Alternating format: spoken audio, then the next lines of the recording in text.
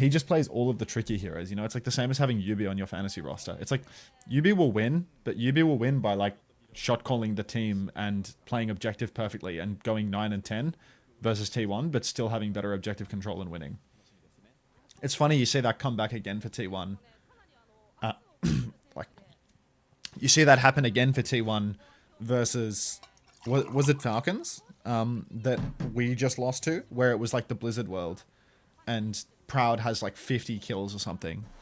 Proud has like 50 elims and still we lose. And it's just because the sim comps are so powerful for objective control and T1 just gets blitzed by it. We get blitzed by it. Orca is such a good name. Squid 3, facts. Squid 3's at the pub. Unter, what's your favorite emote of your chat? Probably this one. Probably this one. We, facts. I'm telling you, we did that.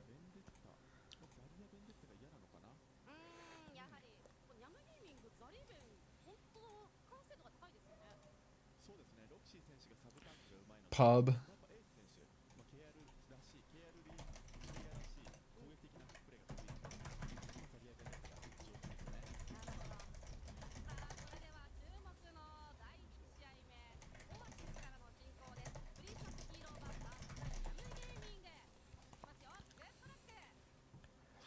I don't know how I made money in fantasy, but I think Finn made me $4. Yeah, I mean, I lost. Yeah, we did that, possum. I lost a lot of money on that. I lost a lot of money in the fantasy game by not being on top of the trades. If you want to make money in fantasy, you actually have to pay attention to what's happening and then make all your trades before the deadlines. But I've just been a Friday trades, Andy. I've just been lazy as fuck with it, to be honest. So I haven't been making any money, and I think I actively lost money on people I wanted to drop, you know? It was like I had Taejong for like a 1 week double gambit or something, and like I didn't trade him away even after it became readily apparent that Flex DPS was just dog shit, you know? Like Flex DPS is just not earning anything anymore because Vendetta's too bad of a stat hero, and I just didn't change. So I've just been terribly lazy with fantasy. Just been too busy on other stuff. Or too lazy to pay attention to fantasy, I suppose. To say that I'm too busy to play Overwatch Fantasy while streaming Overwatch all the time is probably not entirely true. I just don't care this stage. Alright. Please no hero ban. Rolling out on the wheel. Home run ball. I feel like mostly we've seen this guy playing D.Va, to be honest. He's got a wheel. He's got a wheel on him. But, yeah. I feel like he mostly plays D.Va. He's rolling in here trying to take down Mint. Mint's getting no help, but apparently he doesn't need it. All he needs is a mini health pack, and Home Run Ball has damn near killed himself going for this play onto the wheel. Roxy's going to step up onto the point, fully talked, take down Navis, force the TP out of Navis at least, and then Navis is going to get cleaned up by Daisy. And it's actually Nyam Gaming taking this fight, so please no hero ban. I want to see a bit of an underwhelming first fight here. They've had a lot of success with Kyon getting just TP'd around the map, dominating on the Cass. And Home Run Ball, I mean, him on D.Va has been a very powerful force. Here, though, he's going into the Winston, which is quite interesting. And Nyam Gaming, I mean, it felt like they were playing really wide and really spread. Do they even know that Soe is behind right now? I feel like Soe up on this high ground is just a sleeper agent, testing everybody's object permanence.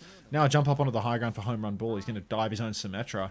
Sukume's lost their pylon at least, so Mint might be able to push a little further forward, but honestly quite confused by how this fight is being staged. Soe just being left up on the high ground uncontested for so long feels almost illegal. But, hey, if it works, and it doesn't work, as Kyon is going to take down Daisy. APDO will find a trade onto Soe.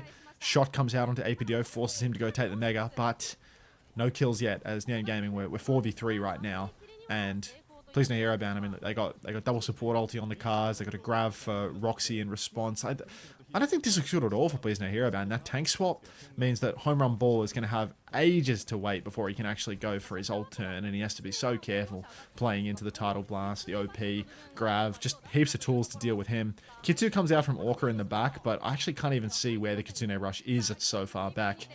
Nyam Gaming, they're just going to kite out this high noon. Out comes Character Sun now. Mint, boxed into the corner, walking into a wall. Self-cast the title, gets the self-cast off, gets bubbled as well. Now he's running after Home Run Ball. Home Run Ball has about 100 HP, but look at this Grav. That's both supports trapped in the Grav. And Roxy, I mean, that might just be a game-winning play. Unless Home Run Ball can just start zapping away on the point and get 2 kills. He still doesn't have Primal, though. He's 86% on it. Needs help. Or maybe just needs to jump out to the Mega. Kyon is going to roll back into main. He has a pylon keeping him healthy. Big damage for Roxy, though, and a great pocket Guardian Wave. Not good enough. Kion's pushed through, found the kill. Kion snapping heads on the point as Mint is going to start Aga bouncing through.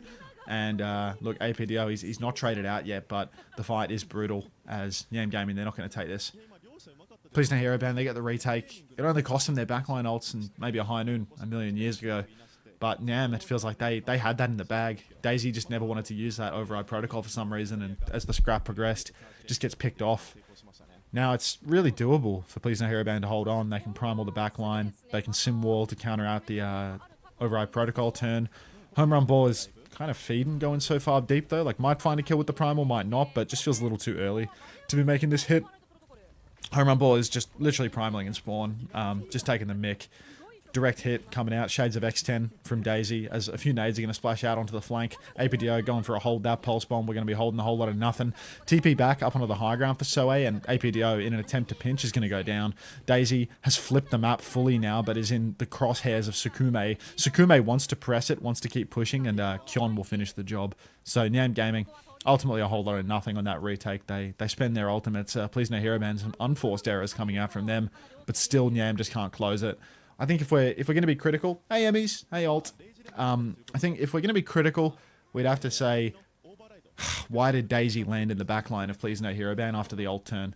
Felt like enough had been done for them to just slowly take some wide angles, spread out, keep line of sight with your backline, but Daisy's just gotten a little bit too excited. Now APDO picked again, Sukume having a bit of a heater on the Alari now.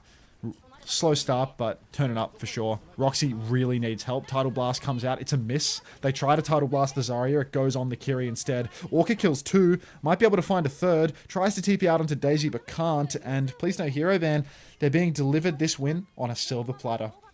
Oh my god, Mint, you cannot be Tidal Blasting the wrong man. So happy to be back. Good night, chat. Hello. First time chat from Livix. Okay, Kitsune rush now for Orca. First touch will be secured by APDO. Daisy 70% on the override protocol. Kitsune rush comes out across the right hand side of the point. High noon in response. Roxy, watch out man. Roxy doesn't know. Roxy's dead. 94% on the grav. Takes all that damage from the high noon. Another unforced error. And Nyam Gaming, they're not even going to touch. This team, man. Just not destined to win, are they?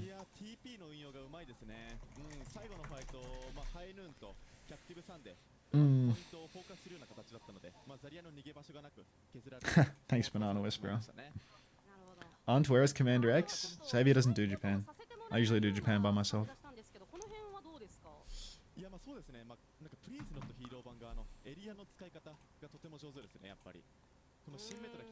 Japan is my solo bolo region.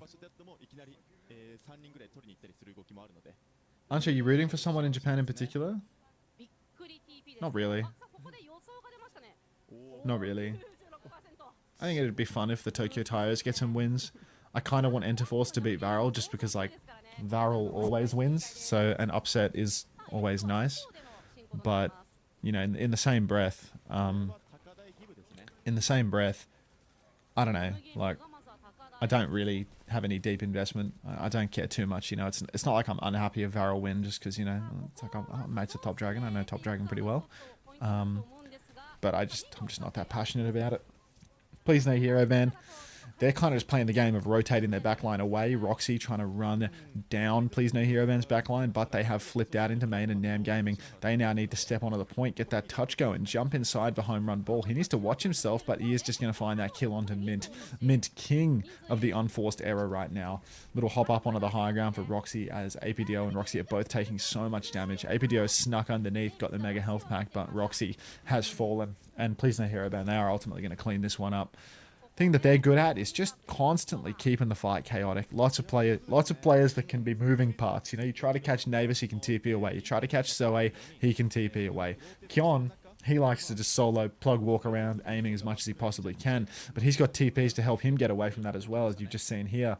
And two supports that can really put a lot of pocket into him. Then Home Run Ball, as a relatively competent tank, just knows how to not feed his fucking brains out every time he presses left shift. So naturally he is going to make things difficult for Nyam anytime they try to chase. Home Run Ball already has the Primal Rage online, so he's going to try and find some value with that. Nade comes out into the back line here as Home Run Ball jumps up top. He doesn't see a whole lot of anything, but Mint is going to face check the Winston, and that is probably just going to be a death for young Mint here, as, yeah, that'll do. Don't know why he walked face to face at the Winston like that. It felt foolish. Anyhow, Daisy will fall. Please no hero ban. They're cleaning up kills off the screen. Orca's going to go for a reset after getting hit by the Winston's fists, and that will be an environmental kill delivered over to Home Run Ball.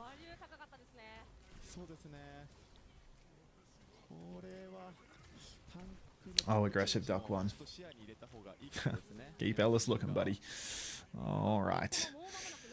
Double support, ultimate, high noon, and sim wall for Please No Hero ban.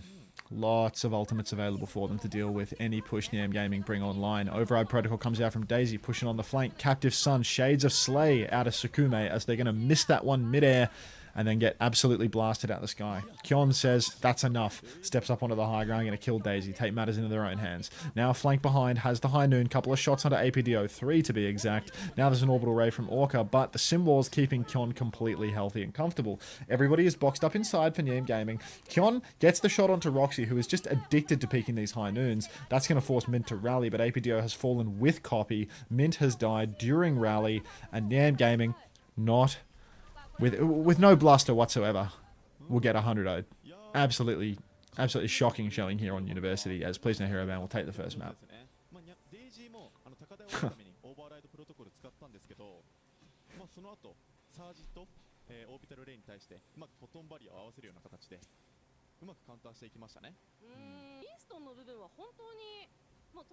Is Home Run Ball next up?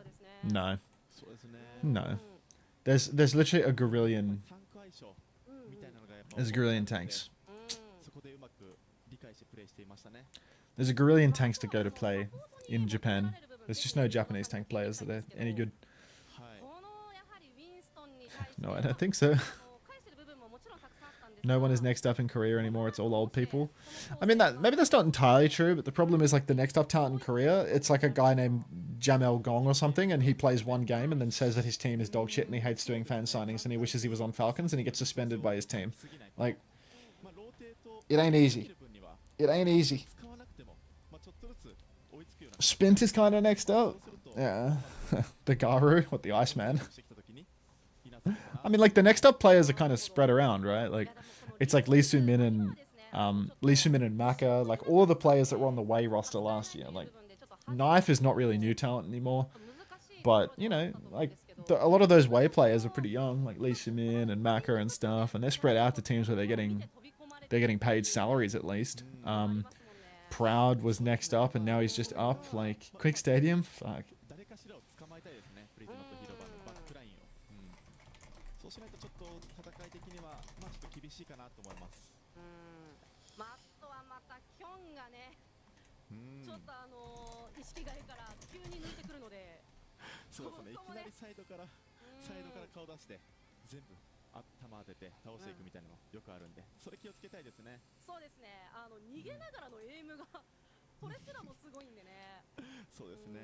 You've heard good things about this up-and-coming guy called Mag. He's... potential man, old Mag. Is Aid young enough? I mean, Aid and Milgaru are like... are they the same age? I feel like they're twins. Or maybe they're just brothers. Aid Milgaru. Aid is 22. Milgaru is 20. Well, the Iceman is... like, Aid is so old. The new, like, up-and-coming talent in Overwatch is so old now. That's crazy. Aid is... yeah. Like, Aid was on Gen G in 2021. This guy's actually been around forever.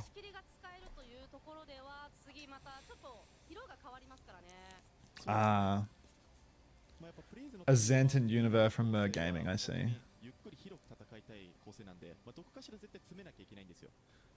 You're an up-and-comer, Bunny Z-Love.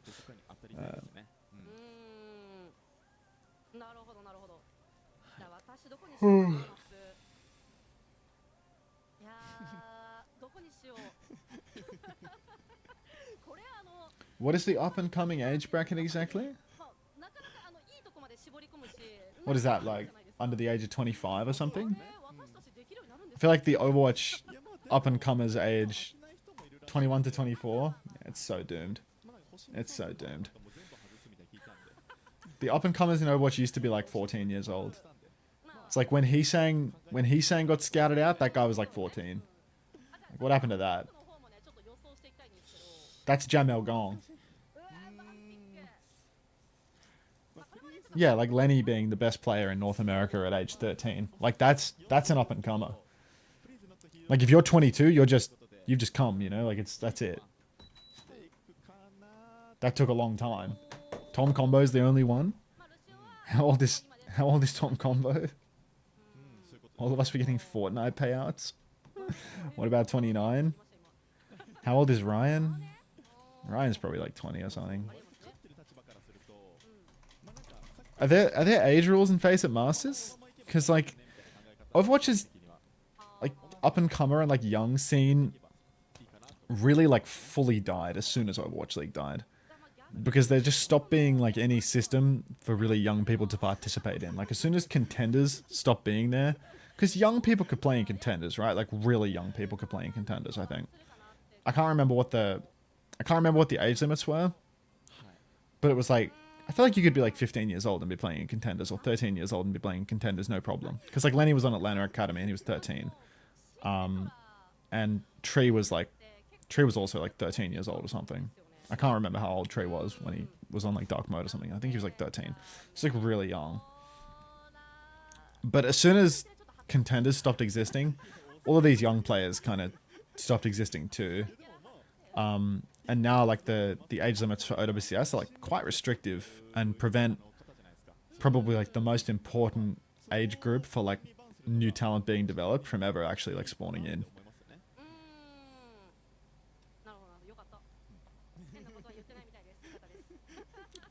You don't think that age bracket really plays as much Overwatch either though? I mean, they definitely did. Like, most all of the players that you see on broadcast today doing the best were playing during that time. Like, a ridiculous amount, you know? Like, we can look at Liquipedia for a moment. And we can look at teams. Not in Japan, obviously, because we're not psychos. But, like, if we look at Korea, I can talk about, like, where each of these players are from, you know? So you can get, like, an understanding of, like, how the age rules will have impacted the talent pipeline. How do I do this? I'd go participants. Oh god, I have to click on them like this. I swear there used to be like a nice thing where you could like mouse over and see all the rosters. This is like way uglier. All right, so like of every team that's here, Proud, I reckon this guy would have gotten in on one of these like early ass academy teams. Like look at this. Like this guy was on O2 Academy in 2022, like pre-end of Overwatch League. So this guy was on one of the classic O2 Blast and O2 Academy. Like, this guy was on one of the absolute classic young talent pipeline teams in Korea. Zest, 100% he was on like one of those Gen teams or something. There you go. Aussie Gaming T1. Aussie Gaming and Geekstar, these were again like shitty feeder teams like Zest and Skewed. I think Aussie Gaming also had Skewed.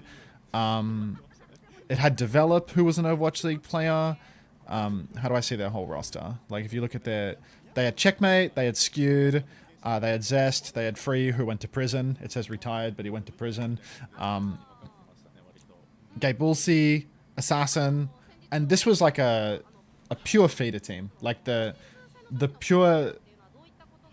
pure purpose of Aussie Gaming's Overwatch team was to get a bunch of children that were like age 15 and send them to academy teams for the Overwatch League. Like sell Gay Bullsey to Uprising Academy, to the Overwatch League, as an example. Or sell Skewed to the Overwatch League. Like Los Angeles Gladiators, sell this guy to Florida Mayhem. Like look at the sales that this team made in this year.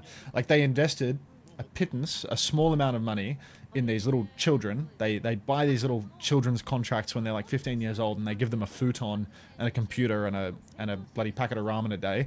And then when they turn 18 or, you know, they're like late 17 or whatever, they sell Friday to Nixel, they sell Checkmate to Florida Mayhem, and they sell Skew to the Los Angeles Gladiators. And with all of this money, they can fund their entire organization and they can pocket a wage at the end of the day.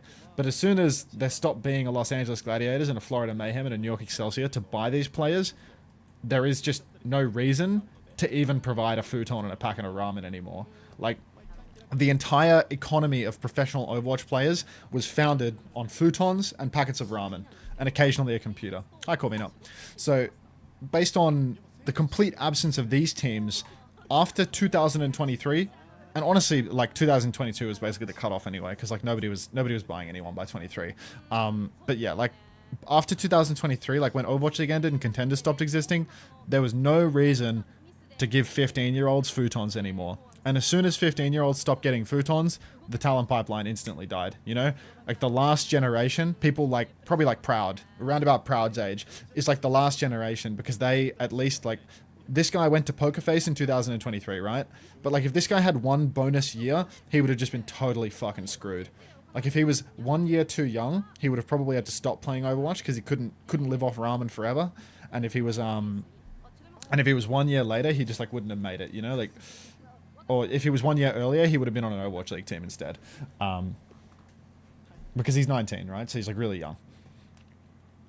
But because there's not enough futons and not enough packets of ramen anymore, you can't develop the talent like you used to. There used to be a huge scene making very, very competitive teams in Korea, you know? There used to be like 8 teams in Korea that were all really, really, really good outside of the Tier 1 Overwatch League teams. Like, completely separate from... Like, right now in Korea, we don't even have 8 teams that are competitive total, right? There used to be 8 teams competitive total in Korea of children. Like, all of these people are adults now. Like, this is an entire roster of adults. This is an entire roster of adults. Like, you can't even be a child on an OWCS team, right? If you're a child, you just can't play in OWCS anymore, I'm pretty sure. So, yeah, it's impossible, you know? Like, the youngest player is a Jamel Gong, and this guy with his red Liquipedia name is...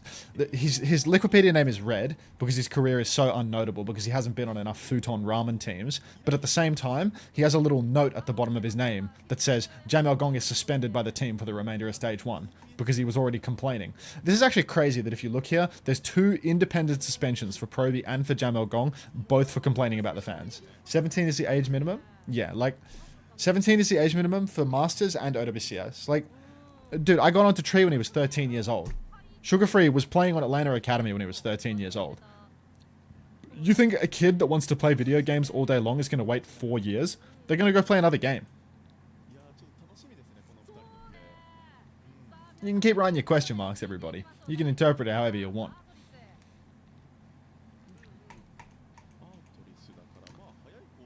Open Expert is a platform minimum, which is like 13 for most countries. Yeah, but it's just not comparable, right? Like, playing in Face It Open or like Expert or whatever the fuck is not comparable to playing in Contenders in 2021. You're playing Contenders in 2021, you would finish... I mean, like, let's look at a prize pool. Let's go to like Contenders 2021 NA. Like, will that search work? Yeah, sure. Like, just go Tree. Just go to Tree's bloody career earnings or something. That's a better way to look at it. Like, go Contenders 2020. Oh, it's Contenders 2020. 20k for coming second at the Gauntlet NA. But that's the Gauntlet NA is just the playoffs, right? And then, like, these A-sides, B-sides were, like, already total crap. But already, like, 26k for winning Contenders, right? Which is the tier below the maximum tier available. Now, if you win the only tournament that is available in North America, not the tier 2 one, like, this would be like getting 26k for winning Face It Masters, is the equivalent thing, right? But I don't think you get 26k for winning Face It Masters. I'm pretty sure that the winning team of Face It Masters is not getting 26,000 US dollars. Correct me if I'm wrong.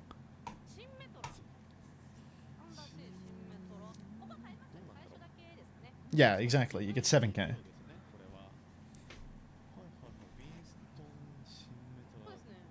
A lot of Contenders teams have beat OWCS teams these days. I mean, it's just not a fair comparison. Like, you look at the Contenders teams and it's like, it's the OWCS players. So, like, what does that even mean? 30k for winning NA MEA. 2019 Gauntlet was so peak. I mean, by the way, that prize pool that I was looking at there, that was a 2022 prize pool, which is a absolute pittance compared to 2020 and 2019. Like, every year it went down. Like, every single year it went down. It's not like there was a single time when it wasn't going down. 1-for-1 trade. Roxy's dead. Soe's dead. This trade favors Nyam Gaming, I want to say, because Kyon is dead as well. And Please No Hero Band now don't have a front line at all. At least Nyam Gaming can spread out, take some angles, poke out, home run ball, cap the point. So, nice little bit of Zarya Vendetta action, and they are going to run it over in the front. You love the 2019 Gauntlet? Yeah, that shit was sick. I personally lost Australia, our slot, at the 2019 Gauntlet by doing too poorly at the international event in China.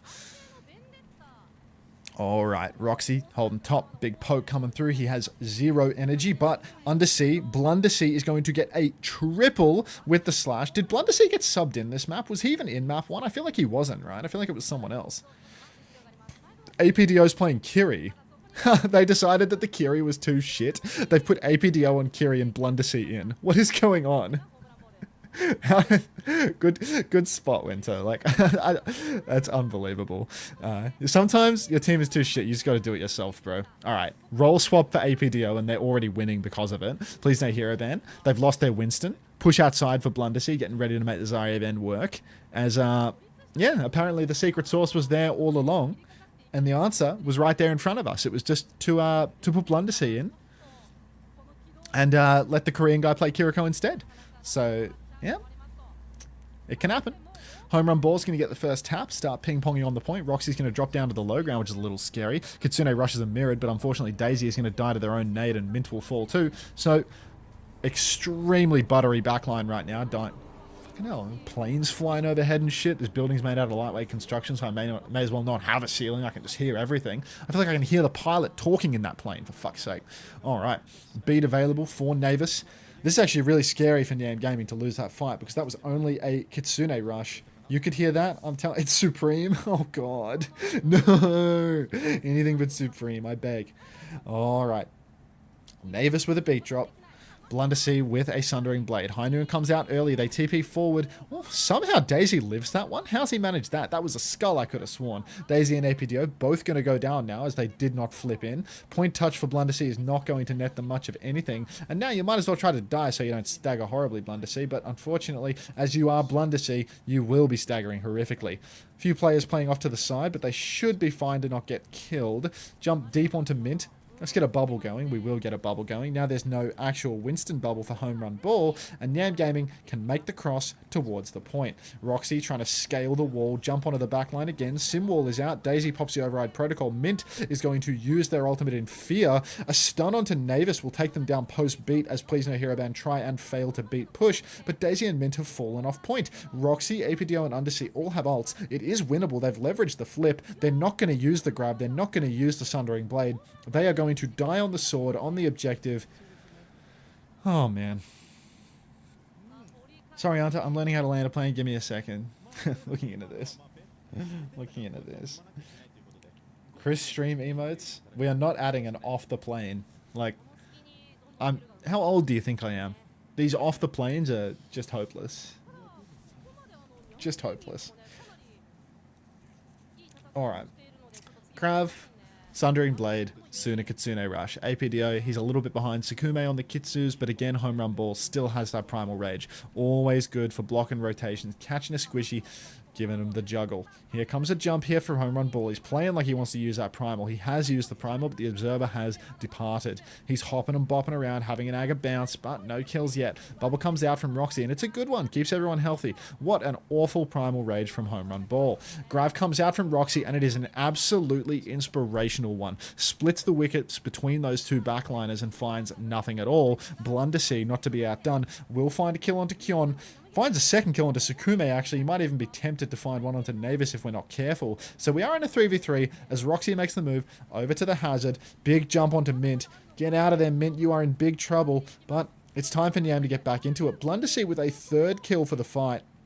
Blocking on point. Slash for Roxy is available, and Roxy's a bit of a demon on the Hazard, so let's not count him out, because he is actually a mechanical monster on the tank. Even if his grabs leave a bit to be desired, and maybe he's not all there in the brain department, he has the hands. APDO is going to go for a Kitsune Rush around the corner. They're going to go for a high tempo spawn push. Not sure that anyone is finding value from this Kitsu anymore, but there goes Roxy coming alive. He manages to take down Kyon during his High Noon. Home Run Ball jumps over to the point, but Blundersea, he's marking him perfectly, and that's going to be a fight win for Nyam Gaming. Nice aggressive push around the corner.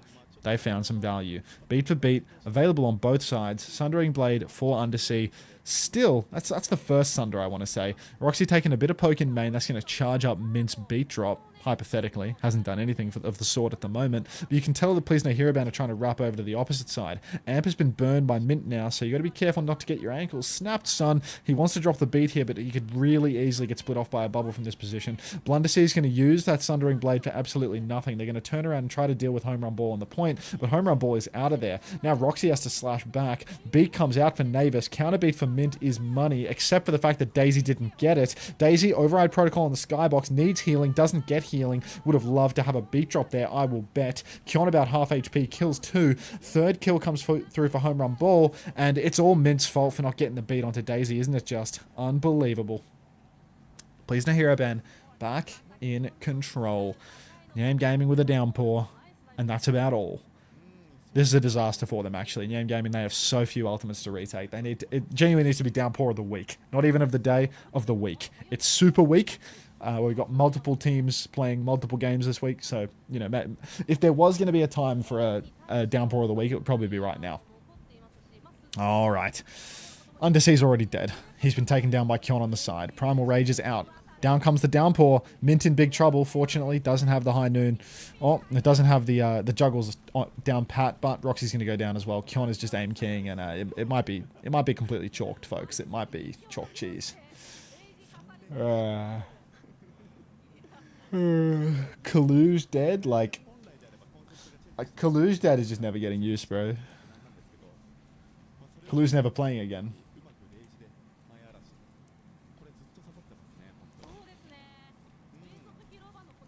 Okay. Kitsu for both sides. Beat for Navis. Mint is way behind, even though Mint got out. Well, Mint is no closer to recovering that disadvantage. Can I add this? No. Alright.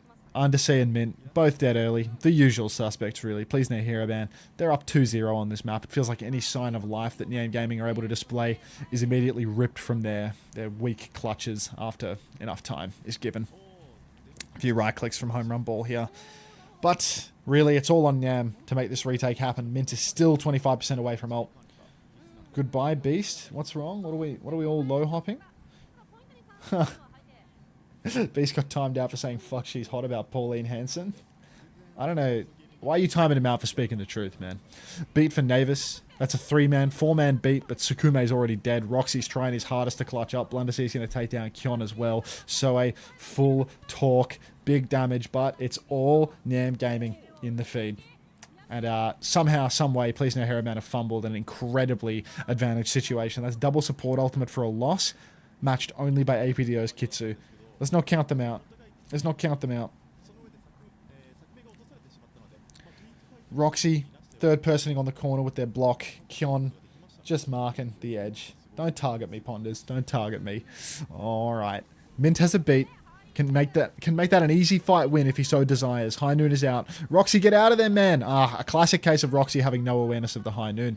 Daisy and APDL are going to find a killer piece, though, so it might still be a win here for Please No Hero Band, but Blundersea, one of the classic blunders, he's going to throw himself onto the point, die before the beat comes out, and have to rely on his team to carry him. Home Run Ball has the Primal Rage, though. APDO's throwing his brains out, getting zapped so much, but Home Run Ball, in the 3 versus 2, opts not to use the Primal Rage.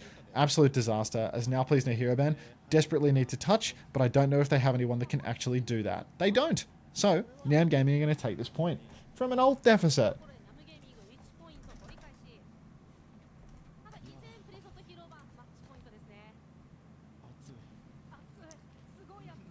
You think RuPaul would play in EMEA or PAC? I don't know, man.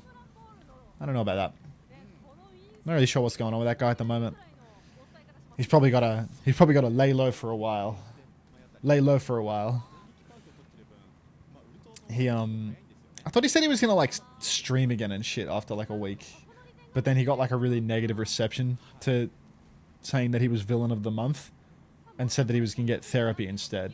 So I feel like he's just running through the options, you know.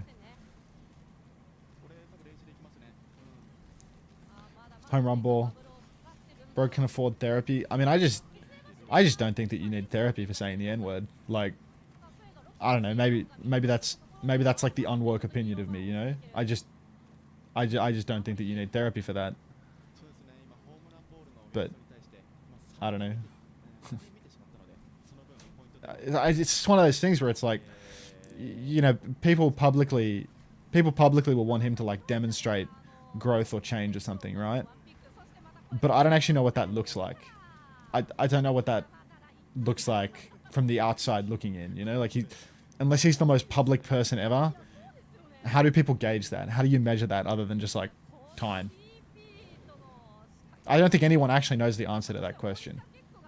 Maybe it's therapy. Maybe that's the answer. But whatever. Blundersee's getting run down. He's so low, but he manages to escape out onto the point. He gets the Suzu. He gets all of the bucket in the world. But we are rapidly approaching last fight. Blundersee rips the Sundering Blade. Kills nothing. Now Nyam have to touch into the Kitsune Rush. 3%. They get the touch. Overtime will burn, but Daisy has fallen so close to the ult. Roxy and Apidio both going to go down.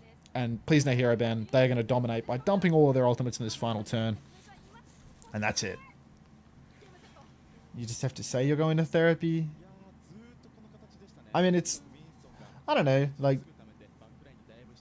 I mean, I think if you look at the way the people responded to, like, Seeker's situation, you know, Seeker had a bunch of screenshots from when he was, like, really, really young, you know? Like, 15, 16 years old, and the guy's, like, in his 20s at the point that that stuff's getting, like, leaked. And still, like... in an attempt to demonstrate the fact that he has changed, Alex just, like, stopped streaming, stopped, like, doing anything public to try and, like, take advantage of his brand. And then he gets torched for that just as badly, you know? Like...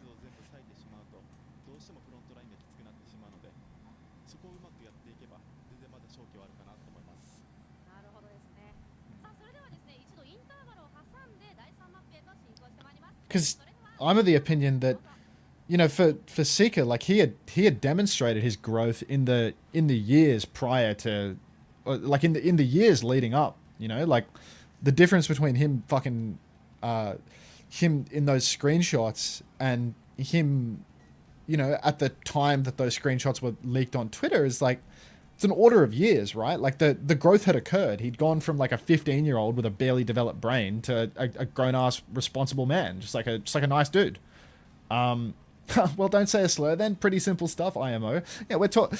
Look, if you want to cancel every 15-year-old that's ever said a slur on the internet, be my guest, mate. But, like, if you're a 15-year-old and then you've done that and then you're like a 20-year-old that no longer does any of that nonsense, and when that cancellation hits, how is that adult supposed to demonstrate their growth? What does the growth look like? Because for Seeker, that stuff never really, like... I mean, it went away, but it didn't, right? Because, you know, he was able to, like, get a job and play on SSG and stuff like that. And the employer is able to treat it like, you know, the reality of the situation, which is that, like, you know, he was... You say, I think the Seeker and RuPaul situations aren't incomparable, but what I mean to say is I'm of the opinion that what Seeker did completely demonstrated his personal growth, in the sense that Seeker wound up being like a really like quite public person for years after when his stuff actually happened, and anybody could see that Seeker was just like a pretty normal, like well-adjusted bloke. You know, he just like grew up and started behaving like a normal guy. And then even though that was the case, he still stopped streaming, tried to distance himself from like capitalizing on his personal brand after it came out, because he wanted to display to people that, you know, that wasn't who he was. But then after the fact, people are flaming him for not streaming. So I just think that it's very difficult to demonstrate growth in this situation. I don't know how RuPaul is supposed to demonstrate growth from his position if many people were not accepting of Seeker's growth. It will never go away to the point people won't make jokes about it and talk about it. You can't fix that. I can agree with that, I suppose. I can agree with that. But I do think I mean, I'm standing by that take of like, I actually don't know how RuPaul is supposed to demonstrate his personal growth, you know? Like,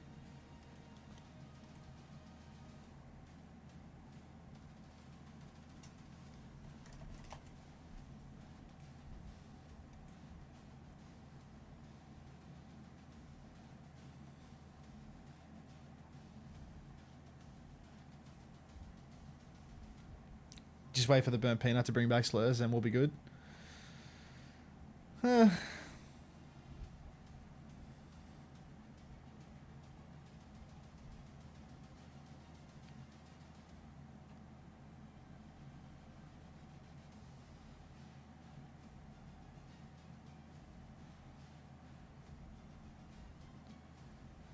They kind of just didn't at all though, Tikazu.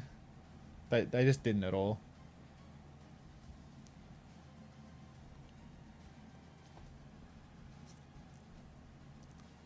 No, there's no. I think there's no way that Sick is coming back. I don't think he's interested in coming back.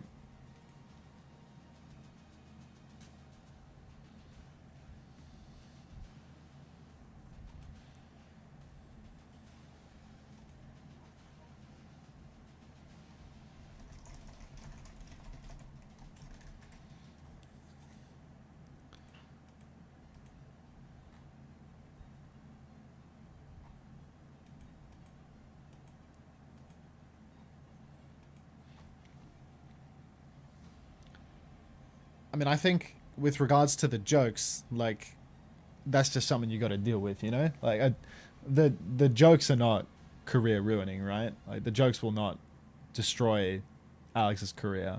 That'll make shit harder for him on a personal level, but, like, you can deal with that.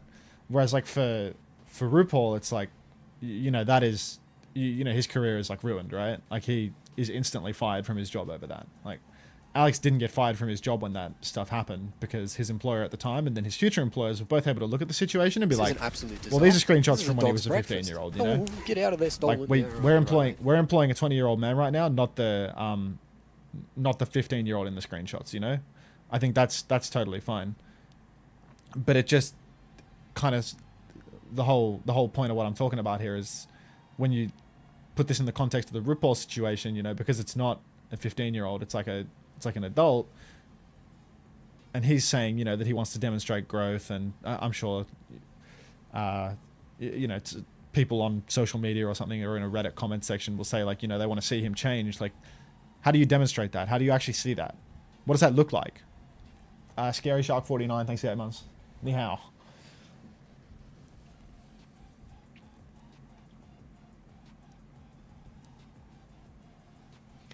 Let's merge.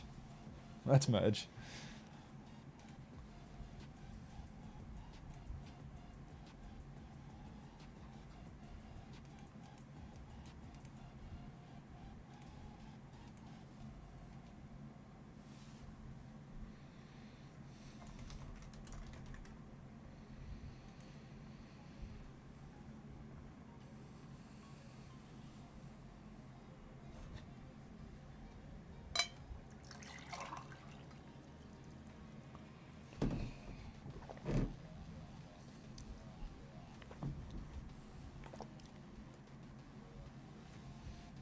Yeah, we do have the all-night water joke.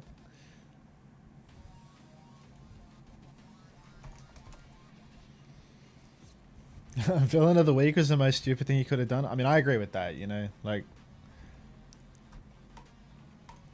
I agree with that. Where what he posted, it's definitely an unwise thing to try and diminish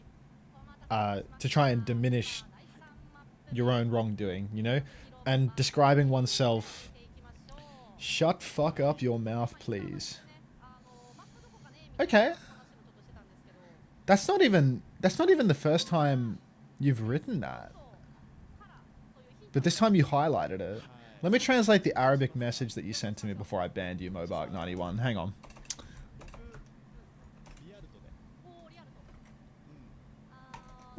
Doesn't translate to much. But that's all good, Mobark.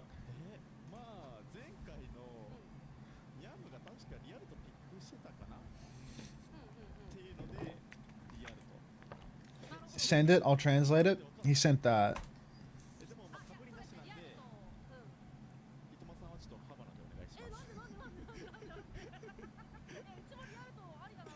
It's a name? It's a name called Rashid? Well, because Mobark was mean, I followed. A soul for a soul. Welcome. Welcome, Dan Hart.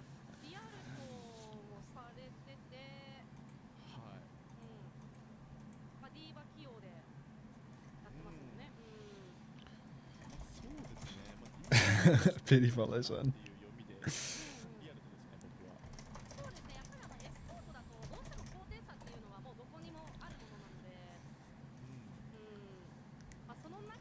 First time, Aga. He didn't even use... The message worked. We stopped talking about RuPaul. What's unting on this fine Tuesday?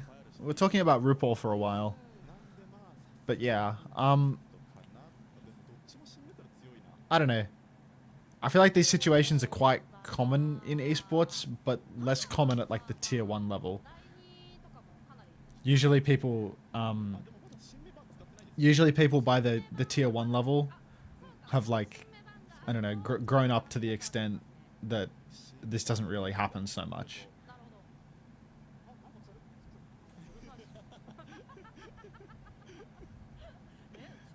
So the RuPaul situation in particular is like really bizarre.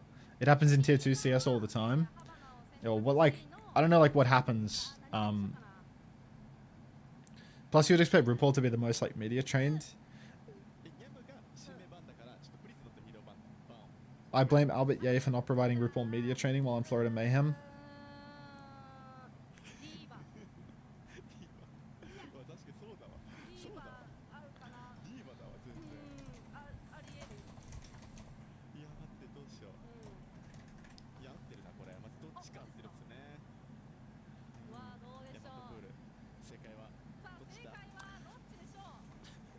I mean, I think, you know, whether or not Overwatch is one of the more like woke games doesn't really have that much of like a bearing on, you know, whether or not it's okay to say the N-word. But Overwatch, just the community within this game, I feel like it loves all of this sorts of drama. Mostly because I think Overwatch has a really large American community. So like, you know, this issue in particular is obviously like way more prominent with like the American community. Trickle in drama. Hi handsome, did you get enough sleep? I did. Just does not happen in like CS. Yeah, well, it's just because, like, you know, I feel like, is it right to say that people care less about this stuff in Australia and in Europe? Like, I'm really certain that people care less about this stuff in Europe. Like, just, I say I'm really certain, but I suppose that's like my anecdotal experience from like everyone that I know. But I guess that's just like my direct circle.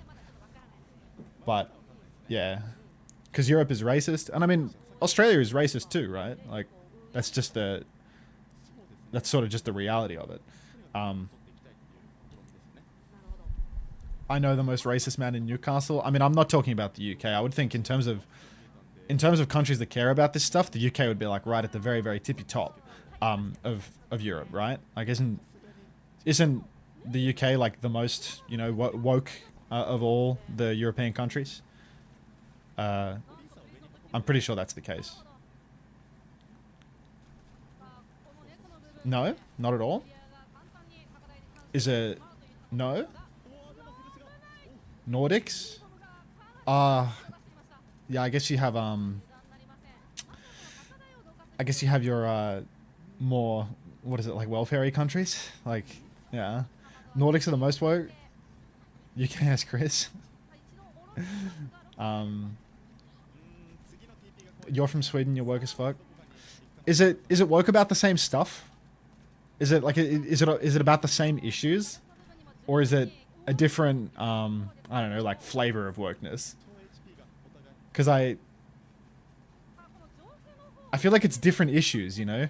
Like I associate the Nordics with like I don't know, like strong welfare. Is it wrong that it's like strong, like I think about like welfare and prison reform when I think of the Nordics, and like like drug related wokeness, you know? Not so much like the woke topics that are pressed in like North America and to a lesser extent the UK. I feel like we're conflating different types of wokeness here. Like I'd say there's a difference between like wokeness and being politically progressive. I feel like wokeness is the term that's used to describe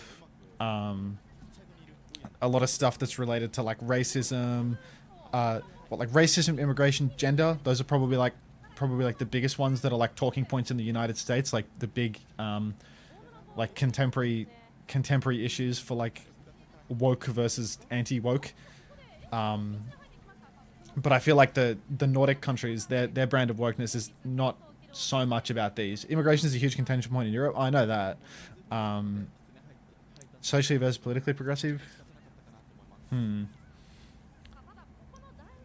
Yeah, well, because like we're describing the difference between like economic issues and social issues for the most part, right? What am I, Erisserol? Dude, my eyes are... My head is in a map of Europe right now. Like we're so far away from Nyam Gaming right now. Like, I'll give him the rest of the map. How does that sound? All right, Kyon override protocol up in the skybox right now. Big damage coming out. Unter GeoGuessr stream. I'd be fucking awful at that. I can barely even look at a map, mate. We can get back on topic in a minute, but yeah. Out comes the Tidal Blast onto Blundersea. He's pushing forward. Please no hero ban. They've got 3.5 minutes for this second point. We're going to see Navis take the Diva Bomb under the sea, but not quite under the sea, so it's going to blow him up. But nice try, mate. Was he taxiing the enemy Diva Bomb? Is that what I was looking at there? Danish Prime Minister killed an entire species of animal because like 4 of them have COVID or something. Is that woke? I don't know what that has to do with wokeness.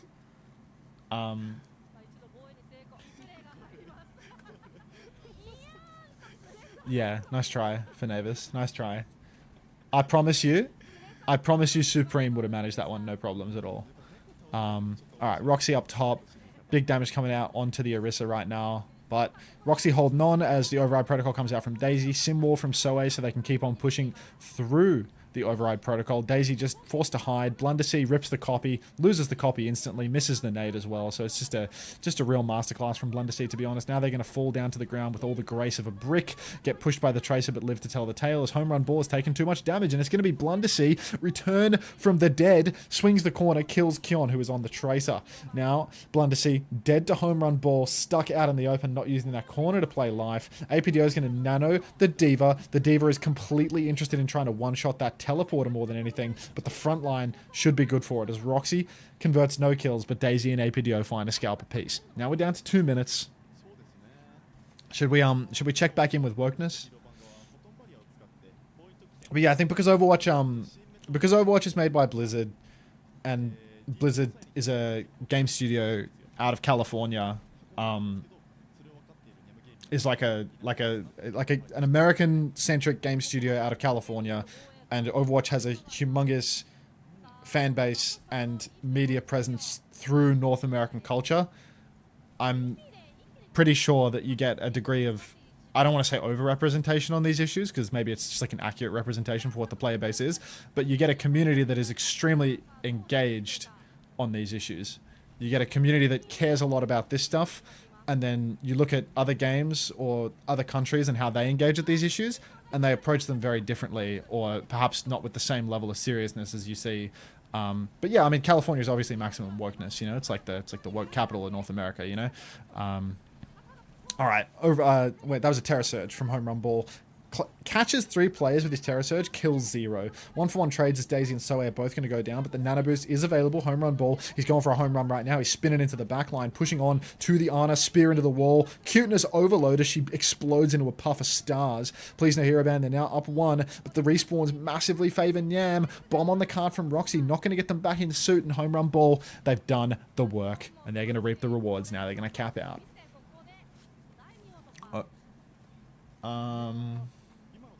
The Overwatch community in general, you say like Californians are very bigoted in plenty of ways that many don't realize. I mean, we're just talking in relative terms here, right? Hiccup hand, like,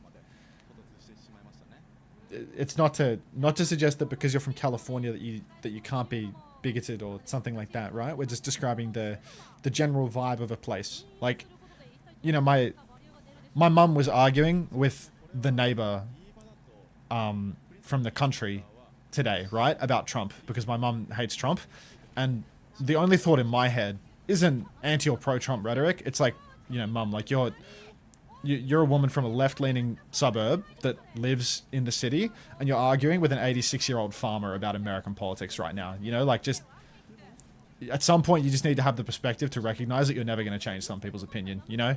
And like, this guy's reality is actually completely different to yours. Like, you may as well live in different universes, because you do live in different universes. Arguing with an 86-year-old farmer about Trump is, you know, basically about as effective as talking to a brick wall. You just have to pick your battles, right? And, you know, maybe there's a lefty somewhere in the town, right? Maybe there's a lefty somewhere in the town that votes Greens in rural Victoria. But on average, they're probably voting nuts and fuck with Trump. Like, that's just how it is.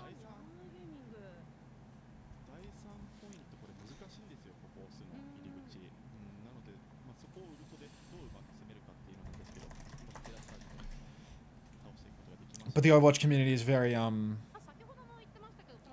very North America culture centric, because all of the branding originates in California and North America, and lots of Blizzard's endorsed creators and such are Americans, and they communicate through the, thank you Gus Fring, they communicate through the North American channels more than anything else.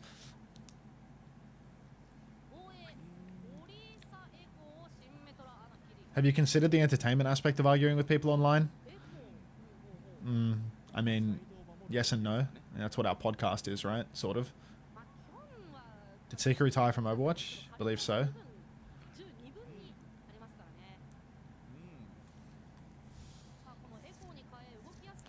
Wait, what's Dead Fishy said?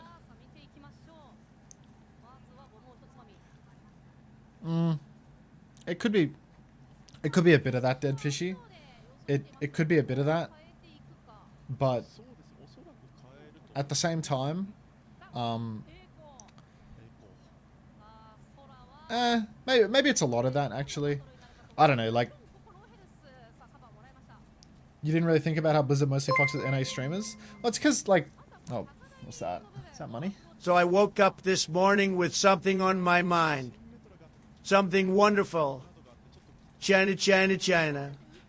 Beautiful manufacturing China. And then these dimwits are showing me the Japanese, possibly the worst of the Japanese too. We need to fix this invasion. Thank you. Thank you, Donald Trump. And thank you, Cherry, for the $1. Yeah. Oh, look, please no hero ban of full capped. I can finish the map if you want. I can finish the map if you want.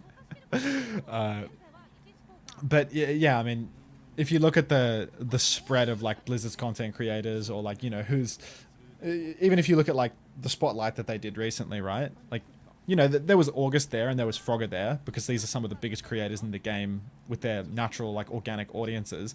But for the most part, it's American creators, right? Because an American company based in America is probably going to largely support Americans with their kind of creative pipeline. That's just how it works. Yeah, and Frogger and August are they're like honorary Americans. Oh, home run ball. Spins Akiri off the map, but can't quite finish the kill because she's TP'd back. I mean, there's a cultural difference between saying that, but it's all performative.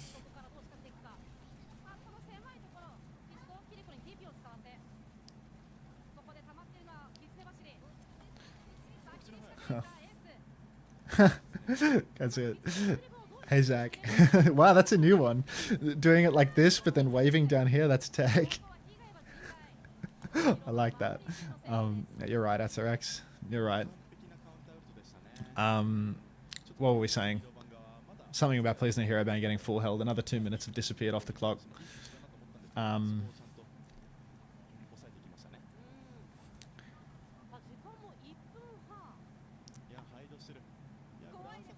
Like, Crown is by far one of the biggest content creators, wasn't there? Yeah, I mean, it's also, like, cheaper to fly out an American compared to a European, you know? Like, I can understand for their American, like, IRL activation, sending minimal overseas creators, right? They sent a lot of Japanese creators, I think. So, like, I don't know how much of it was budgetary versus other reasons. But I wouldn't like ascribe. I wouldn't ascribe like too much malice to Cran not getting the invite on something like that. But I also think, you know, there's just a certain vibe to being like a noob friendly creator, if that makes sense. There's a certain vibe to being like a truly noob friendly creator, and that's something that a lot of like ex-pros and really high ranked players don't have. You know, like Emong has that vibe, right? Flats has that vibe for the most part, where it's just people that are like just not taking it that seriously, you know? You play the game a lot, you're friendly. I mean, cozy's like the joke word for it, but the reality is just, you know, like you're just not a dickhead, you know? Like I'm a dickhead. You watch me stream, like I get annoyed so often, you know? Like these people are just nice. Just, you know, nice and friendly people. Don't get annoyed about everything. Whereas like I think a lot of pros and really hiring players and stuff like that, it's a little more angry. Home run ball, gonna rip out the Terra Surge on the cart. Not to say that I think Cran is like super toxic or anything like that. But there's levels to coziness for sure. Don't get annoyed, Auntie. Here's a flower. Thank you for the flower. You're a hater. You're funny though. Brand friendly, I believe is the term. You're a lovable dickhead. Yeah. Mainstream appeal. Cozy is a spectrum, just like autism. Well, I'm on both, so yeah. Cran recently had a crash out. What about Greg?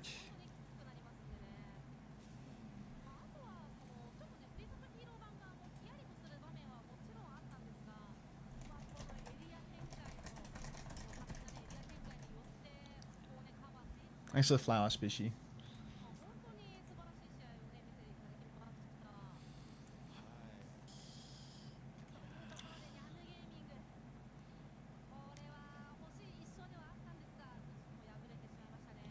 Thank you, Mobe. Yay. I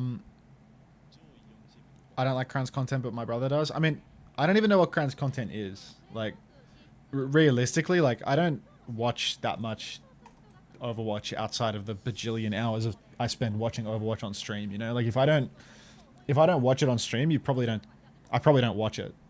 You know what I'm saying? Is that a first time Ricardo, please? But yeah, obviously I don't watch much casual friendly content because I'm not a casual, and then on top of that, I just don't watch a lot outside of what I'm doing on stream.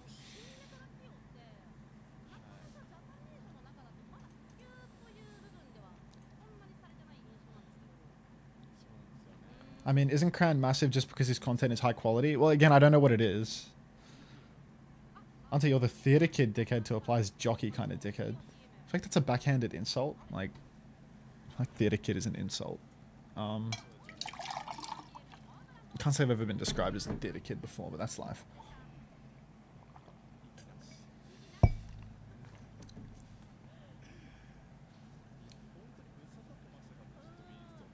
Cran's just a funny guy who's also good at the game. That's fucking tear on my lip.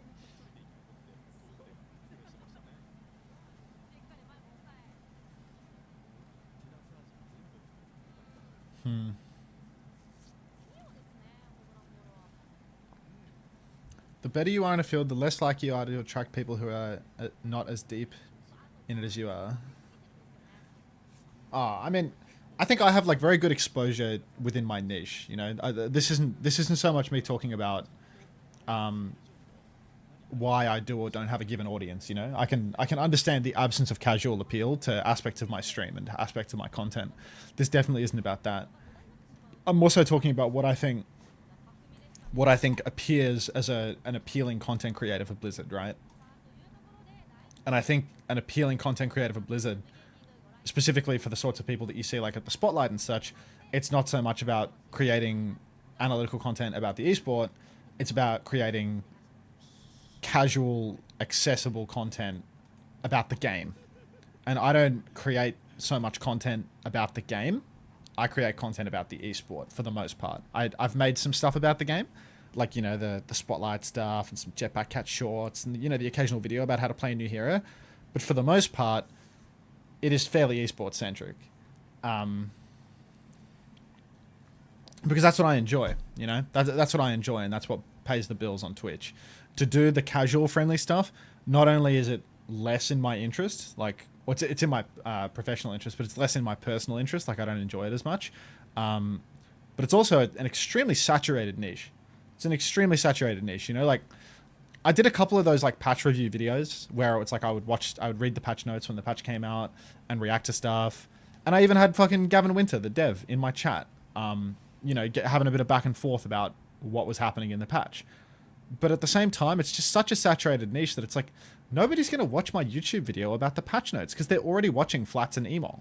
Like, they're already watching the big creators that have been doing this shit for 10 years. Like, Flats is right. Like, you don't swing for the king. Like, you simply... You don't swing for the king because you're not gonna hit, you know. You're gonna miss. He was right. There's no point swinging for the king. You're better off finding a completely different fucking throne to sit on. And that's what I'm trying to do. That's what I'm doing, right? Where I have my own niche where I'm really confident that I'm actually good at this, you know. Like, I can watch these games all the time and I can make something vaguely interesting out of it for hours at a time. And then I don't need to make the patch notes videos because I've got my own niche that works. The thing is, this niche exposes me to other stuff. This niche exposes me to other stuff where, like, the games end and I have a really high view count because of all the people that want the drops. And then I need to do playing Overwatch in order to keep the stream going. So, like, that's when I need to make more casual friendly content. It's like there's like two stages to the stream, right? There's what you're watching right now, and then there's when the game ends and the view count inexplicably goes up because people want the drops. And I just need to fill that time when the view count goes up with more casual friendly content. Because when the view count is going up, even though the games aren't on, those are the casuals showing up in the chat, right? So that's when the vibe has to be good and friendly and relaxed and casual accessible. But I don't like that, Cam. Like, I want it to be something that I like. Unter want to farm China again? All you have to do is talk about Unreal's face since they hate it. Wait, does the Chinese community dislike the change, or? Unter, I think most of your viewers don't need you to spoon feed them your opinion on new patch notes, while casuals want someone to tell them what's good and what's not.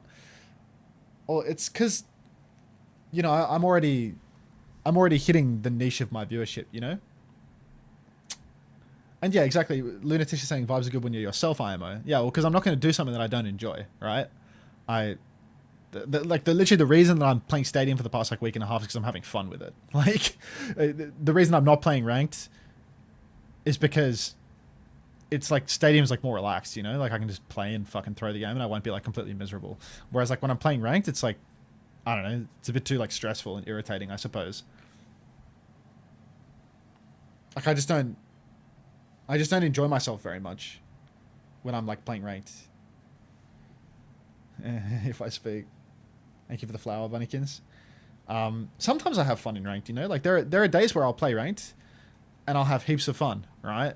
But there are also days where I will have no fun at all and I will feel very unhappy. Yeah, when I have Cam in Ranked. You're the difference maker, Cam.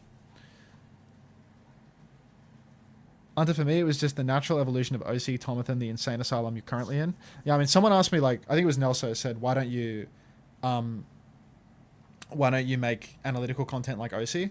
And it's because making analytical content like OC is really hard and takes a lot of time.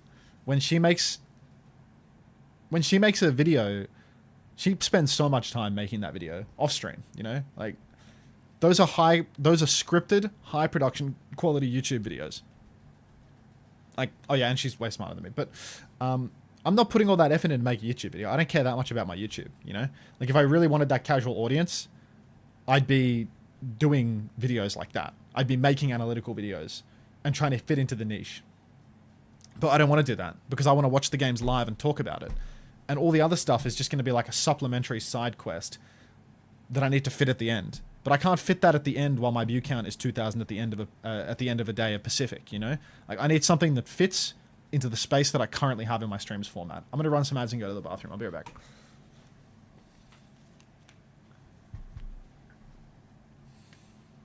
Oh, I'll be right back.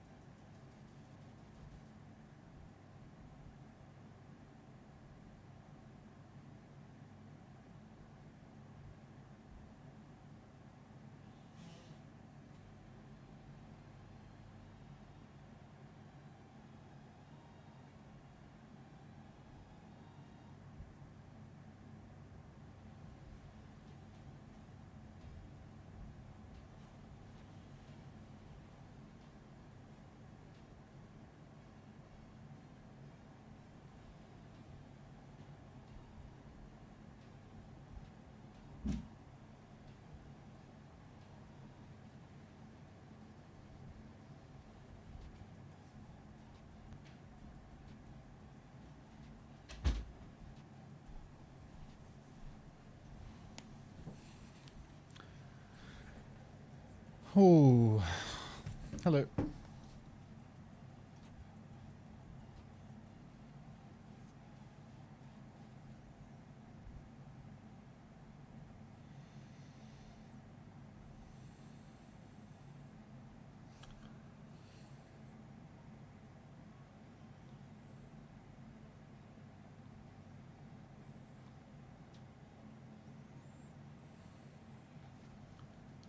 I'll be a moment.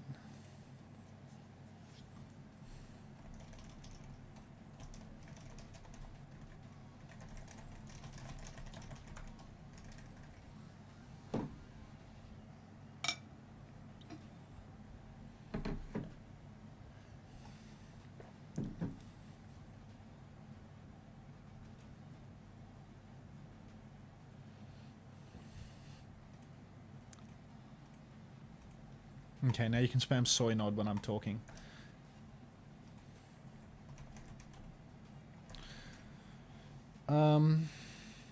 Unter, I inspired you to learn touch typing. What is touch typing?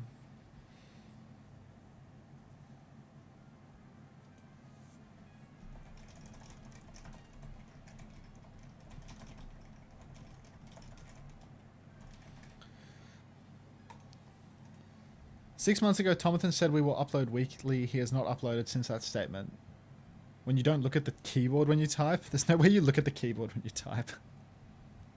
There's no way you look at the keyboard when you type. That's fucked up. I don't use these fingers to type. I don't type like as fast as I could. I don't use my pinkies.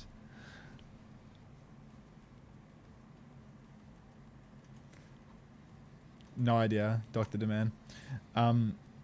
Yeah, well, maybe my mom looks at the keyboard to type, but my mom is 62 or 63 years old. Auntie, you inspired me to chase my dream instead of getting a stable, well-paying job.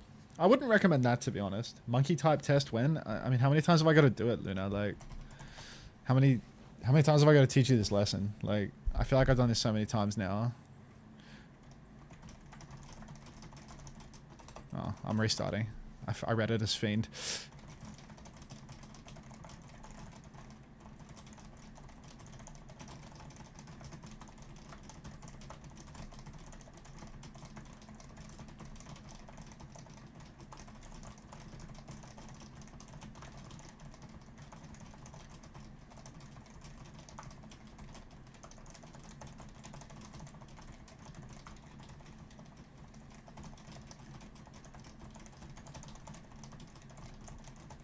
There we go. Finally. This is me. This is me off a good night's sleep. This is me off a good night's sleep.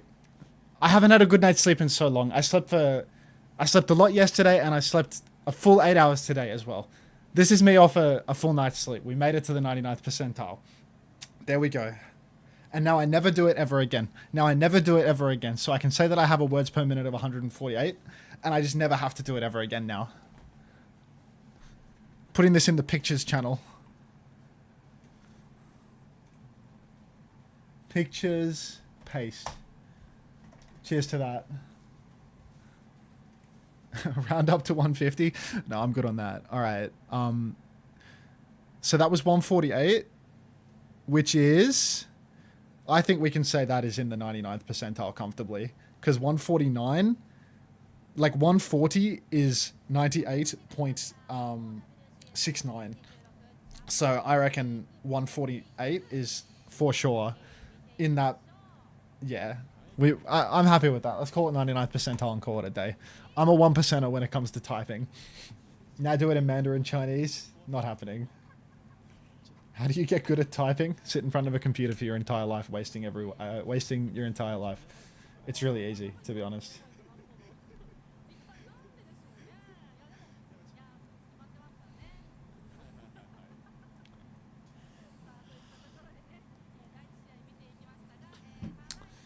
Give me a moment.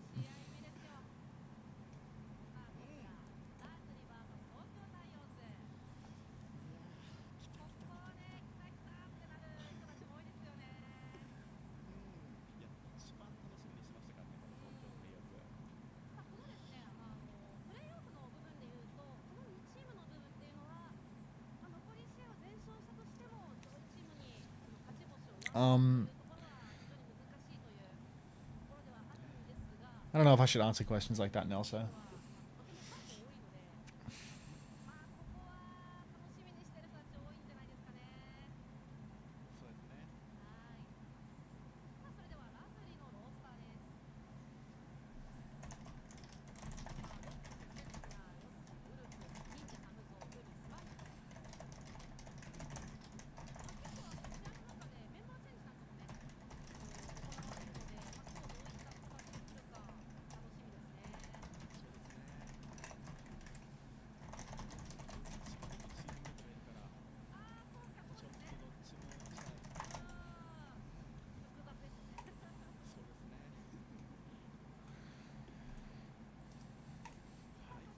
Jake's course income mogs you. I think Jake's course wasn't worth it.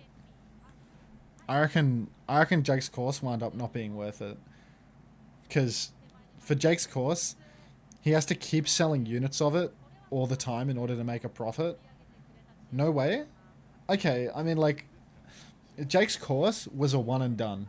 Like, he doesn't sell or advertise that shit anymore, right? And I don't think he does any coaching and stuff anymore. You say, like, passive income, like, do you think the people are still buying his course years after he's made it if he doesn't update it? Like, Jake's course is not designed in a manner to actually be profitable, right? The way that you make a profitable business structure is by doing what fucking Awkward has done, you know? You basically market it as a subscription-based service. Like, you need... Like Spilo? No, not like Spilo. Or unless Spilo has something that I don't know about. But like, Awkward is the one that has actually designed a product that gives you consistent income. Because he sells it as a package in a course, and then manages to compartmentalize so much of the work such that he actually doesn't have to do all that much. Rank Up Academy is not a scam. Like, I'm pretty sure that Rank Up Academy is not a scam. I haven't watched enough of Awkward's content to be like absolutely 100% confident in this. And maybe it's like overpriced for what you get. But maybe it's not, because that guy probably gives people a lot of learning resources to improve at Overwatch. Like, realistically, it probably gives people a lot of chances to get better at Overwatch. And it's just expensive. Yeah, I mean, it's like I'm not an Awkward skill denier, you know? Like, Like Awkward is like a top rank in the game and like pretty much every role, you know? Like he's good at the game, and his business model, that is how you have like consistent income, right? You market a product that has a subscription component to it. Jake's course has no subscription. It is a one-time purchase, which means that after your first day of sales, unless it perpetually pops off and you continually are able to sell like DLC based updates to the package, you are not going to make consistent income from it. You're going to make a big burst of money when you release it, and then you're slowly going to trickle down to zero. Whereas for Awkward, you get lots and lots of subscribers and you sell them a seat in a classroom, that scales infinitely. And they give you money every month to show up to class, you know? Like that's a good business model for making money. So I don't think that Jake is going to be income mogging me on his course, you know? Like, I reckon that course probably wasn't that good of an investment of his time unless it was really fast for him to make, you know? Because he probably would have made a pretty decent amount, like, in the early days, you know? Maybe the guy made, like... Maybe the guy made, like, a big chunk of money right off rip, but God knows how long it took for him to make it. You know, it just depends on how you're trying to market your product. Peppy is on Sigma. Sorry, I need a moment. Peppy is on Sigma, but I'm going to let the Japanese people do the talking for a second. いやこれ追加キルここで生まれるとかなりディレイになってしまいますね。そうですね。あとベンデッタがショックポイントにいるんで、まあ無理に前は出れない。あ、来た。モナさん来ましたよ。伝説の構成。アンスのワスティオンが出てきましたが大変よ。なんと素晴らしいワンピック、そしてアンスも続いていきます。なんといっても東京タイムズこの構成がね、ちょっと先日本当にすごかったんでね。いいですね、東京タイヤーズ。今ちゃんと孤立しているソジョンを見逃さずうまくプッシュすることができましたね。ポイント取り返し。めっちゃ強いです、東京タイヤーズ。新メトラなんでもう出ることが難しい。そしてダスリの方はオリーサにピック変更しています。ドックスオリーサ、はいはいはいはい。ただアルティメット的にも東京タイヤーズは次先に仕掛けてきました。さあキステ走りからAlright. I guess I can stop letting the Japanese people do the work for me. Epic. Oh, go on, Epic. Tokyo Tires, laughing all the way to the bank, as apparently Epic recently hit champ on DPS. So maybe this Epic guy actually a demon at Overwatch. Maybe there's more Japanese talent than I initially thought. Maybe Japan is alright at this game. Alright.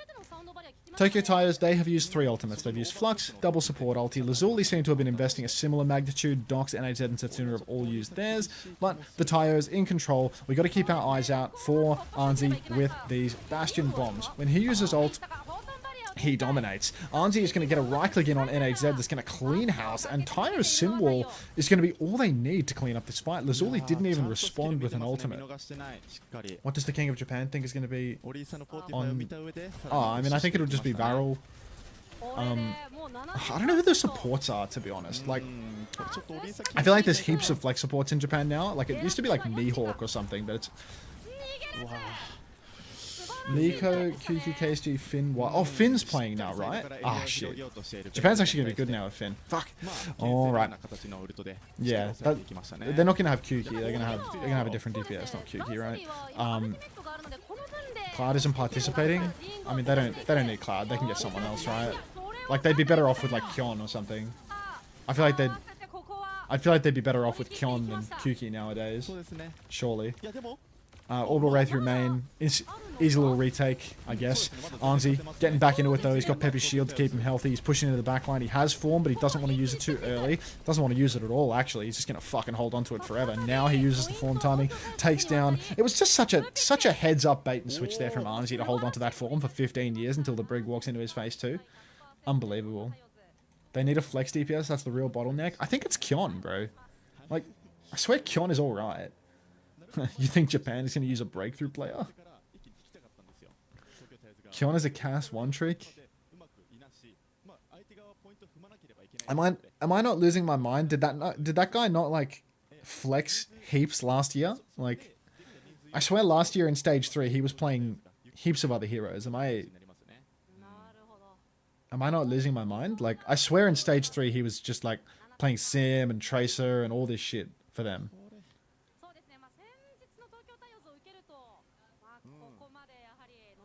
Yeah, like Tracer Sim hit scan, that's better than most countries have for a flex DPS, man. Like that's really better than most countries have for a flex DPS. All right.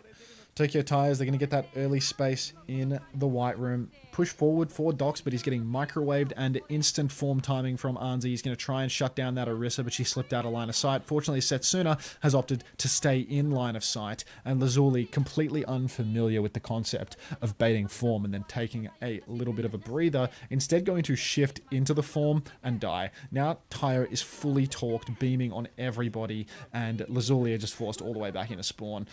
Wait, is that cute-ass Juno going to live? Or is this just like a protracted stagger? Somebody's gone back to the point. I suppose it was Epic or Mihawk to go and touch and get the cap, so they are going to get the cap there.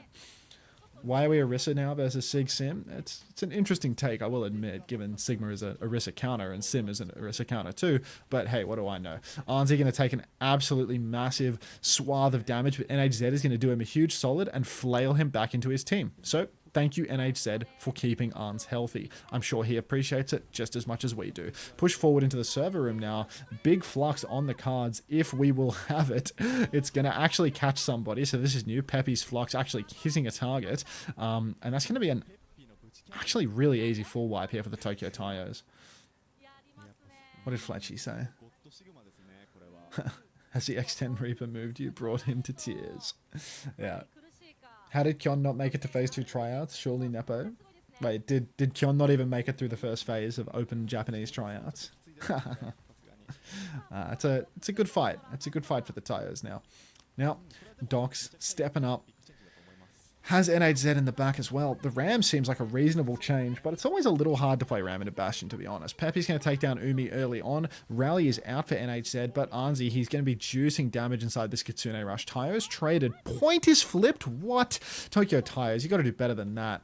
NHZ going to go down in the server room, though, and Anzi is absolutely cerebral on the Bastion right now. Still, Lazuli have the cap, and the Tayos, they're scrambling to regroup in this fight. So back and forth, they can't make up their mind. Big comes out from Epic, catches 3 members of the Tayos, and Lazuli might just be able to push back in off this. Sundering Blade is out, but that's not going to be countered by the Sim Wall. Tayo's going to try and microwave. Anzi's going to try and kill the Sundering Blading Vendetta as well, but it's all coming up Millhouse as Lazuli, they're going to rip the clock over on the coast, take down Epic, and the Tayos just blew the bank. They had point cap, they had a pick, and now they've used 3 ultimates after conceding the point for free to fail in retaking it. It's really on for Lazuli now. Lazuli are also no longer counter-comping themselves now that they have the Ram. Not sure what the Brig does in this comp, truth be told, but I'm happy to... I'm open to interpretation. Huge pinch here as we're going to see 2 people flank through the back. Tayo over to the point. His beam's not going to do nothing. And we are going to see another wipe here for Lazuli. The Tokyo Tires approaching this very sloppy. Just 5-manning up main. Ready to get flanked by Yoti. Ready to get flanked by NHZ. And Docs, snare through main, does everything for them. The ult situation is only getting more dire as well as we have Orbital Ray and Annihilation. So Lazuli can really take over if the Tokyo Tires push into any dangerous space. Tayo has a chance here with his TP to break some ankles. They're going to go for a fake, but Yoti was ready for it, and Epic is already dead. Orbital Ray comes out, but as long as we don't have to use all of our ultimates, Lazuli are really in a good position. Peppy still has the flux. Oh, Anzi has been flailed off the map at a critical juncture. Now Arns is so backspawned so late. Snare in the choke. Big punches coming out for Docs. Peppy wants to flux, but he just can't. Epic's dead. Peppy's dead. And it's all Lazuli again. Tyra's on the point, dueling with Setsuna, but he doesn't stand a damn chance. He's getting run down. NHZ finishes 1 kill. Yoti finishes Mihawk. And Lazuli, they even up the scoreline 1-1.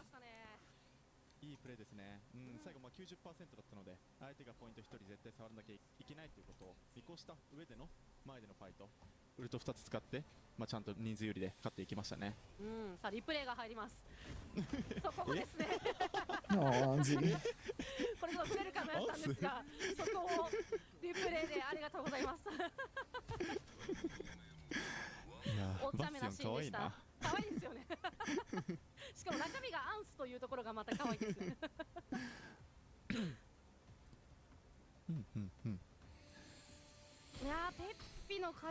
Where's CX? Why is everyone asking about CX, man? He don't do Japan. Can we get Lenny a sub? Yeah, why does nobody love SPM Lenny? What happened to you, man? You fell off. You used to be a pro at begging for subs. Now I have to beg for you? What a joke. Alright, Lazuli, they're going to make their way into the dojo. Fast little rotation, sneaking inside. Setsuna has a phenomenal angle over on the bridge, but the Tyos have flipped over to the point now, and NAZ is first to fall. Big damage coming out onto him, and Arnzi, with the form timing, in big trouble. Actually gonna get saved. Peppy steps in front, starts eating that damage. Arnzi's on the flank now in sentry mode, looking for more. Flanks into the back. He starts hitting it from the back, but this is a very dangerous, precarious position to be in. The Tyos, despite that early pick, they're actually gonna get bullied off the point 4v5 by Lazuli. But Arnzi's going to push the flank and win an SMG duel versus a Sojin. Hilarium, thank you for the gift sub to SPM Benny. Close, but no cigar. Cried. Cried. All right. Now, Docs swinging through main. Form timing is that's actually broke, dude. SPM Lenny doesn't even beg for a sub anymore. He just looks at you like this. Arnzi's going to take down Yoti with that Bastion form. Down he goes. And the Tokyo Tyos, they are a little bit worse for wear now.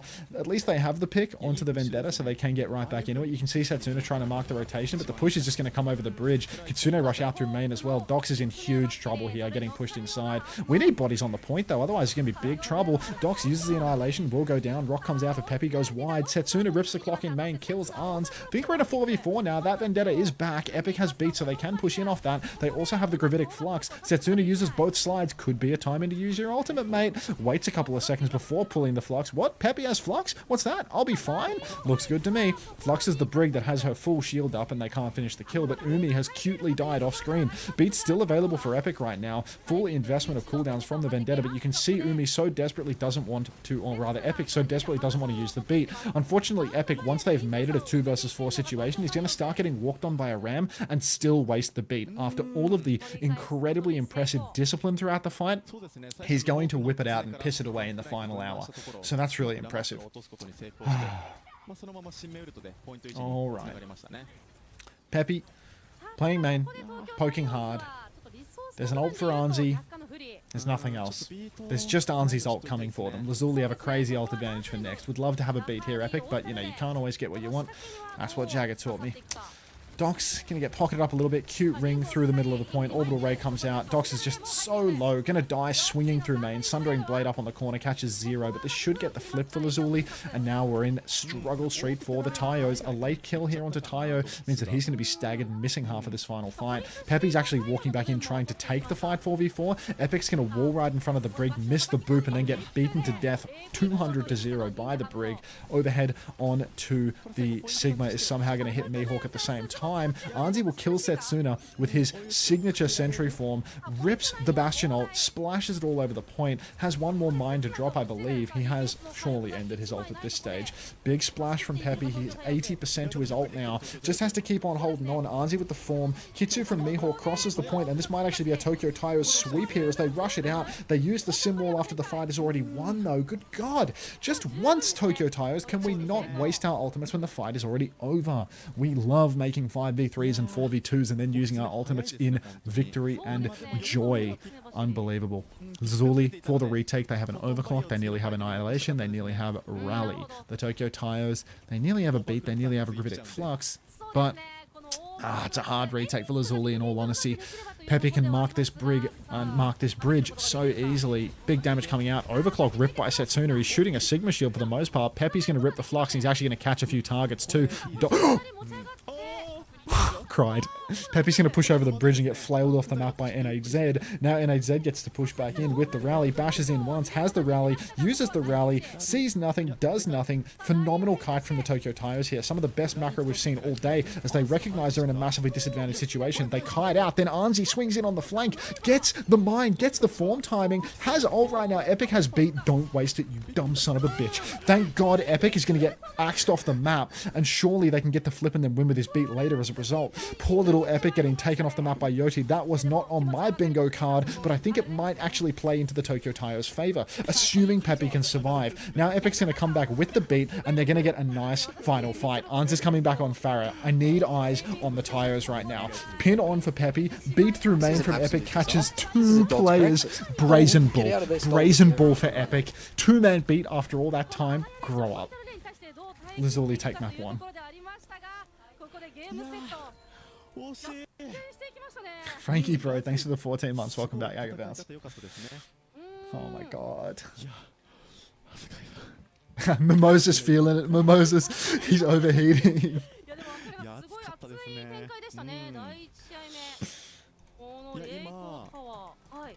東京タイズ側は前で圧迫して、Oh god, wrong tab. その後ラリーが来た時にうまくいなせていたんですけど、でその後アンスの変数のようなハイドキルも刺さってめっちゃ良かったんですけど、その後のちょっとゆっくり、もうちょっとゆっくりしたかったですね。ペッピが帰ってく I need る a まで。 moment. そこでちょっと相手からの変 I'll 数 be が back in 生 a ま few れてしまった minutes. のが今回の範囲かなって思います。なるほど。ちょっと惜しかったですね。いやでもこの第1マップ目から非常に面白い試合展開ですね。いやこれ面白いですね。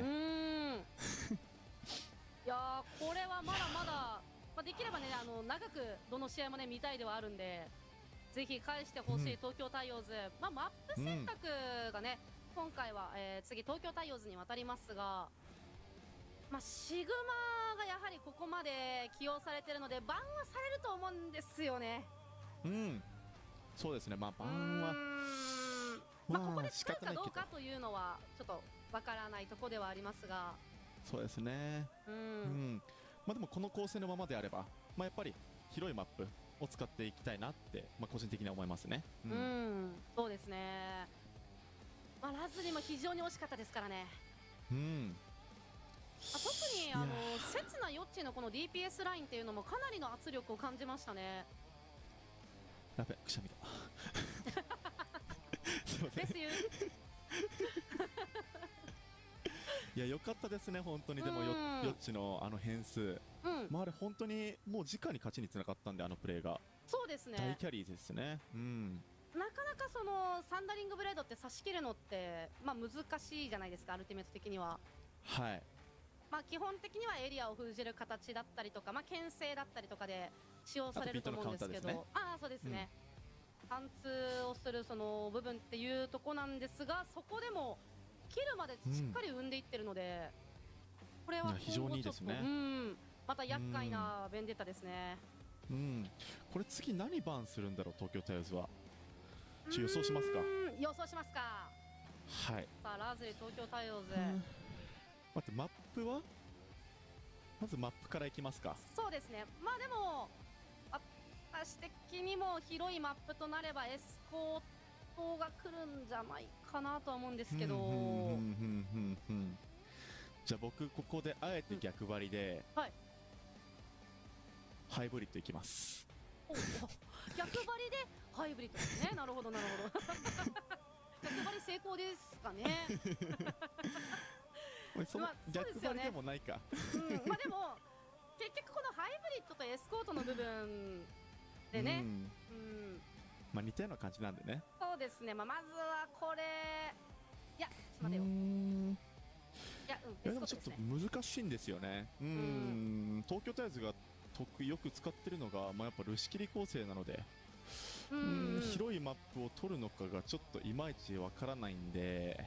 そうですね。でまたこれシグマバンってなったらですよね。そうなんですよね。このペッピの部分っていうのはこの後大きく影響はやっぱりしてくると思うので。はい。じゃあ、エスペランサいきます。エスペランサ。エスペランサか。プッシュでいきます。なるほど。ルシキリを多分使いたいと思うので、それの予想でエスペランサいきます。じゃあ私は変えずに、エスコートかな。ちょっと難しいですね。ラズリって結構若手の選手もちょっといるんですけど、この若手の選手のこの活躍ぶりとかを、まあ、ちょっとこう踏まえると、まあ、今ね自由に、まあ、ベンデッタ大暴れしてましたけど、まあ、もしベンデッタの番がなければ狭いマップはもちろんラズリとしてはしたいところではあると思うんですよ。なんでそこを東京タイヨーズは封じたいってなるとやっぱエスコートなのかなっていうわかんないわからん。いやこれ本当難しいんで。いや難しい。なんかいろんなねパターンが考えられるので俺もまだ2回しか当ててないんでね。あ、そうですよね。番は何があるかな。まあ今バティストドゥームと使っていきましたけど、ベンデッタは5番ありえる。ありえますね。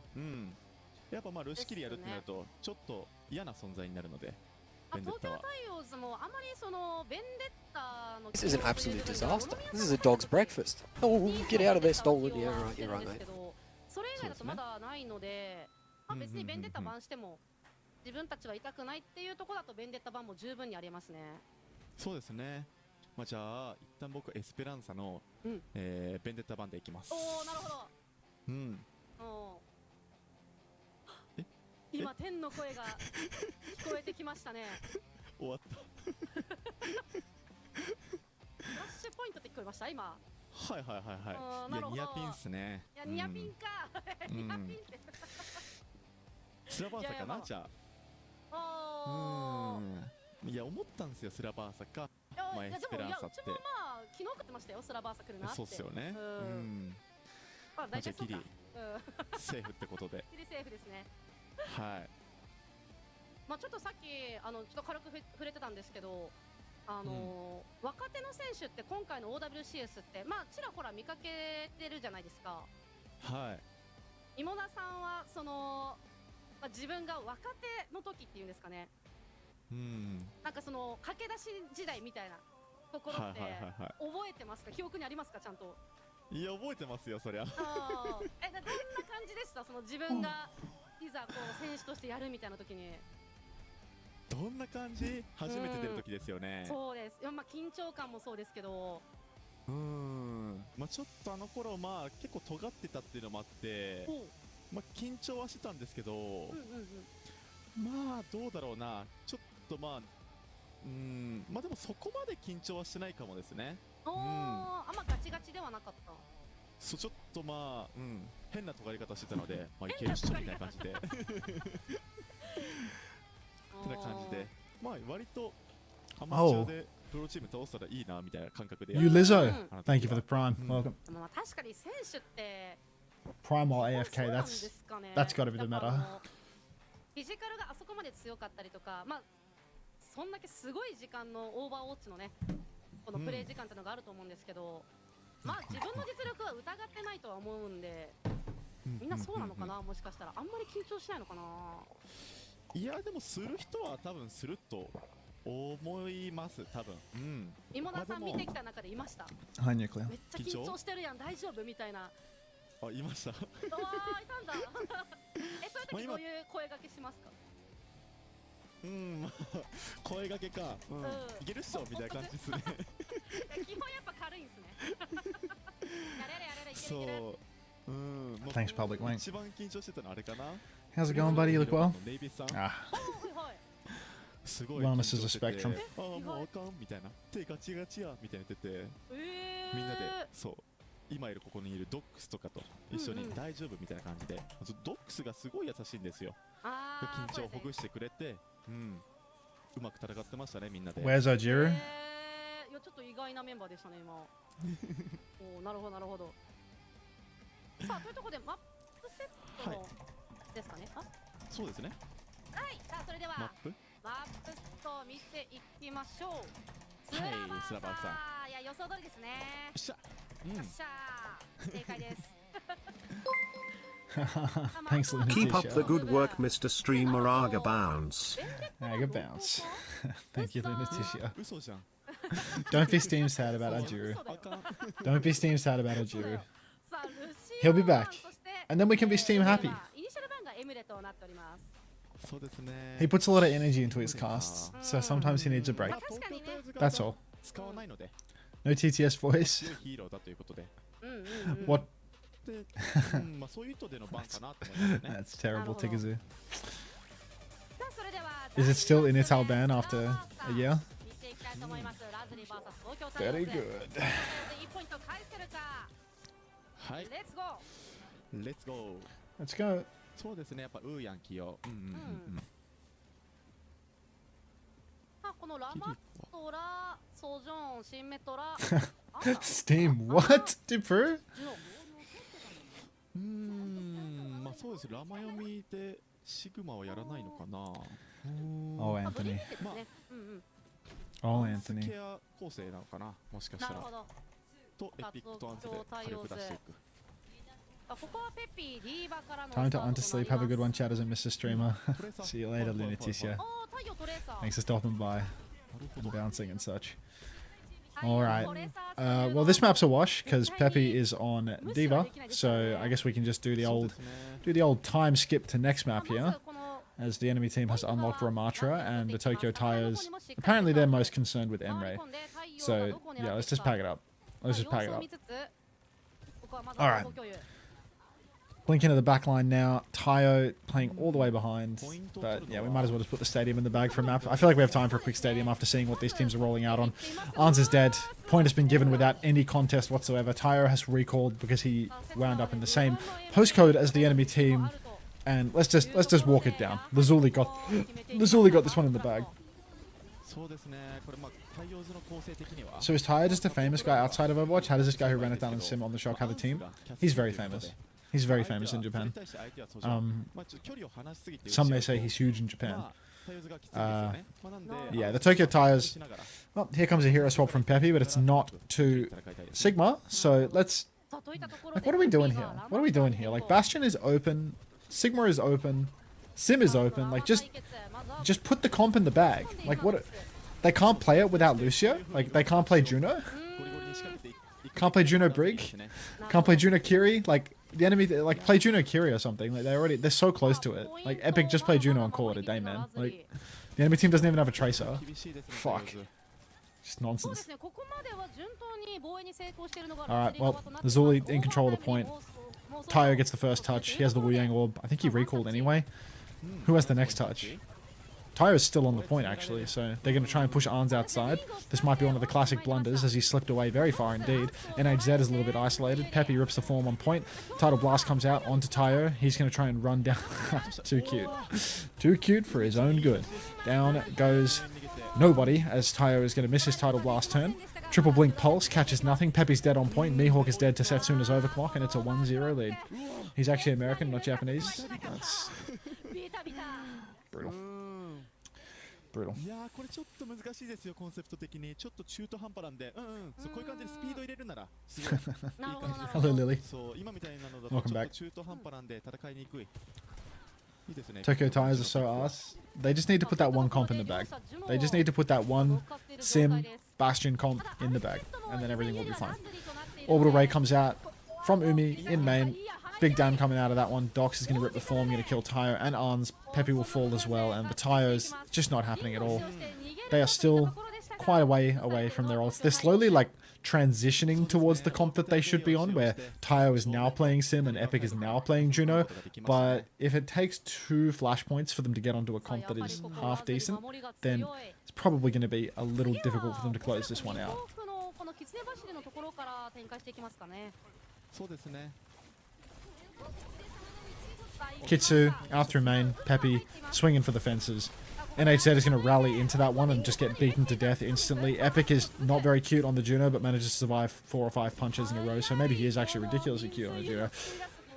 Yoti is going to run onto the point now as well, and the Tayo is, well, look, 48% has been conceded, but they're actually on the Sim, they're on the Juno, and they've made it work. That was an incredibly advantage fight for Lazuli as well. Like, they had, maybe they didn't have Ray actually, I think they Rayed in the previous turn, but yeah, they had enough. I'm sure they had enough. Arns almost has Noon, he'll swap after. He doesn't even need to swap, he's carried on Cass as well. It's more Pepe not being on Sigma that feels like a problem, because Pepe hard carries on Sigma and he doesn't off Sigma. Need some Sigma, need some Domino, you know? Need some of these heroes in play. Setsuna has a rail, is swinging on the left, but Peppy looks to be the first to receive it. Oh, watch out, Tayo, out in the open. Slide behind. Umi in the crosshair. That's Epic in the crosshair. Will go down. Straightest of straight lines, to be honest. That was the super straight Juno pushing backline right now. Tayo is going to get taken down by Setsuna's snare, and Arns will find a trade onto Doc somehow. So the Arnsan sniper does it again, swings main, hits the headshot onto Setsuna as well, and you know what? Arnsy, he actually is Thanos on this team. He is the entire roster. He does it again. Fuck. Little Arnsy pushing deeper still. He wants that kill on the brig. Go on, give him what he wants. Give him what he wants. He's still going for it. He's going to keep walking. He's going to get that kill. Silver bullet onto the Sojin in the back as well. And the Tokyo Tires. Dominant. On thumb. Old man really does still have it in Japan, you know? Like, he is hard carrying this roster. お見事でしたがね。はい。さあここで1対1。オービタルレイが上がる。怖いですねこの車線。そうですね。オービタルレイ。うわ。切なが。Fuck, he's dead again. いやこれリモナさんがね先ほど言っていたことが。Orbital Ray from Epic after they've lost their Arnsy. Maybe they can turn it around. They kill NHZ. Tayo puts the sim wall down.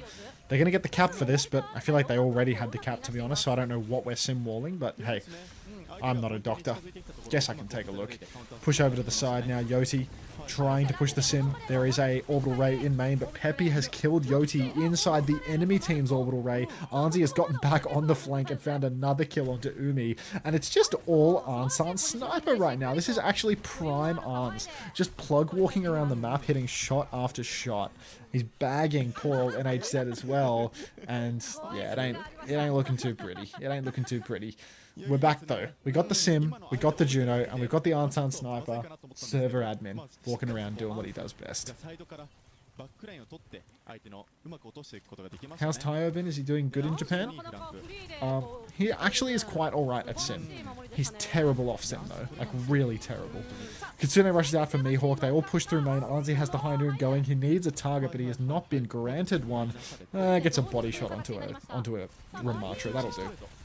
Alright, now Peppy marking the rotation, has Annihilation, has form, he's going to pop the form timing first, starts swinging, Yoti's dead on point, so the point touch is necessary for Lazuli, pushing into the back line. Peppy's going to find Umi, he's probably going to find the Brig as well, has to use the Annihilation for it, but he will kill that Brig, right? Come on, mate.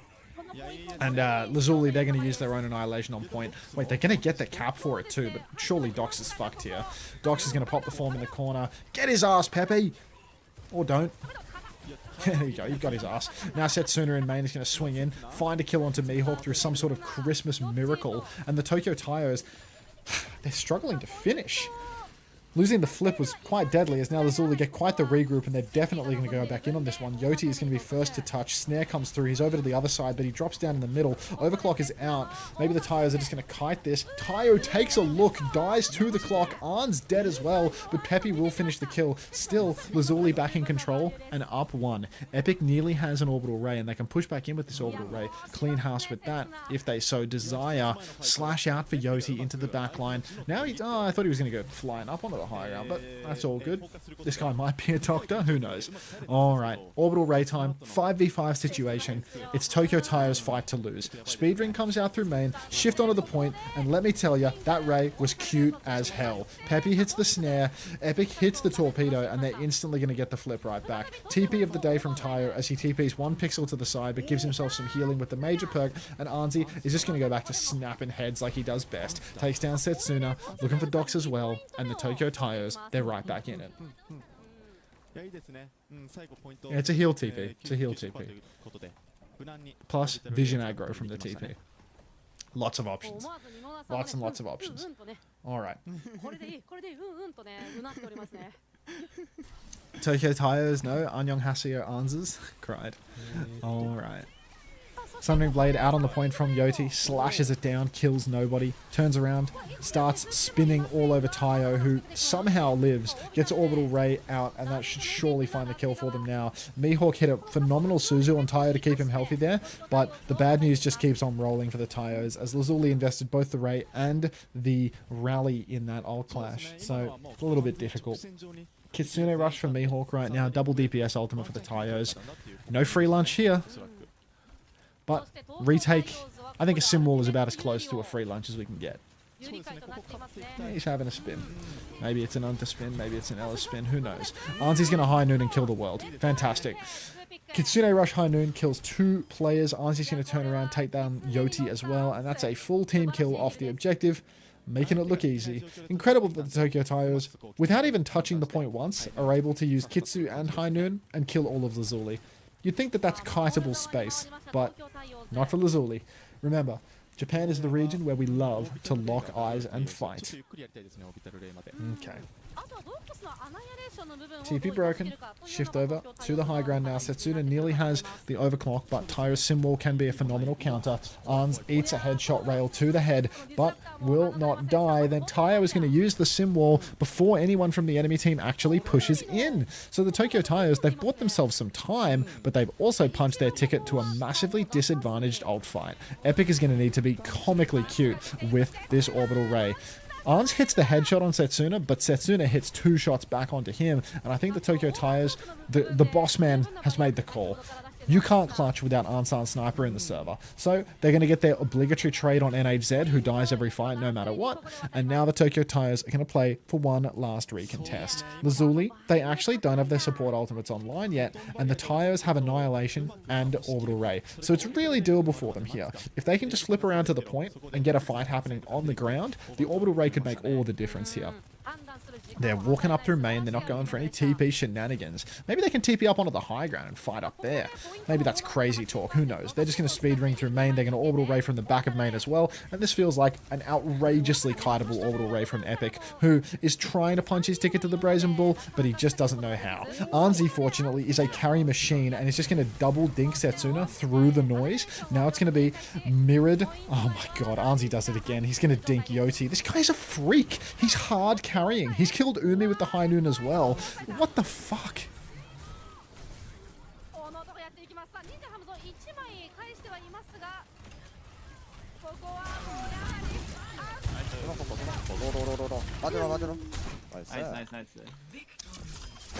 또 나야.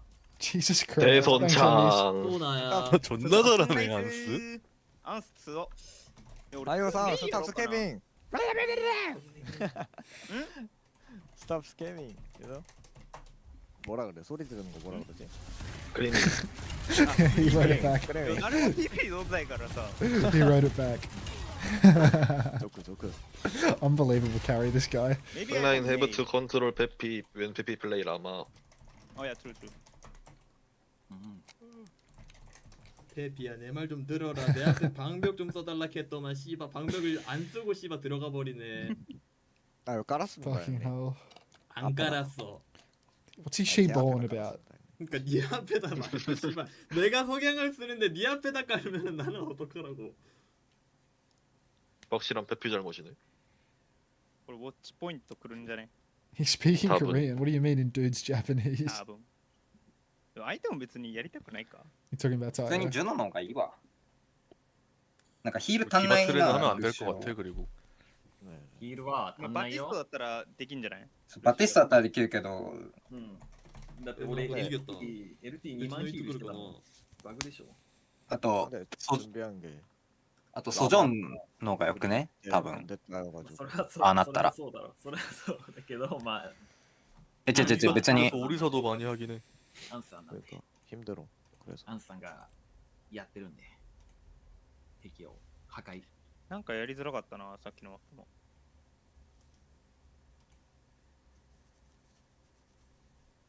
なんかバラバラになっちゃう俺が。俺がね。逆にそれがベイトになってるんだよね。うん。Okay.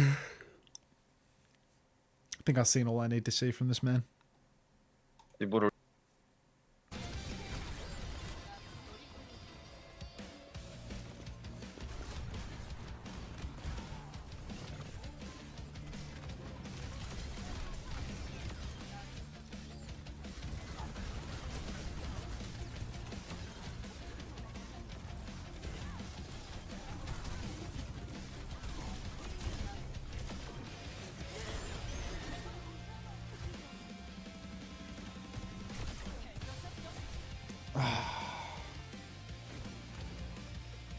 The hell, she got an emote in the chat.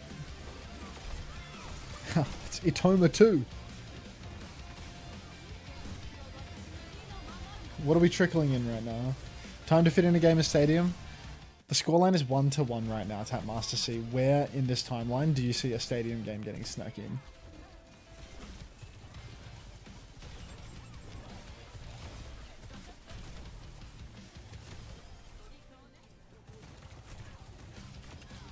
GG's to everybody.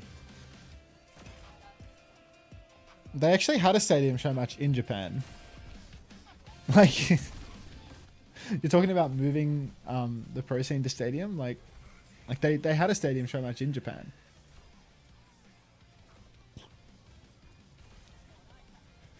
Yeah, that was... I think that's where the Stadium show match was last year.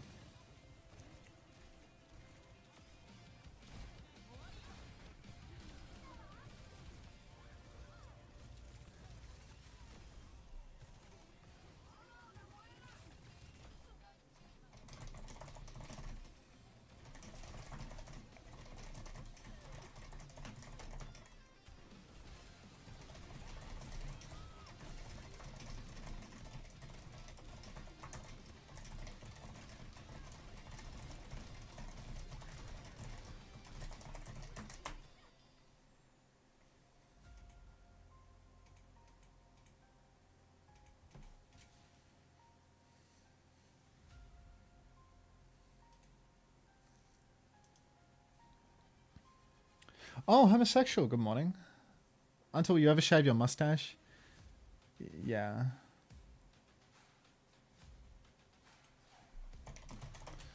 I don't know, probably at some point.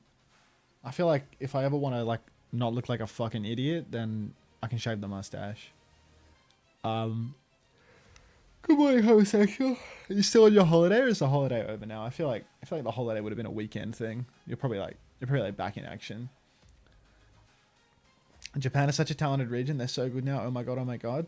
Yeah, totally, Lumi. Totally. That's what we're seeing right now. Top tier talent.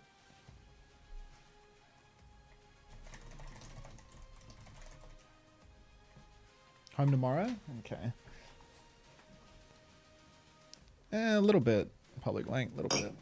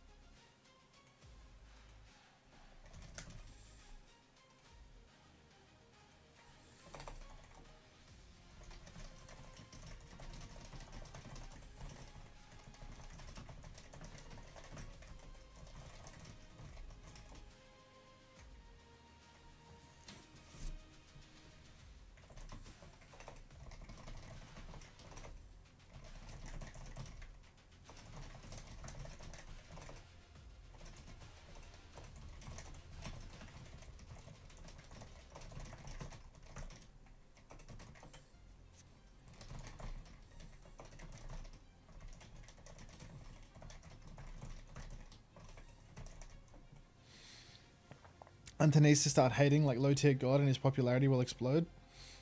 Am I not like already a professional hater? I feel like I'm a professional hater. I think Unter needs to wear a do-rag to attach more BAME viewers. What is BAME? I mean, I feel like BAME is like BAME 1. It stands for Black, Asian, and Minority Ethnic, apparently. The more you know. It's a new acronym. I feel like Unter has lost a large amount of the hate from his heart from 2024. I feel like in 2024, you know, there were just certain characters that were like, there was hate in my heart for them, you know.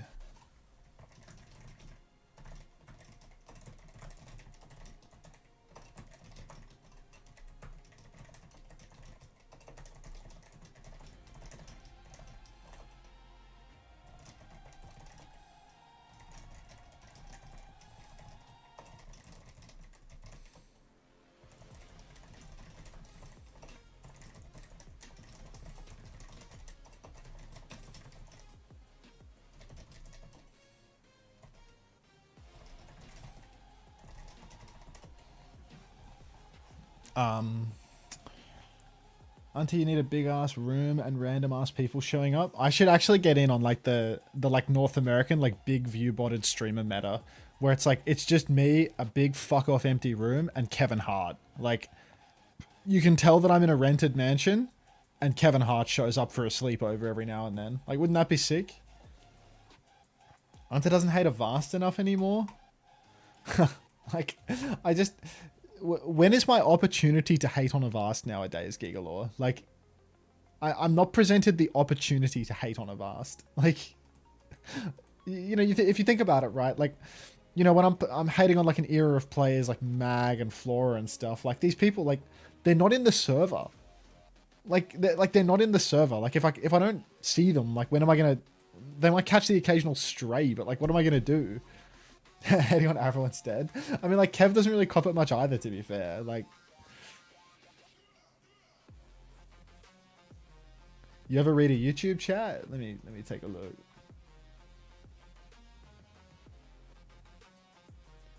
Saw the stream, clicked, figured I should go to Twitch. It's been loading for 30 minutes. I guess YouTube is my home now. Hi. Cried. I read the message. You can connect everything to Avast like a schizo conspiracy theory wall. Like, I can tie all the dots back to how is this Avast's fault?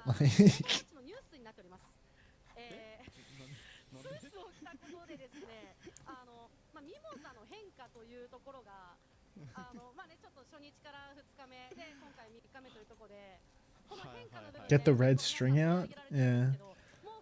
Was Avast the high watermark? Not really. Not really. I just remember there was like an annual Avast Sook segment, you know? Like, there was the annual Avast Sook segment. It wasn't even annual, really. I think it was in like, I think in 2024 I was upset that Avast got one of the NA OWCS hosts and I did not, when Avast didn't watch OWCS and I was watching it all. Like, that vexed me. And I remember talking about that and then having an exchange of unpleasantries with him on social media.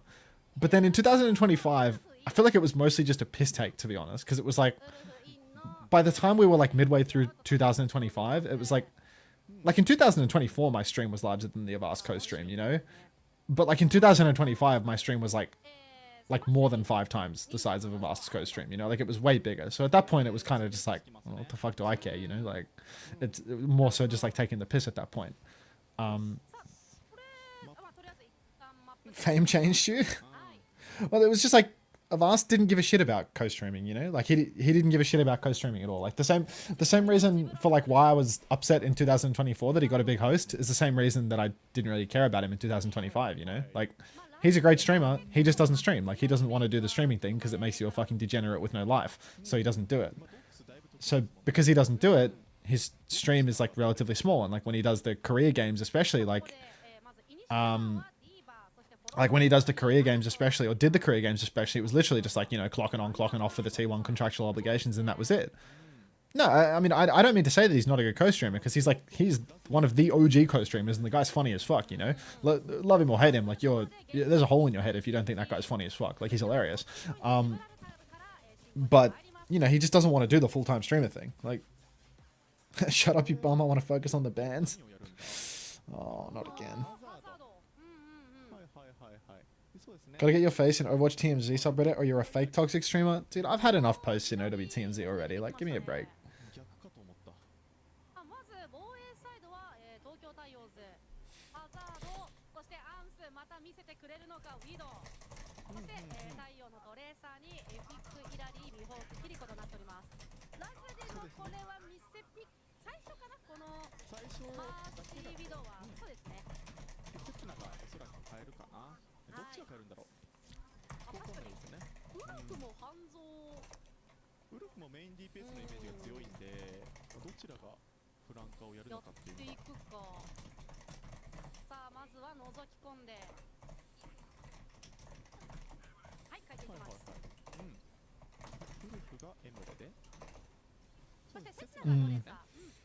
Jib ban Diva, games done, Lazuli wins.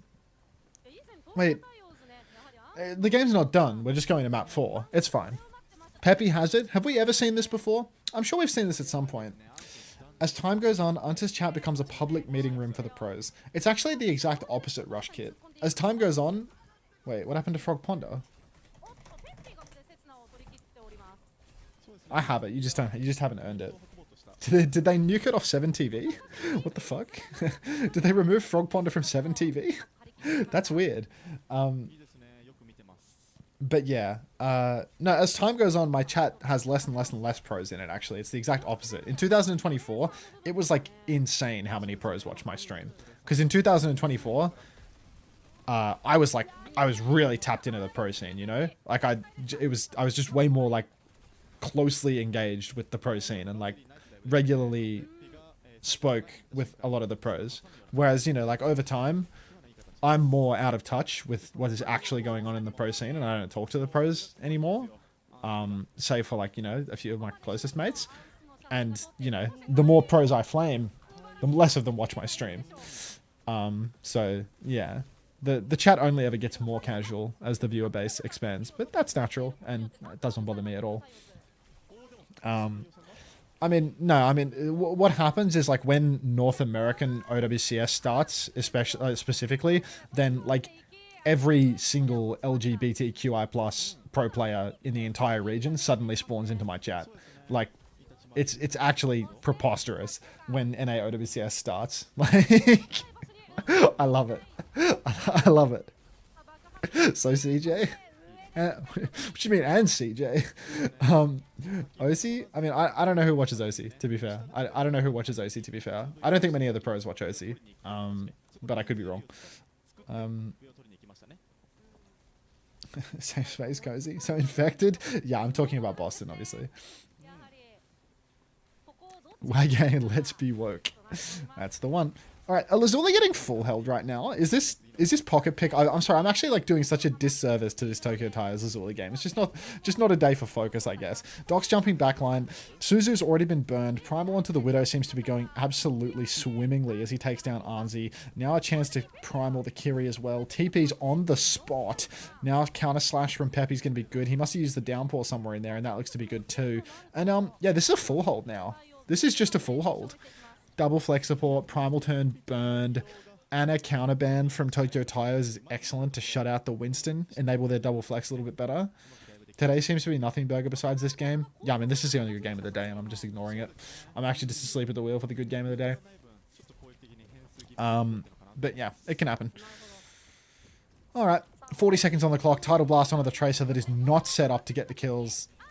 Gets the kill anyway, like a boss. Kitsune Rush for Smash is available, but do they want to use it? Maybe they don't need to. Maybe they do. They have used it, but everybody is kited up onto the high ground. Umi's going to go down, so it's somehow it's actually the Tires finding a trade here. Epic is in big trouble, getting zapped away by Docs, but the peel from Mihawk is good.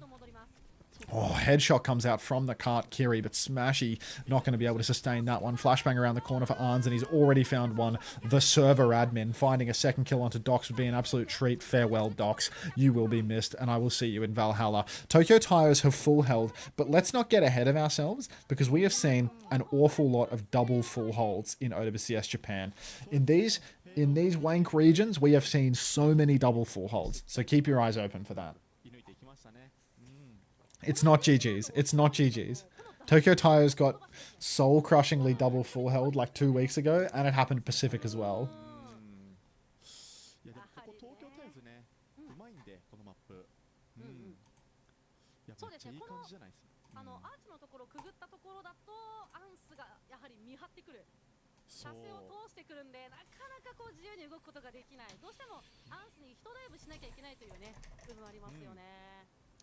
Just one headshot from Arns is all it takes. It's actually Arns theory, bro. Just if I hit the shot, we win. And because the enemy team has movement from 2019, he's hitting the shot and he's winning for it. It's textbook Arns theory, bro. If I hit the shot, I win. And would you believe it? They have antiquated movement.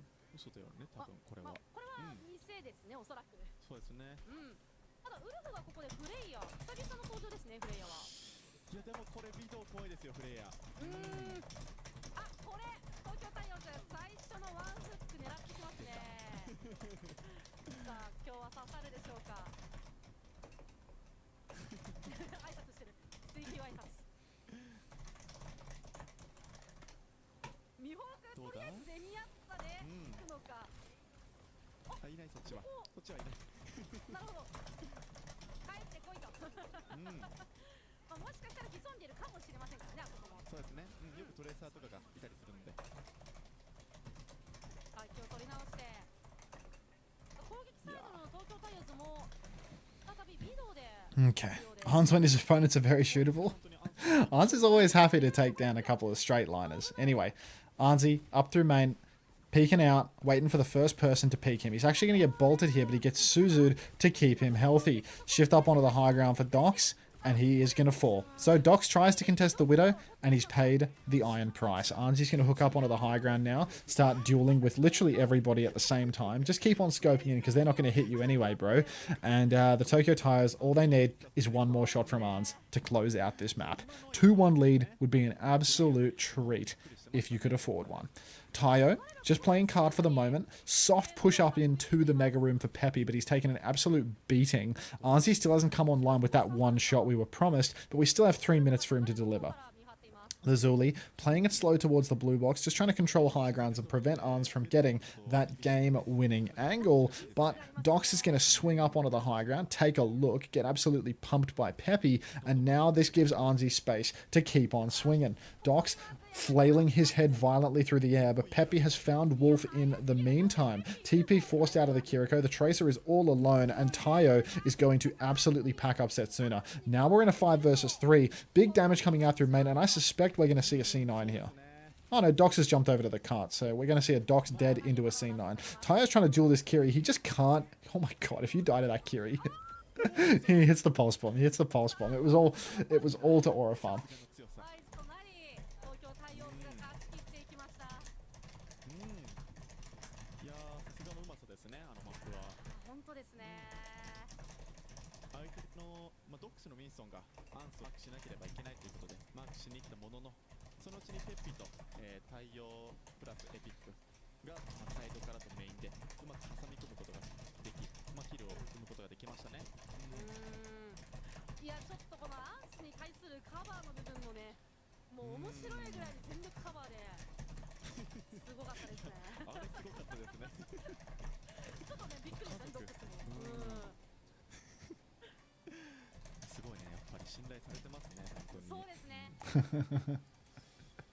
Alright.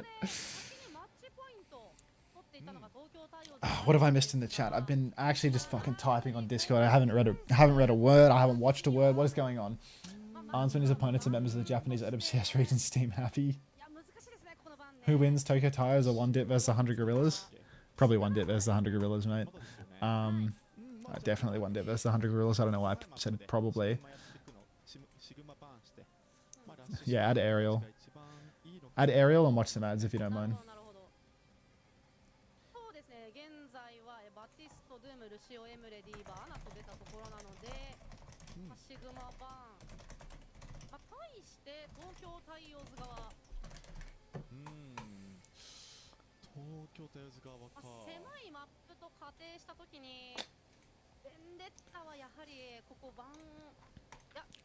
Do you think I should do the Minecraft thing tonight, guys? Or is that a tomorrow project?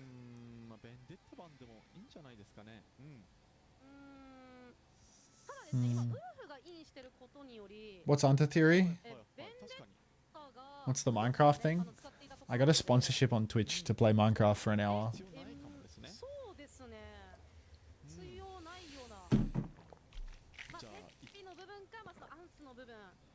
There's like a sponsorship dashboard button or something. But I need to like fuck around with my Twitch channel a little bit because I need to like modify my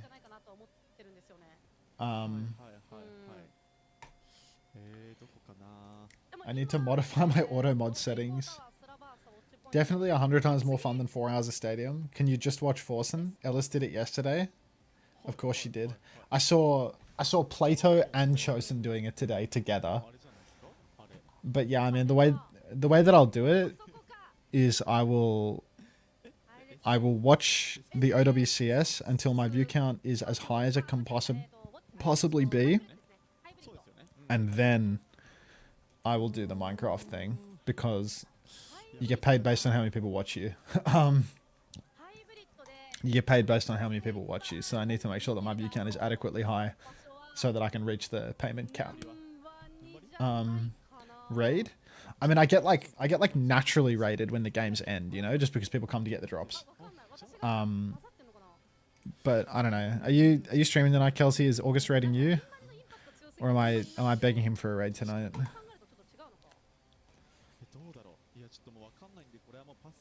It's an after Korea thing? No, I don't think so, because I want to sleep, you know?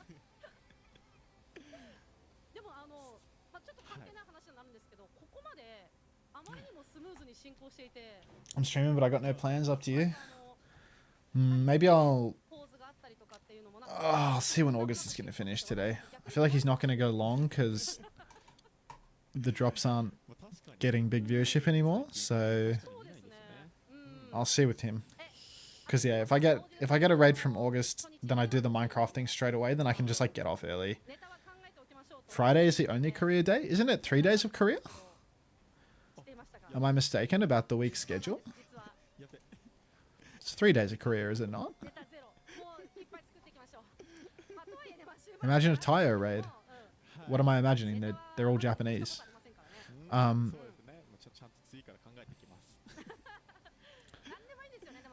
mean, is it only Korea? Well, no, because there's NA playoffs this weekend. So Friday, Saturday, and Sunday have NA and EMEA playoffs as well. It's Korea regular season into like a 4-hour break into NA EMEA.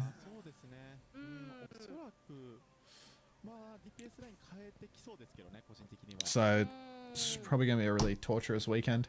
I think I'm missing that concert that I wanted to go to, unfortunately. Fucking Overwatch Esports drop set stopping me from going to a concert that I bought tickets to like a year in advance.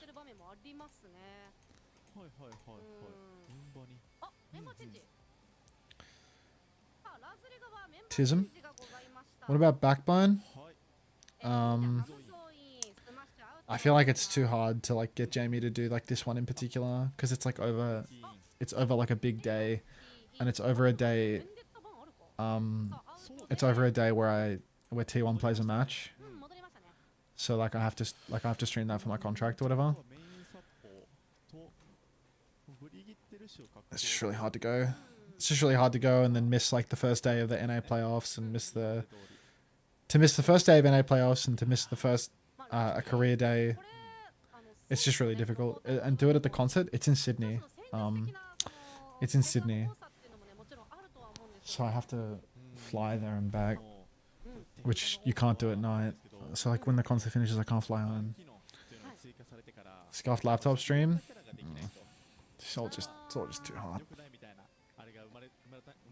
It's all just too hard. It's a bit of a disappointment though. Fortress Sydney booth. I reckon Fortress probably closes at a normal time, Gigalore. Fortress isn't a 24/7 internet cafe, is it?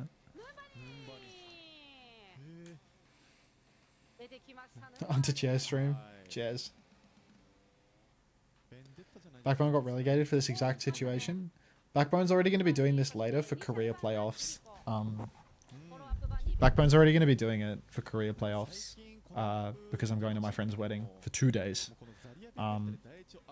So it's like, fuck. Yeah, Mimosa used to play. He was a player last year.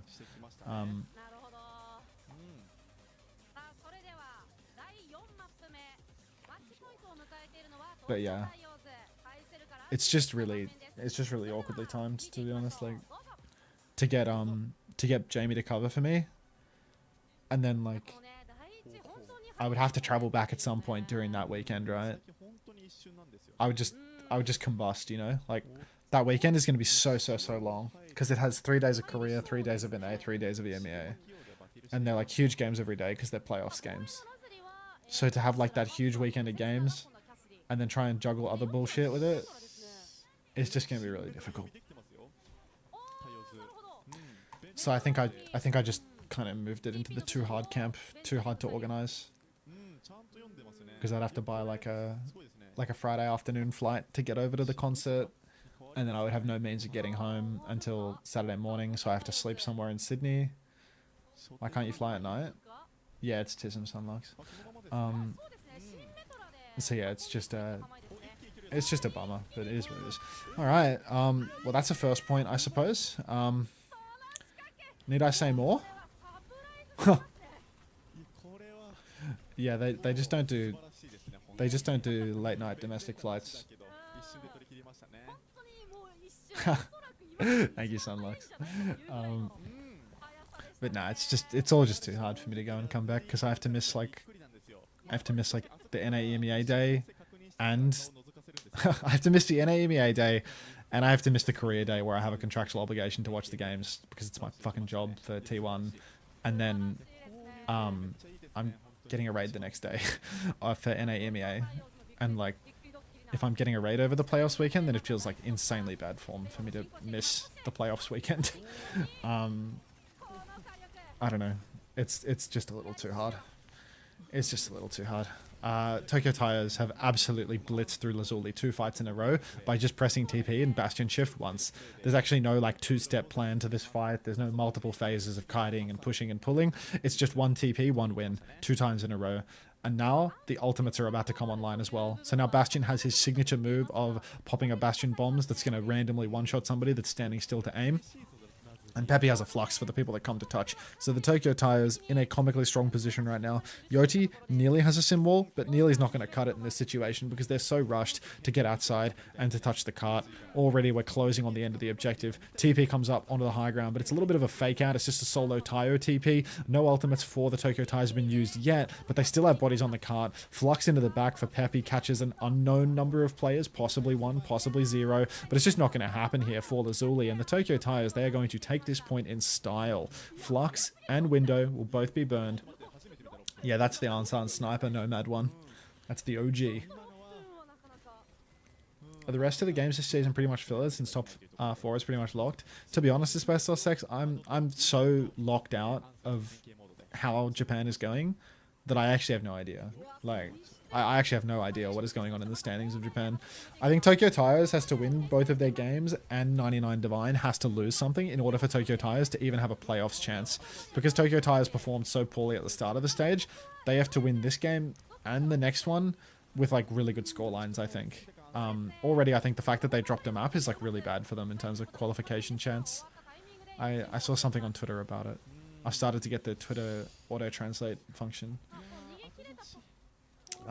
But yeah, like I think Tokyo Tires have like an extremely difficult pathway into playoffs, and it might be impossible unless 99 Divine like mega underperform. Gem button. Why do you have a NASA icon? How'd you manage that, Fairboot? You have a NASA icon on Twitch? Alright, Orbital Ray pushed through main. Tokyo Tires have invested the beat drop to lose this fight.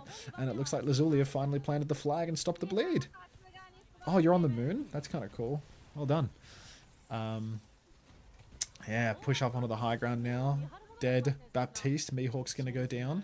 And Tokyo Tires back to the Bastion. They have some decent ults for the next push, I must admit. Window, Flux, both available for the Tyos, but Dox is just going to kite back for the moment. He uses his form early. He kites back inside. No worries at all. No NASA drops for Unter's stream. You'll get moon rocks on my stream. Those Cave Johnson moon rocks. Flux comes out, push through the window. That is an awful window from Mihawk. A little bit too close to the fight, I'm afraid. And that's just going to be Tokyo Tires getting walked down. This third point is where things actually get really difficult for the Tyos in relative terms. Because this corner here, it's like ram heaven. It's really easy for you to push onto backliners here, and people need to swing really close for you in order to do anything. So with the current position that Lazuli have, the only way to break through is for the Tyos to have a nice TP flipping out into the open space, or for Lazuli to have a huge blunder. Otherwise, Dox is really going to have a whole lot of agency to carry here. Tyos going to drop down to the low ground, but they know where they are, because these sim turrets give you wall hacks. Setsuna swinging through main. He's going to dump his rail TP up top. The Tyos have gone for the wide TP, but the problem now is they can't flip around towards the spawn side effectively because of the carp position.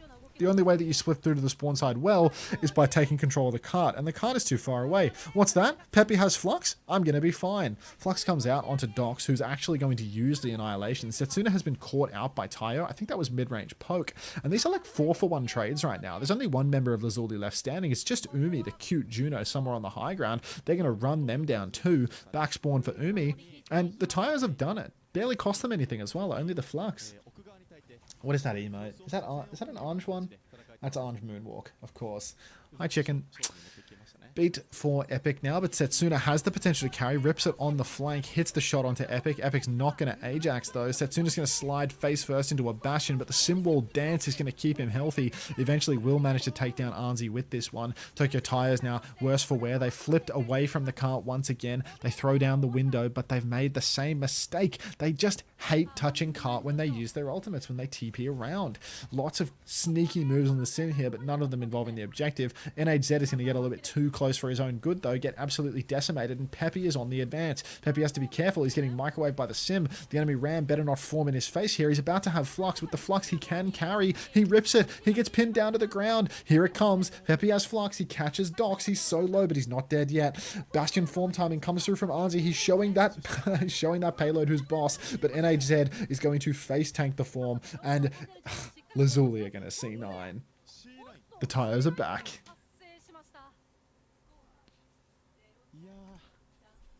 ちょっと一つ前のファイト、若干コミュニケーションエラーのような部分が見えたんですけど、アンスが孤立してしまう形。あれ Kaluge 9 again. That wasn't that bad. Wasn't nearly as bad as Kaluge's C9.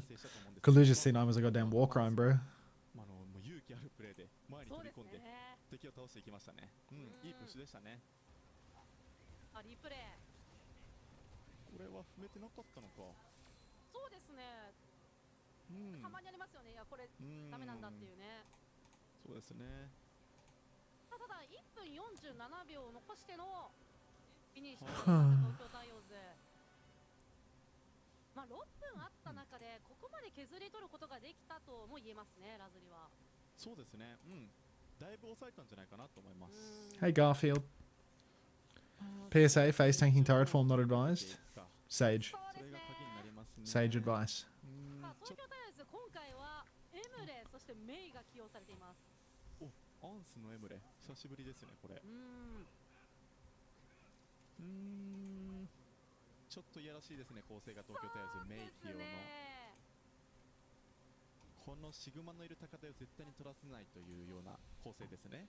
そしてあまりドックスが大きく前に出るとそこには太陽の壁も待ち受けているといった。ここをどう切り抜ける。ここの通路より一番左から行った方がいいですね。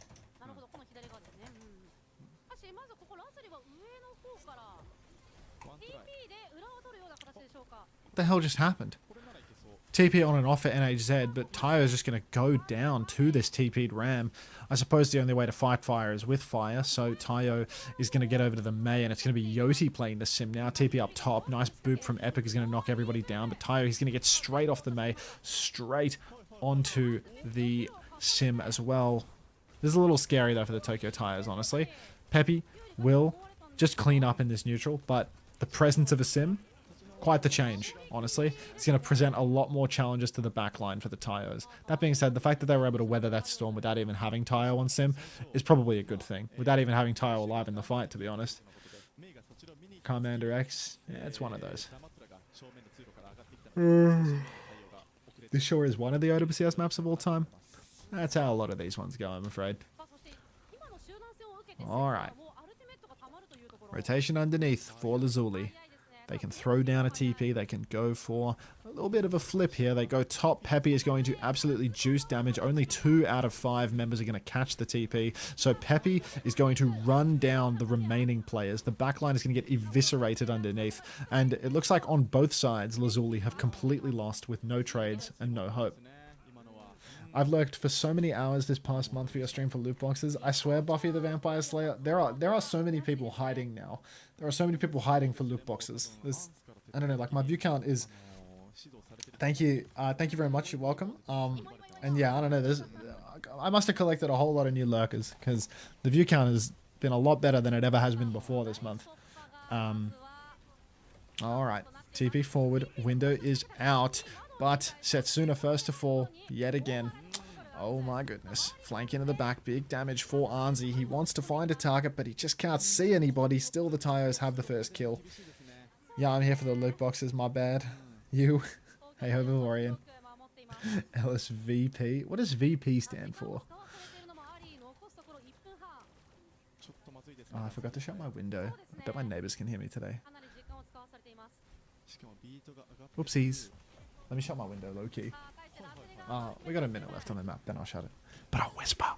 Orbital Ray comes out from Umi. Beat in response from Epic. Dox is down. So that's a one-man advantage for the Tokyo Tyos. Mihawk gets dangerously low, but Lamps himself still going to go down to Umi. Hi, Priyanka. Alright, TP onto the high ground now for Tayo. They want to kill that Cassidy, but the counter TP is there for Yoti. Sim gameplay gets very serious. I can't hear you. Turn me up, Sunflower. Now, it's still a game of 4v4, but Dox has officially given up on the series as he's coming back on Ryan for first point Numbani. Yoti is going to take down Arnsey, but still the Tyos have that sim wall, and they're about to have a flux as well. Somebody save Peppy! Lambin main doesn't save Peppy, and what was I saying about Dox throwing the game? He's trying to win. Alright, now I'm going to shut the window.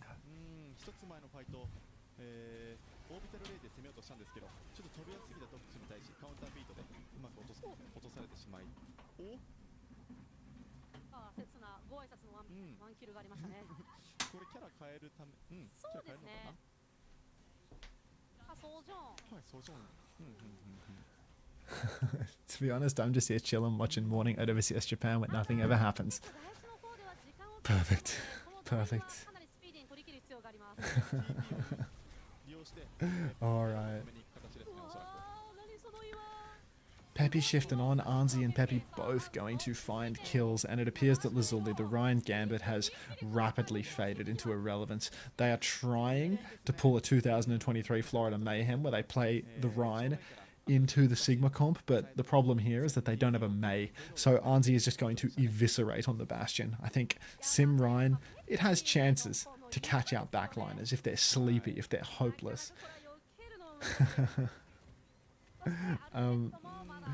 Look, Rainy Day Blossom, you put your money where you think it's best spent. I'm not going to influence your decision making. If you want to prime to Ellis this month, that's your call. Down goes a couple of Bastion bombs from Arnsey here, but it's actually going to be all Peppy in the feed as he takes down Umi and Yoti both. Absolute short TP from Tayo, mind controlling the Rhine to keep swinging it, I suppose, but I'm not really sure what we've accomplished. Down goes Dox, push forward into NHZ as well, and he's going to go down. And the Tokyo Tyos, they're about a minute and a half away. Thank you for the Ellis Flower too, Kirika. Appreciate that. Is that a first time? It's a first time, Ellis Flower. Ellis Flower. Appreciate that. Thanks so much. Now, oh, what is he saying?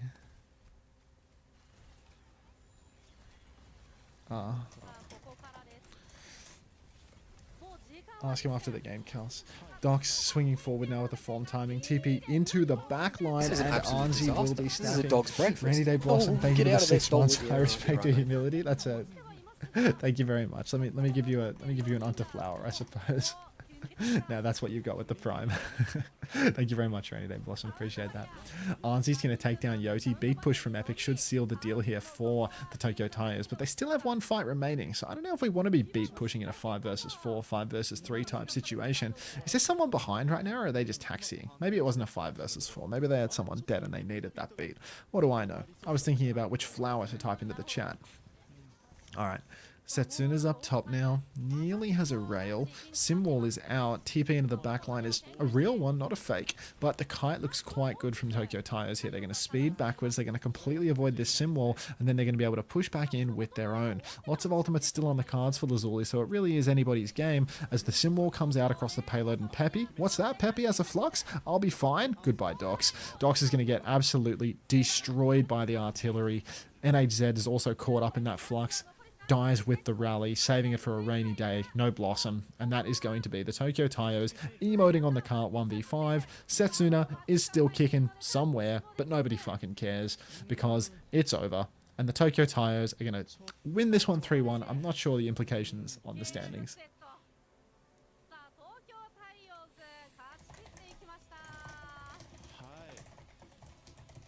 や素晴らしいですね、本当に。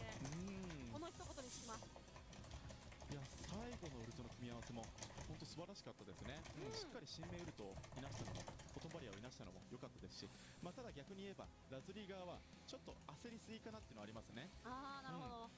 一旦強引にちょっと They need 99 Divine to lose to Telomere? Yeah, I mean, they're just doomed, right? GG's, bust out the stadium game. I don't think there's enough time between matches to do stadium Tapmaster C. Last time I did it, I ran out of time. So I think I'll just watch a video or, you know, play a quick play game or something. Because stadium just takes too long. If it's like a remotely long stadium game, I just run out of time in the gap. まあこのヌンバーに一つで切り取っても、まあ一番やっぱり印象に残るのはTP で裏に回しての窓。そうですね。Unbelievable. 出すといったあそこなんかもすごいびっくりでしたね。そうですね。いやあれは本当にうまかったですね。さあといったところでラズリー vs Play stadium with the matchup and pretend you're casting the game. Play April Fool's mode, then you can DC with no penalty if it starts early. Can we watch Disguised Toast reacting to being relegated? That's a good idea, actually. I can do that. I can do that.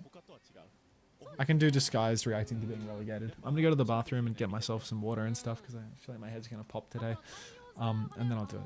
Be right back. うまく刺さりましたね。さあといったところで POTM です。アンスでしょ。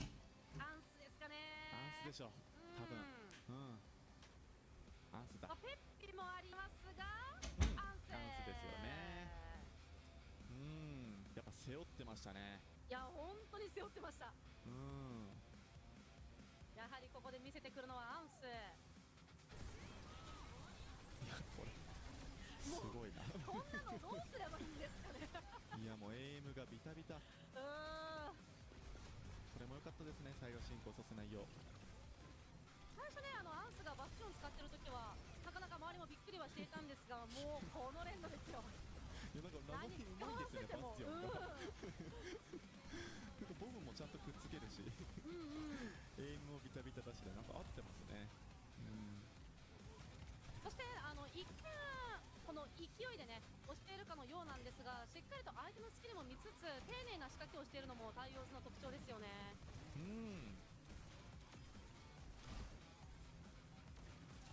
いやこれとかすごかった。ここやばいですね。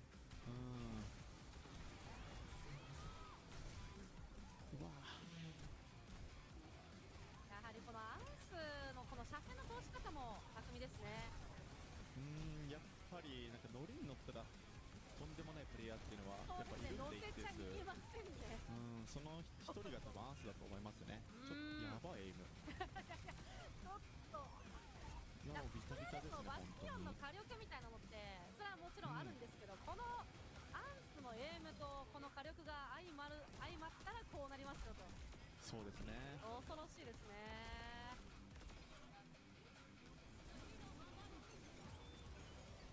これ素晴らしかったですね、このウルトの合わせ。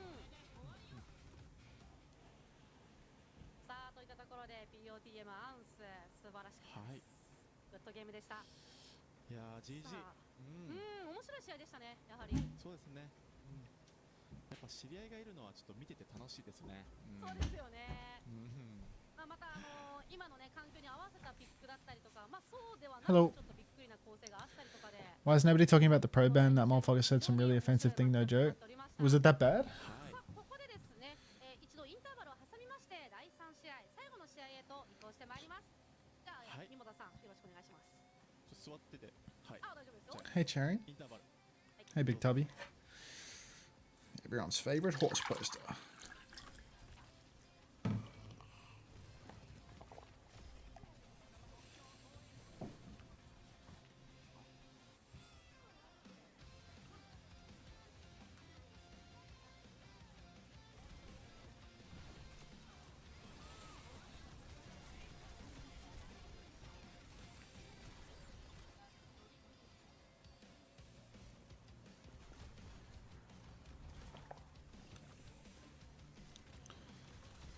You thought it was a nothing burger? I mean, maybe like the English translation reads as a nothing burger or something, but it's like really serious and it's like really serious in Korea to talk about people's parents, you know? Like you know when like Korean player in ranked, or maybe none of you know this, but you know, like when a Korean player in ranked is like doing the equivalent of like slurring you out and they say your mom boom or some shit like that, it's because saying that is like the most offensive thing that they can possibly think of to say. Like that, like saying stuff like that is not like a joking ha funny thing. It's like the ultra offensive thing, you know? It's like saying the worst thing that you could say to somebody.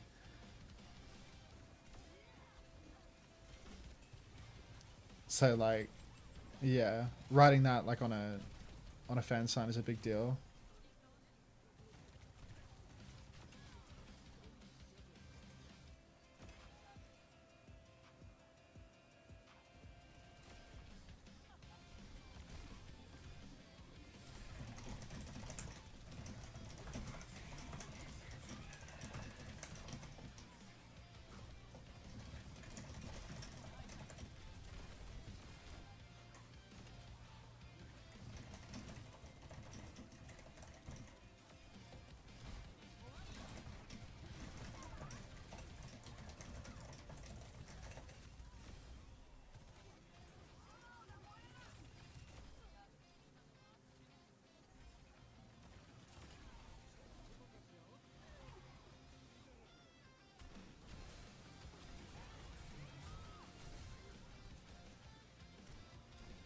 This is an absolute disaster. Thanks for This the is 2 a months. dog's Welcome back. breakfast. Keeping the scene Oh, alive. get out of there, stolen. Barely keeping myself alive at the moment, but thank you very much. I appreciate that.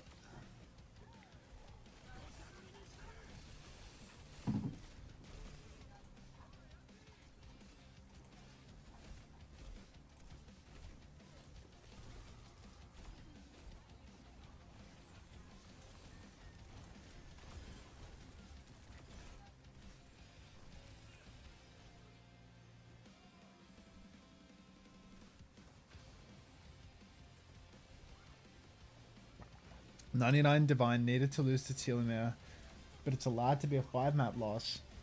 If they lose 3-0 to Varel, and Tyres need to beat Telomere 3-0 in that case. So what you're saying is, next game, Tyres need to 3-0 beat Telomere, but 99 Divine also need to lose in some capacity to Telomere. Is that correct?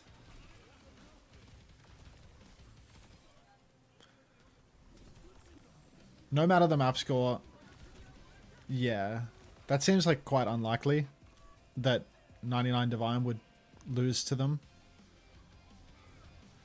But hey, I guess it gives some stakes for the final game of today, right? It's like, you know, loosely about 99 Divine, but it's like mostly about Telomere. Like, you know, like if Telomere can beat 99 Divine here, then like, whoa, the Tyos can make it. Is that correct? Yeah, and a 99 Divine win in the next 2 games would send into playoffs.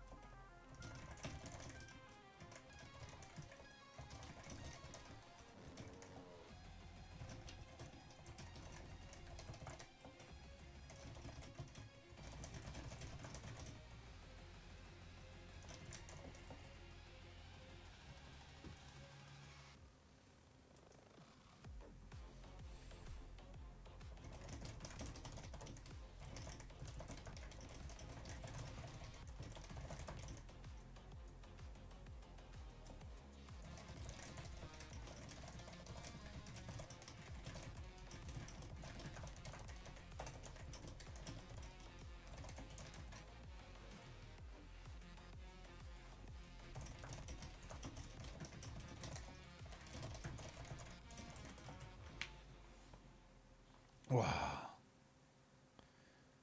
Bro, if my mom watched Overwatch, I'd get her cigarettes. What do you mean by that, Buffy? What do you mean? To calm her down? Like, Belka.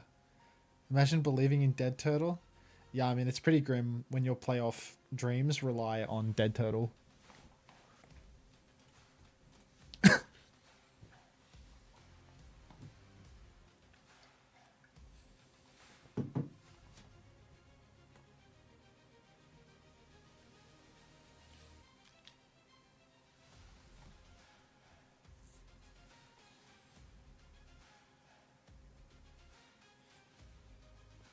$99 Divine probably need to lose 3-1 here because 3-2. Right.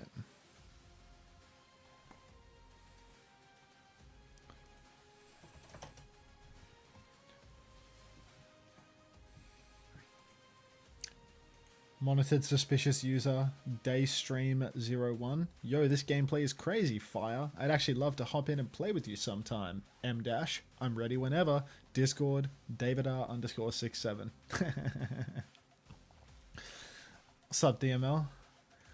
DML, you better not be one of those hit scans on the red team duoing with a Mercy under the rank of consent, bro. This is an absolute disaster. This is a dog's breakfast. That seems like the type of thing you would be doing in Stadium at fucking 1 in the morning, to be honest. Thank you, Jam, for the 9 months. Welcome back. I hope you like the spin emote. I would never, he says. Yeah, alright. Fucking flick the beam. Like, whatever you say, mate. All of DML's mercies are of rank.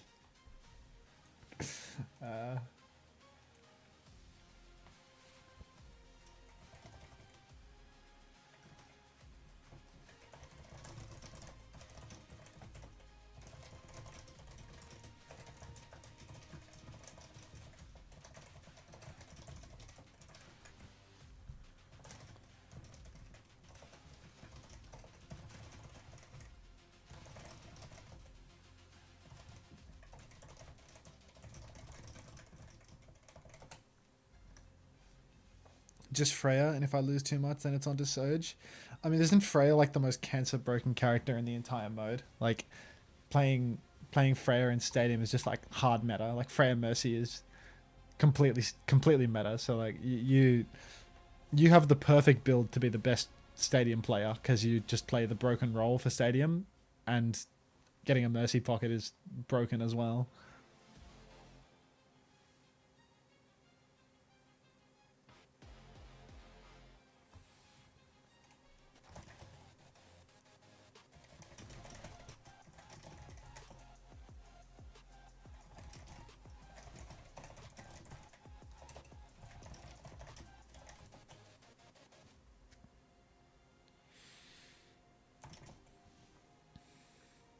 Not my fault. I'm a likable guy, and all of the Mercies crowd around me. Yeah, I mean they can just smell your hit scan aim from a mile away, mate. Unter is ethical for a hit scan under the rank. Wait, Unter is ethical for a hit scan under the rank of consent to queue with a Mercy who is also under the rank of consent. Are there Romeo and Juliet laws for ranked duos? I mean, obviously, like if you got a gold Mercy and a gold Cass queuing together, what's the issue?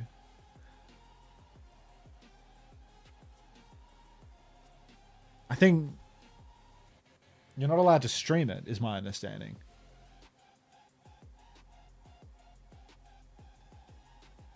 That's how it works, right?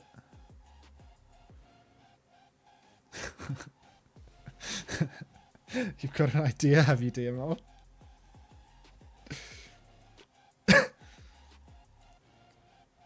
That's what if you become that Mercy?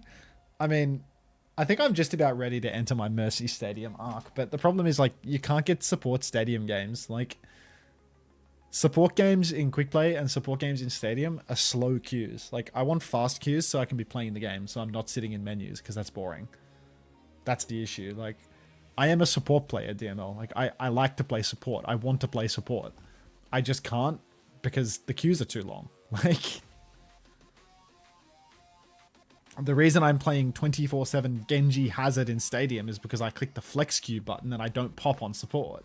Queue with me and we pop fast. Okay, genuinely duoing with you would probably give me a fast queue because you queue DPS and that's the in-demand role. But then people will say that I'm boosted in Stadium too, you know? Like, can't I have one singular game mode where my rank in the unranked MMR-less mode can be my own? Like, it's unbelievable. You keep talking like that, I'm going to run ads on you, bro. Oh no, Fancy Fogel just said, hi Unter, how are you? With an Unter cozy, so I don't think I'm going to run the ads. Think about it, the offer's there. Look, I know how to reach out to you, DML. I know how to reach out to you. You're in the World Cup's tryout Discord, so I can find you through there. You're a 30-year-old Lucio, wondering who cares if you're boosted? Nobody. I'm doing fantastically, Fancy Fogel. Absolutely fantastically. And yourself?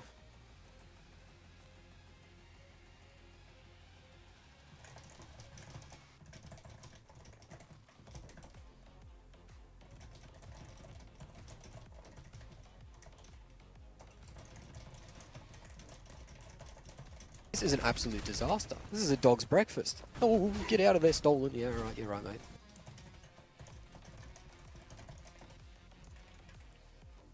A teal. Thank you for the tier 1. What? Thank you very much. Appreciate that. Welcome aboard. Why is DPS in demand in Stadium? Because it's a casual mode. Absolutely brilliant, Unterflower. DML Hitscan or X23 Beast Hazard? Well, DML was good enough to be in the Australia World Cup tryouts. X23 Beast is bad enough to be sniping me in Stadium all the time. So I think the answer's pretty clear as to who I would prefer, realistically. The ads were too brutal? What do you mean the ads were too brutal? I wasn't even running them. What? Are you kidding? I haven't run them in ages. Past experiences? Okay, well, now Ikari is here saying that he didn't type and they won, so now I'm going to run the ads. Suck on this one, Ikari, mate. 3 minutes of ads coming your way. I've just gotten 8 ads. Yeah, here they come. Like, let's actually get some ads going. Yeah, done. Done.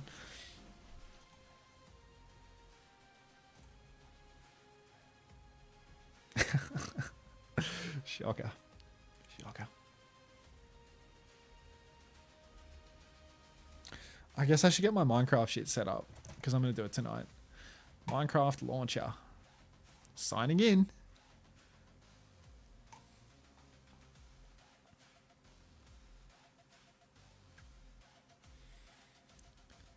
Please no hero ban WTF. What about it, ATL? Or are you just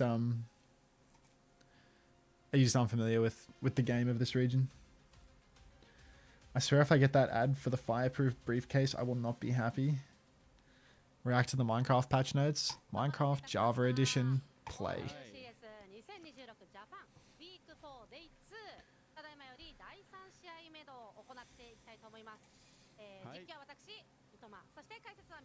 Please no hero ban, ATL. Until you should inform our fellow chatters about Twitch Prime. What, that you can use the Prime to get the free subscription or whatever? I feel like my game was really laggy last time I streamed Minecraft as well. I can close the launcher now. I want to turn off the music in the menus because I can hear it at the moment. Is there a way to turn off sound in background? No. I can just go master volume 0%. Minecraft needs like 20 optimization mods or it runs terrible. I'm just gonna play it natural, you know? Play it how God intended. Maybe not how Notch intended, because I mean, we all know what that guy was thinking. But I'll play it how God intended. Raw dogging it? Yeah.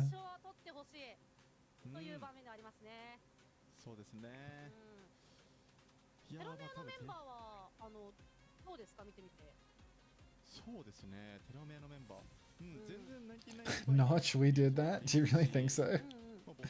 Do you really think Notch is a we did that guy? I think Notch had some views.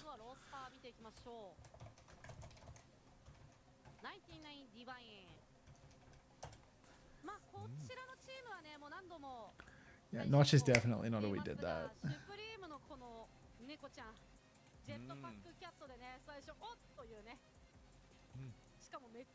I have to review the terms, which I've done and accepted, of course. I have to stream for a minimum of 1 hour.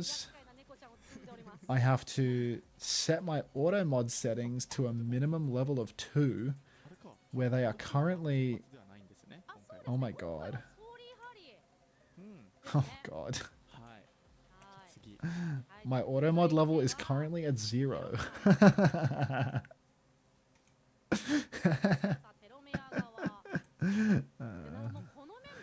Okay, well, I'm gonna have to set my auto mod setting. It says that auto mod is off. I'm gonna have to fiddle with my auto mod before I start.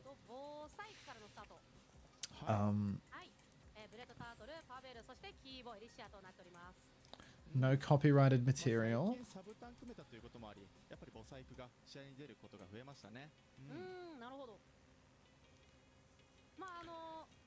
And then I just need to change to the Minecraft category before I start the campaign. That's all I need to do. You don't need auto mod, you can trust us. I mean, I will change the auto mod settings for while the stream is on. And then I will forget to turn them down, and then I will get an unbelievable amount of filtered messages tomorrow.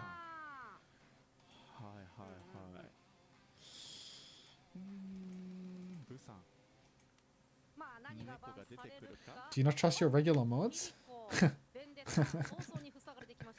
Oh, about that. About that. What mods? Do we have any mods here at the moment? Aga check.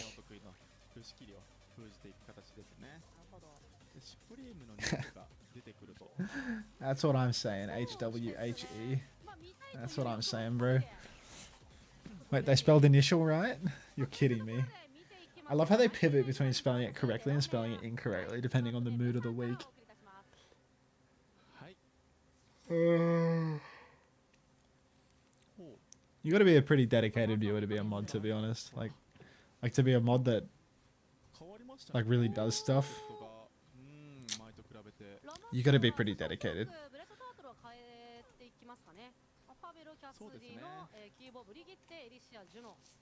I'm crazy dedicated. You have the subscriber 1 month badge next to your name, champion. I'm on an 8 stream streak. Is that dedicated? Unfortunately, all the people that have like 80 stream streaks on my stream, I don't think I'd trust them with mod. You know, like just imagine C-Tones with mod. Like, I had to take away C-Tones as VIP at some point. Alright, 99 Divine. If they win this series, the Tokyo Taios are out. Bad news for the Tokyo Taios, as Sorry has just killed Pavel and Kibo. Oh, 2 trades. Dead Turtle comes a line, kills Sorry, stop straight lining. Elysia's going to go down to Hirai, but still a chance on the point as Vosake gets another form timing. Block! Run! Get counterwalled and die. Vosake is going to die here. Bread Turtle up on the high ground, needs to find another kill. Might just have done it. Finds the Juno comically low, but not low enough. 35 stream streak from Ham to Beef. Sardonic with a 60 stream streak this minute. Isaac. SPM Lenny mod? Oh, wow. Your biggest issue with finding mods is that your chat is 90% creatures. Welcome to Twitch. Alright, Pavel swinging high ground. Absolutely decimates Sorry. Hits every shot. You can tell that he's playing with the Tokyo Taios lives on the line. Remember, the scoreline matters here if the Tokyo Taios want to qualify. It needs to be like a 3-0. So, Pavel's going to take down Supreme. There's a Pulse Bomb available for Dead Turtle at the moment, but not going to see it used.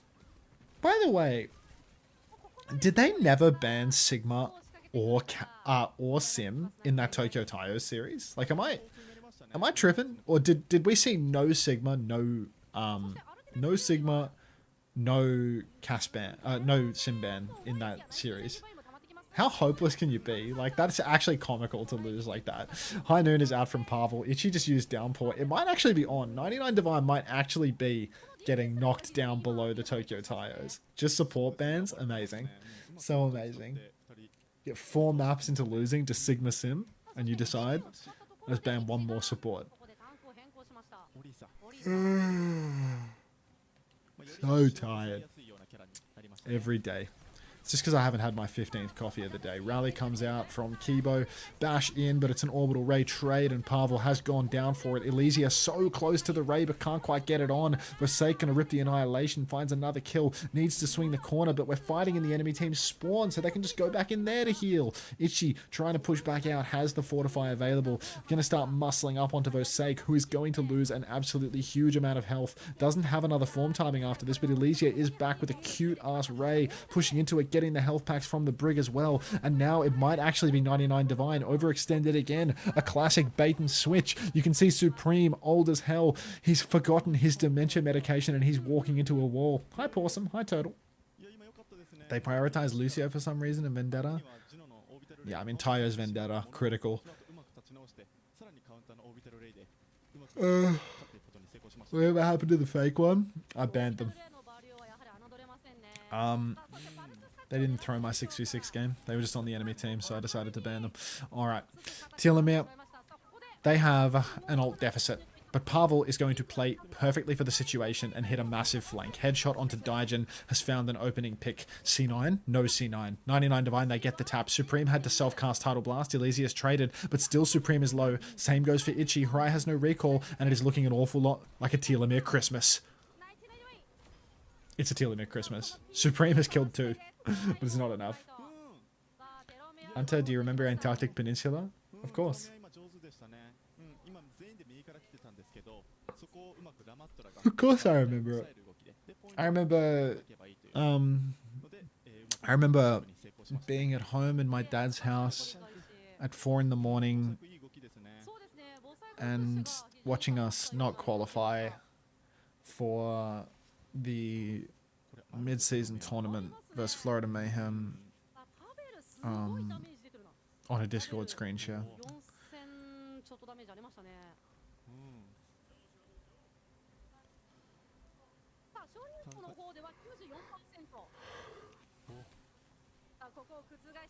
Why don't Crazy Raccoon play Jumpin' if Orisa is viable? No, it's not a Chris Theory situation. It's not a Chris's Law situation. It's going to be fine, Possum. It's all going to be fine. Don't consult the scripture. Where's Bussy Brigadier when you need him? Alright.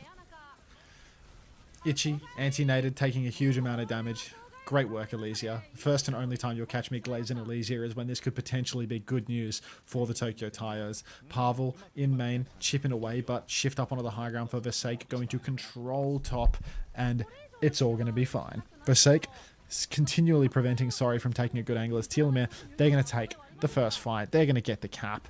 Itchy's going to be on the hazard again, but watch out for those anti-nades, mate. Could be disastrous for you. Oh, another yawn. I actually need another coffee this late. It's terrible. Like, am I just going to be sleepy Joe Biden for this entire sponsored stream? Like, I have to be on for like at least another 2 hours. Like, this game plus another hour on top of that. Like, I think I need to make that coffee. I didn't make it because I like basically ran out of coffee today, but I don't know. I have a headache, so I think coffee is required. Sorry, keeps poking high ground right now, but apparently Pavel is just a master of dropping the shoulder. Itchy has been slept. The nade has been missed, though, as somebody wakes up that sleep, and now it's Elysia in huge trouble as Harai's going to hit the pinch. Telomere kiting back down onto the point, but this is a rough position for the backline. Kibo trying to muscle up and kill the hazard face-to-face. Feels like a bit of a hot take, to be honest, as Vosake actually did find a trade, but Pavel's going to trade Sorry. Might go down for it himself, but really Itchy is just dancing around the point, taking hella damage, but dealing it back too. And Telomere, they are still trying to stall it out here. Versake not quite going to get that bomb online. Elysia still not back in the fight to actually get the nano going either. So it's just going to be a bit of a trickle-in situation as we all walk onto the point. Me walking to bed right now while Hunter suffers. Good night. Good night, Turtle. Good night. Go Supreme, go Supreme. Whatever you say. Telomere. That felt like a golden opportunity for them when they got that sleep on it Itchy. Real shame to see it fall through, because now 99 Divine have 5 ultimates to hold on. Telomere have 5 ults for the retake too. Bread Turtle, trying not to be a dead turtle, trying to scout out the flank a little bit. Pulse Bomb goes wide for Harais. He's going to blink back into his team, and now there's a recall advantage. Oh my god, he pulsed the Tracer. Absolutely insane. He pulses the Tracer. The downpour catches Pavel. Cool guys, don't look at explosions or the threats right next to them, but it is going to be 2 for 2 trades. Vosake is still in the fight. Orbital Ray is doing literally literally nothing through main as well. So Telomere, I say, have the advantage. They have a tank at least. Supreme on the brig, back of point, has the rally though. It's a 4v3 for the moment, but Hurai's going to be back in just a second. Elysia's getting drilled in main, but the anti converts and they will find the kill. Supreme on point, pops the rally, but he doesn't hit the bash onto Vosake. He's trying to find another target, but there's just nothing there to fight. He bashes the Diva once. Elysia and Kibo both dead to Itchy. How has this happened? My Chungus backline just throwing the game. 99 Divine, an absolutely one situation for them, given away by the support line. Insane. Is Light still the manager and over of 99 Divine? I presume you mean Supreme. Supreme is the owner of 99D.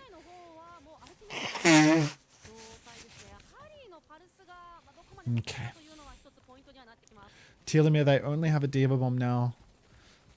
Few shots out onto the Hazy, but Elysia dancing with death. Bread Turtle not interested in taking. Oh, maybe you can pulse now. Oh, you don't have pulse. You're 60% on a pulse. What am I thinking? It's a Diva Bomb that they have, not a pulse bomb. Shift up into the sky. Absolutely skylining. Good old Daigen. But Vosake is 100% losing suit here, and I don't think you're going to be getting that one back. Supreme's going to block the bomb. Anti-nade onto Itchy. Can they convert the kill? The answer looks like a resounding yes. Point is touched, but Hurai hits the pulse bomb onto Kibo. Dr. Pavel, you need to clutch like crazy here. Elysia needs help too, but they need to... they're not going to touch the point. It's a C9. I'm going to boil the water now so I can make the copy between maps. いや、ボサイクもいいプッシュだったんですけど、一人で自爆込みで強気に当たってたんですけども、ちょっとブリギッテがいたということで、ブリギッテだとちょっと自爆を打っても殺されてしまう可能性があり、そのまま、針のパルスボムで決着となりましたね。そこでメックを着せないというのはかなり大きかったですね。そうですね。スタッツから見えること、火力の部分だとただ、まあ一見ちょっとイーブンにも見えますね。そうですね、イーブンですね。まあ穴ぶり、穴ぶりこのサンクチュアリの部分ではどうこのマップが影響してくるのか。Oh shit, that's already on. That was quick.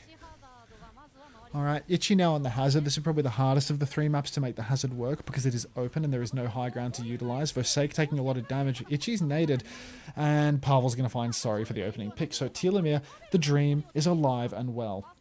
Now it's all on Dr. Pavel to play open and keep dealing damage, but Elysia is actually pushing forward, so there's nobody touching the point for Telomere. Let's not overextend here, guys. We have the advantage. Let's take the cap while we have it. Oh, they've thrown, haven't they? The backline is stuck inside. Now Elysia is getting shifted on by a Hazard and is going to die to nothing. You fucking robots. Unbelievable. They get the opening pick and they don't even take the fight win. Now they don't have an Anna and Bread Turtle is a dead turtle. So Telomere in a 3 versus 5 for no reason at all. Why do they try and push out the fight? They just killed a critical member of 99 Divine's lineup. Go stand on the fucking point and make the enemy team walk into you. Insane throws. Now 99 Divine have won. An absolutely lost situation, and Itchy is so close to a downpour, it hurts. Telomere have to retake through main. Itchy goes for yet another greedy slash versus the Ana, which could cost him his life, but won't. And Telomere are going to start swinging through the wide angle. Big back shots onto Vosake here as Itchy slashes forward again. Bread Turtle playing 5-man stacked up Tracer with the rest of his team as Hurai is sitting in behind. Itchy just 1v5 in the front, getting marked everywhere he goes, but... what is this rotation? Telomere, I don't know what they're planning to do here. Pistol comes out. Elysia is rooted. Elysia is in huge trouble here, but not enough trouble as Itchy's actually going to die for his own downpour. Nanoboost comes out onto the Diva. Kibo's found Supreme as well. And maybe we're going to get some point touch here. Maybe we're going to cap the point before 80%. Bread Turtle is a dead turtle, so it ain't over yet. They do get the cap. They get the kill with the nade as well. They don't have the cap yet. Hurai's still on the point. Hurai drops the pulse bomb, kills nobody, recalls over to the side as well. But Pavel, predictive nade, that was from Grok, I believe, is going to find the kill. Telomere, all that fight cost them was the nano boost. So they have decent ultimates to go on for next. Override Protocol, Pulse, Diva Bomb, and Rally, all available for Big T here. Ichi climbing up the wall as the override protocol comes out hysterically early from Pavel. There is something about this Telomere team and just constantly wanting to fight in the dumbest space imaginable. So they are going to fight in the enemy team spawn. Not to be outdone, Supreme is going to pop the rally once the override protocol is already over and there are 0 members of Telomere on his screen. In fact, it appears there are 0 Telomere members in his country, as he is just going to completely run it down with that rally and find nobody at any moment. Now, Sorry, with no line of sight onto anyone, is going to pop the override protocol as well. He's going to find Bread Turtle, though, because Bread Turtle is addicted to being a dead turtle. And now it's all on Telomere to turn this fight. Turn this fight they will, as they hit an anti-nade and the rally onto the Ichi. But huge kite coming through and asleep onto Harai. We're in a 3v3 situation. Vosake dropped the bomb on the point. Doesn't get the resuit, but it does look like Telomere are winning this fight as the scrap continues. They all push up through main, and they are going to muscle back through. They gave up the cap for only a couple of seconds, but we're right back into it. Elysia has another nano boost. Bread Turtle has a pulse bomb, and Pavel can go for the override protocol too. Pavel doesn't quite have that override protocol yet, but give him time and let the enemy team stand in spawn for a while, and I'm sure he'll use it. Slash over to the flank for Ichi here, contesting Bread Turtle just a little bit as he tries to work his way in, but 99 Divine are painfully dry on ultimates. They're going to need a pick in the neutral or a pulse from Harai. Instead, it's going to be Bread Turtle diving deep with a nano boosted Vosake. They find the first kill. Bread Turtle finds the second with the help of Daijin. Now it's a 5v3. Kibo is going to be traded, but Bread Turtle's found another one. And would you look at that? Telomere are going to take map 1, keeping the dreams of the Tokyo Tyos alive. What? Oh man, my head actually feels like it's going to explode today. I feel so terrible. I don't know what's wrong with me. I think I might be dying. I'm going to make that coffee. It's the coffee. It's literally always the coffee. When I have a day where I don't drink enough coffee and I feel like this, I'm like, I don't know what's going wrong, but it's literally always the coffee. I'll be right back. I got lots of sleep story time. I just ran out of coffee.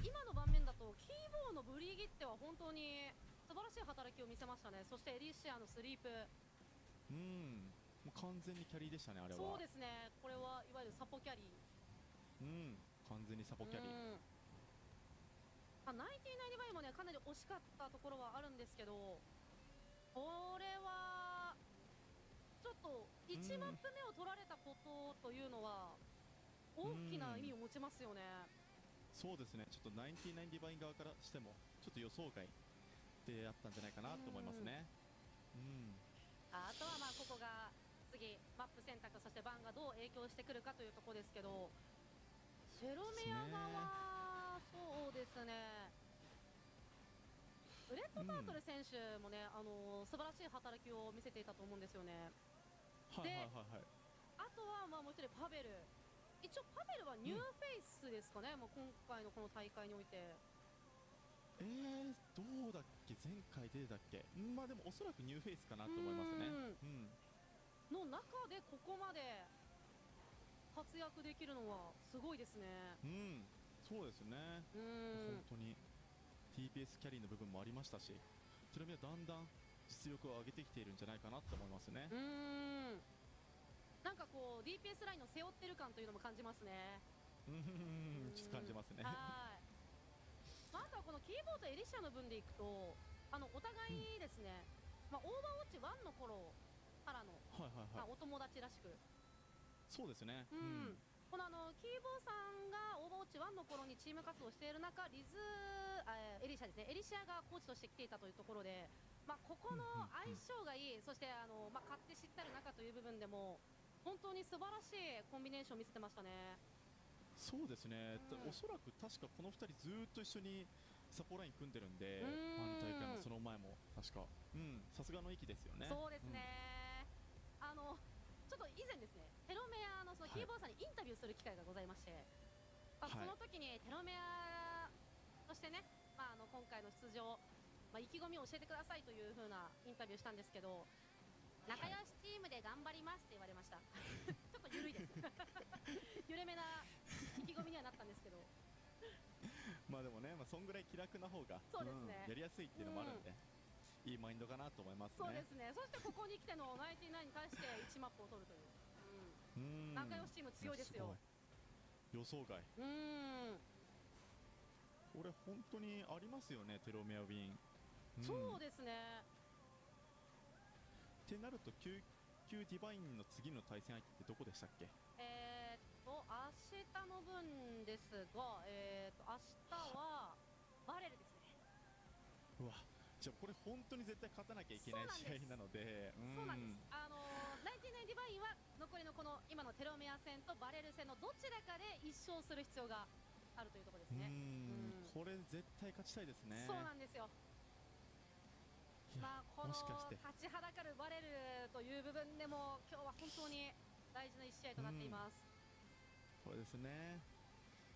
いやどうなるかな。ただまあナインティナインディバインもまあもちろん今までいろんな戦術でね楽しませてくれたチームなのでここで黙っちゃいませんよね。そうですよね。まあ猫とかよく出してきますもんね。まあ猫割りで次やるとしたらどのマップかな。環境キルがやはり入ってくる。まあコントロールやったのでどうですかね。フラボプッシュ。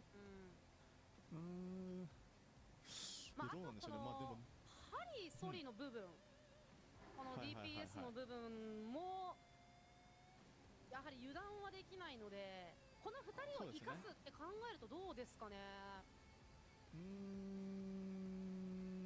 どう生かす。割とこのナインティナインディバインってどのマップでもまあ潤沢に対応できていると思うんですよね。まあおそらくなんですけど、まあハルトゥーンが入ってくるんじゃないかなって僕は予想しますね。なるほど。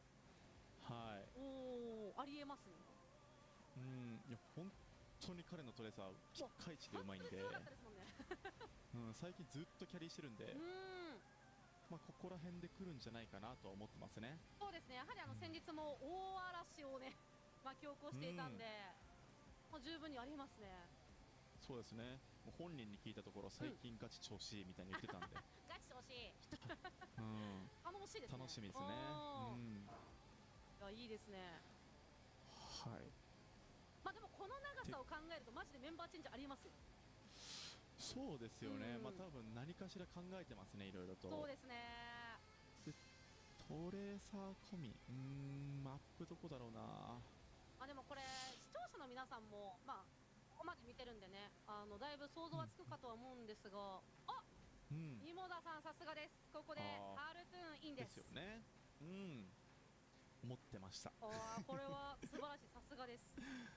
さあハルトゥーンインのハリーアウトとなりました。はい。どこだろうな、マップは。ハルトゥーン選手ね、先日初めて POTM を取ったというねツイートをちょっと見たんですけど、ちょっと意外じゃないですか、初っていうのは。意外ですね。今までで初めてってことですか？らしいですよ。あれ？かなり意外な。なんかあのフィジカルとあの荒らし方とあの存在感をもってしてちょっとこう初っていうのは意外でしたね。ホファックと組んでたからですね、多分。なるほど。昔ホファックっていうもう POTM 量産マシンがいたんで、そうですね。多分おそらくそれの影響だと思いますね。なるほど。いやこの後もね絶対に活躍する選手ですからね。じゃあマップ予想いけますか？じゃあ先どうぞ。エ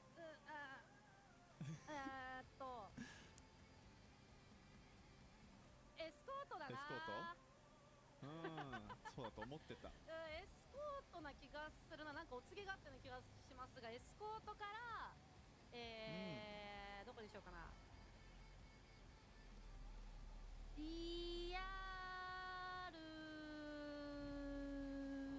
はい、僕も当てます。ウォッチポイント。ウォッチポイント。トレーサーなんで。なるほど。トレーサーなんでウォッチポイントです。これ。なるほど。いやあるな。はい。しまった。それではマップセットを見ていきましょう。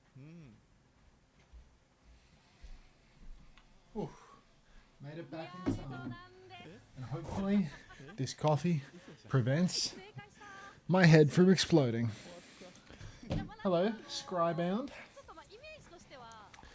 No, this isn't the last game for the week. There's a big day tomorrow.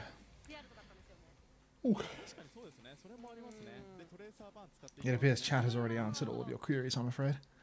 でもハルトゥーンはまあエコーとかもできるプレイヤーなので、全然問題はないかなと思います。そうですね、大きな影響力はなさそうです。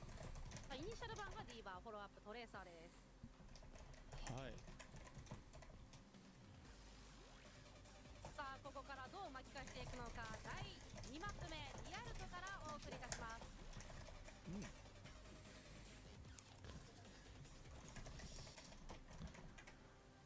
まず防衛は99番へ。 Watch Telomere win this and then Varel lose to fuck it up anyway. No, I mean, like, you know the Tokyo Tires would still have to win anyway, right? Like, the Tokyo Tires would have to win with a clean scoreline tomorrow versus Telomere. I think it's Telomere that they play, right? There's no easy pathway for them. It's just hard no matter which way you slice it. お互いウィンストンなの面白いですね。そうですね。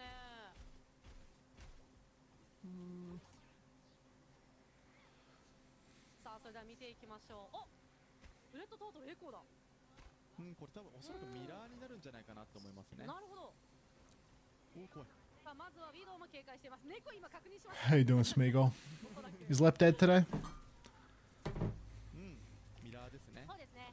Yeah, it's Lep relegated now. Please, coffee number 3, fix my head. そしてエコーという部分でこの高台のところをちょっとこう守り続けるというのはかなり苦しいかなと思うんですが、どうですかね。 What do we see? Sorry, I'm not providing much commentary at the moment. I'm letting the Japanese people do the talking. It's a Winston mirror. I forget whether this favors Ichi. I feel like this is a good thing for Ichi. I think it's a little scary, but Dead Turtle has killed Haritoon, so it ain't all bad, and Ichi's slept. Is Dead Turtle falling off the map? No, he's good. Dead Turtle's killed Sorry as well. Holy shit. It's a Dead Turtle clinic, bro. Maybe Telomere are just good for it today. Maybe they've just woken up and decided, fuck it, we're gonna win. We're gonna win 3-0 so the Tokyo Tires can make it. Lep isn't fully dead from OWCS. Oh, I mean, I guess he's dead from like this stage of OWCS, but he's still gonna be in the promo relegation in like 2 months. They finally scrimmed and it's showing. What, Telomere or 99D? I mean, 99 Divided is choking, no aura. I mean, this is an atrocious showing for them, but Sorry's going to get a nice pre-fight onto Bread Turtle, so much for the ult fight here. Telomere had a great little snowball going. And now they've got this. Look at this Kiri, bro. This is Kiri Immortal? Like, what the fuck? Oh my god.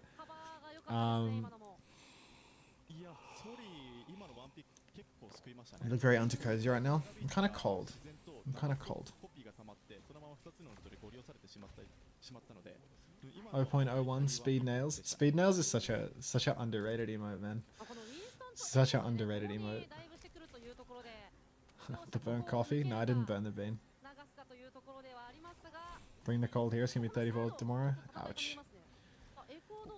This room is just atrocious. It gets hot when it's 22 degrees outside, and then it gets cold when it's 17. Like, it's just thermally wank room. Overheats when the sun exists, and then holds no temperature outside of it. Pavel gonna get the nano boost and just start swinging up through main. Sorry's gonna try and escape a nano boosted Emre by flying slowly in his face. So Pavel's gonna kill 2. What the fuck was that Kitsune Rush, Kibo? No way. I thought that was Bread Turtle's copy, but no, that was actually a sentient human choosing to use copy in the 3v5 there because he saw the Winston jump. Like, that is actually incredible stuff. What time is it for you? It is 10:36 PM, I think, if my eyes do not deceive me, which they don't.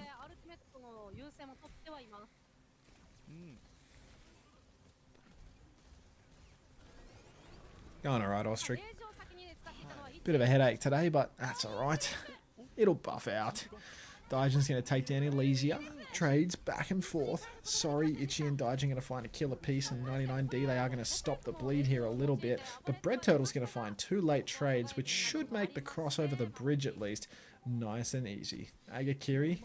Do we need that? That's like, do we need Pavel to walk out of spawn straight line and get killed for absolutely air? Like, They got 2 trades that would prevent them from getting spawn camped here, and the only way to get spawn camped would be to straight line like a robot. And unfortunately, that's exactly what he's done. I feel like they still can't get properly spawn camped here. Well, nade splashes, Kibo and Elysia are both purple as can be, so maybe they can. Ichi doesn't have the Primal Rage at least, so maybe a little override protocol turn would be in order. He's also just gone for like this big space jump to the left where he can't contest anything. So like, guys, how much time do we need before we go for this cross? Like, how many useless enemy Winston jumps do we have to see in our face before we think, okay, we can cross now? Copy Primal Rage from Harutun gets slept up in main. Pavel is using the override protocol, but that should be an easy back jump. The Winston and the copy Winston both getting woken up here as Harutun is going to jump back to his team. Bread Turtle pushes on the flank a little bit. They're trying to stage, but Sorry just keeps chipping from the side, and I have no idea how Ichi is carrying from this side angle. It feels like such a worthless angle. And it feels like such an obvious cue for the team to push the main side as well. But we're going to see a nano boost invested onto Vosake. Bread Turtle is so low, he's a dead turtle. And the nano boost onto Vosake is going to do absolutely nothing. I think Telomere lose a lot of their sauce. They lose a lot of their sauce when they don't have D.Va. And this is the D.Va ban map. Forced Winston mirror. Feels like it's not completely unwinnable for them after we witnessed that first point, but Bread Turtle is having a much harder time carrying on this one. I'm still a real non-believer in this hold that 99 Divine are doing though, just because that position that their Winston's playing from should be incredibly easy for the Echo to clear. And if you're all stacked up in main and you see the Winston jump to there, then you can just cross through main. And then he can't even jump you properly from the other side because it's the easiest flail in the fucking world. Harutun is hiding behind. Oh my god. Hiding behind, but the sleep and the stickies go wide, so it's a competition to see who can get less value with their cooldowns. Ichi still nursing this Primal Rage because what's the need? Gonna go for another jump over to the side, jumping away at his demons, I suppose. Now there's another jump available for both sides, and Bread Turtle is gonna spawn kill Harutun? Where is Bread Turtle? Who knows? Vosake nearly has Primal, but doesn't have it yet, and there's no nano for Elysia either, so here's hoping we have a heal angle for you. Override Protocol comes out from Sorry, who has the world's least useful angle. Jump up top, gonna kill Pavel with the world's least useful angle, I suppose. Now Kibo's going to pop the rally. Elysia will find the trade. More trades potentially here as Kibo is so low, gets primaled, gets taken down. 20 seconds on the clock though, so Telomere, it's do or die. Sleep onto Ichi in spawn. No chance for Bread Turtle to follow up on that one. Drop into the back line for Vosake, who is simply playing his own game. Back jump onto the Winston, who can get nano boosted, who will get nano boosted and Suzu'd, but Vosake still has Primal Rage, so should be totally fine. Anti from Bread Turtle is good. Nano boost is just about to come online. Let's see if we can get it going. Nano boost for Vosake would go down a treat. We're going to nano Pavel instead, and he's going to find one. Rip the High Noon, brother. He's in your face. Go for the High Noon. Huge damage onto the Winston as well, and I think Telomere might just have done it. These are staggered overtime deaths for 99 Divine, which means that their final touch is going to be treacherous at best. Hey, Sepulch. Alright, 99 Divine, they're all respawning now, but there's 3 players on cart. It's going to be a really rough touch. Jump on the top for Ichi. He's dead as can be. Next is going to be nobody, as 99 Divine are going to go for an impossible recontest, and now it's all in on them hitting this recontest, which they will not go for. So they trade, and they back up to spawn and give the free push anyway. They just donate some old charge for fun.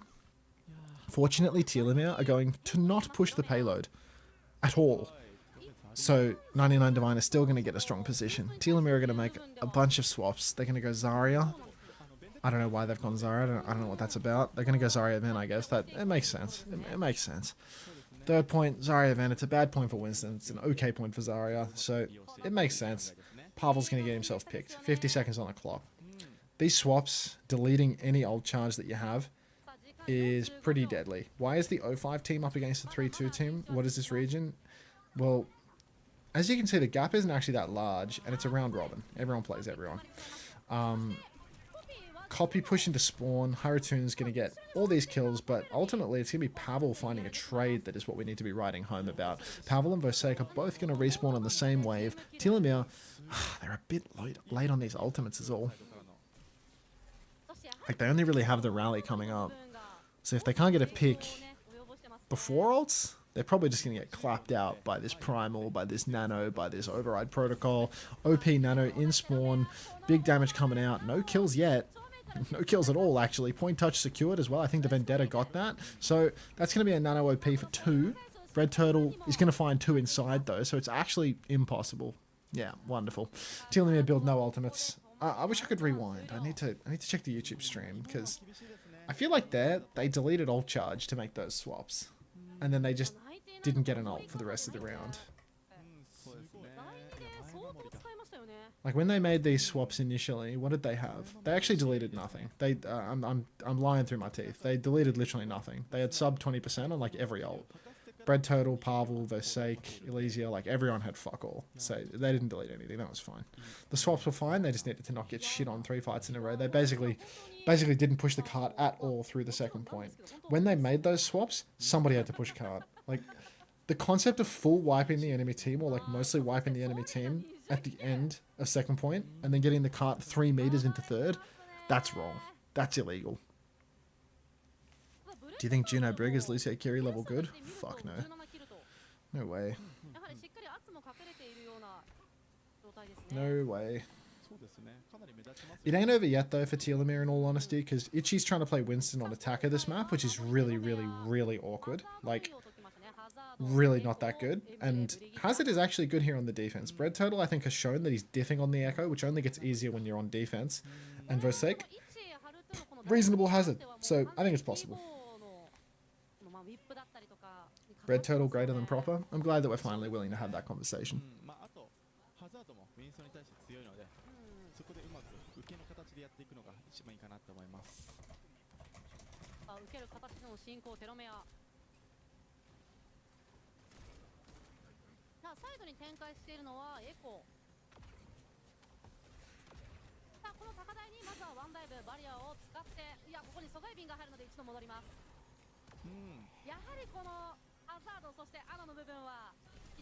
Hey Hexy Meow Meow. How's it going? Will there be Stadium later?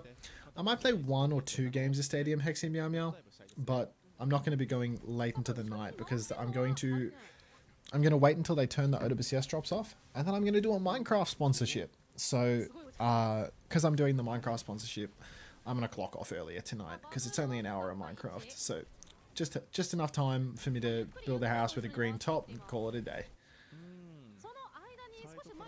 The Stadium viewers arriving just in time to witness the last game. Yeah, it's good, isn't it? Alright, Telomere just been clapped out. Itchy's managed to work his way in without taking too much damage. Versake is trying to cut the back line, but he's absolutely getting the run around. You can see he's off screen somewhere just trying to block backliners, but all he's getting is antied and shit on. So that's going to be 5 for 0 here. Telomere get another shot at it, but that close hold is probably the better spot for the Hazard in all honesty.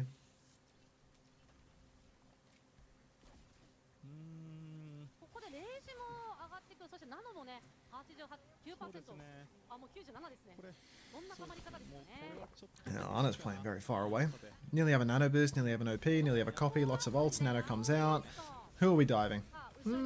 Pavel. Pavel is the answer to that question. Now zapping away at backline, which means Versake gets no help, but Bread Turtle's found a kill. Bread Turtle's 97%. Do we have object permanence? Hello? This fucking support line. Jesus Christ. Lets the Brig die. What the fuck? This Anna Brig has got to go. At least he hit the sleep at the end there, but come on. Full stickies onto Versake. Trying to block that one, but the Primal is out for Itchy. Pavel getting tossed like a salad, and that's going to be first point done and dusted, surely. That is illegal, bro. What the actual fuck was that? Like, what? Why did they try to cross the bridge? Like, they didn't heal each other. They didn't try to cross the bridge. They didn't boop the monkey or sleep the monkey. What the actual... That was fucking awful. Like, if you don't look at him, he's not real. Like, what? Preposterous. Just shocking. Alright, full stickies onto the Ana. Sleep hits again. Like, Elysia just so good for hitting the shot. It's just not on their teammate that the shot gets hit. Alright, now, Pavel needs a bit of healing in main. Waiting. Gets it after all that time. 99 Divine. No snowball on the cards here. And Telomere, they're actually pooning towards another nano boost. Already 70%. This is another strong position for them to hold. But Versake is onto the Winston rather than the Hazard here, which wasn't terribly inspiring on the attack in all honesty. It was mostly Bread Turtle putting on a clinic that made the difference. Now it's Elysia in big trouble in the back. Gets a pack. Override Protocol out through main, and Harutun has used the copy in the back. Elysia is so low, but not dead. Is dead. But 1-for-1 trades. Itchy dies. No prime. Primal. Bread Turtle nearly kills Sorry up in the skybox, but the counter nano is perfect. Nade takes down Bread Turtle. Vasek is going to die as well. And we're playing for a final touch. Not from Kibo, though. They actually can't touch. This shit is over. Needs a nano Pavel. But Pavel's not taking any damage. Yeah. Inspiring stuff there. Ilari swap, 4 minutes to not lose one fight. Yeah, fuck it, man. Pack that shit up. It's deader than dead.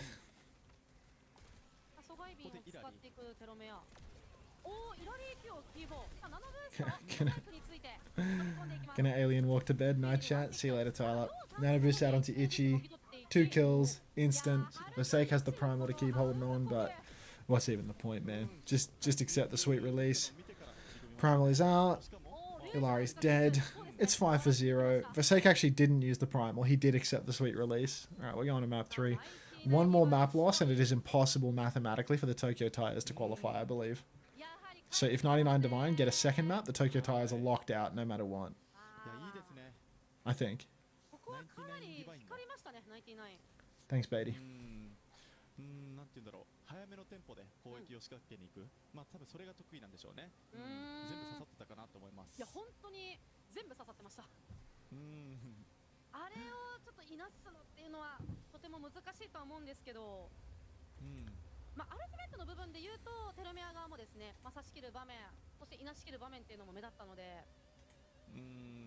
この後ですね。ただこの硬い守りの99。Wait for Tokyo Tires to qualify for playoffs. Telomere needs a 3-1 this. Yeah, that's right. Winter. If Telomere don't 3-1, then I think it's mathematically impossible. They also have to like 3-0 tomorrow. Haven't watched Japan since day 1. Where did Leon go? Taken out back. I mean, when you watch map 1, it kind of looked winnable, to be honest. It kind of looked like maybe Telomere could do it. But this was the Diva ban map. And Diva was like Versailles on Diva was probably the better look for their team, or one of the best looks. So...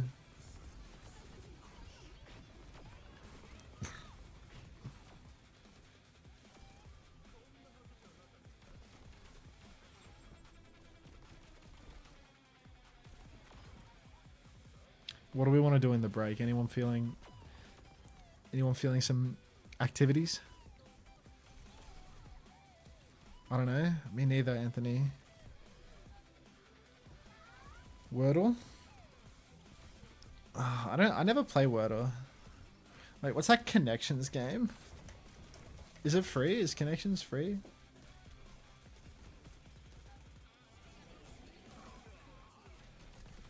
Four groups of 4. Contest, clash, match, game. Oh. Battle, clash, contest, match. So game for battle, you think? Nice. Oh, yes. Yo, did somebody just enter the dojo? Let me check the YouTube. Oh, thanks for the £5, Mango Fish 4214. Just watched your top 500 Winston coaching and enjoyed it. Here's some coins. Thanks, Mango Fish. Thank you, BLV FSH, for buying my coaching a year ago. Just got me 5 quid latent. Although YouTube taxes 30% of that, but you know, thank you very much. Welcome to the dojo. I thought it was the sound you get for completing the so competitions, game in, down, and you know, it's like I'm in, game in, down, and willing. There you go.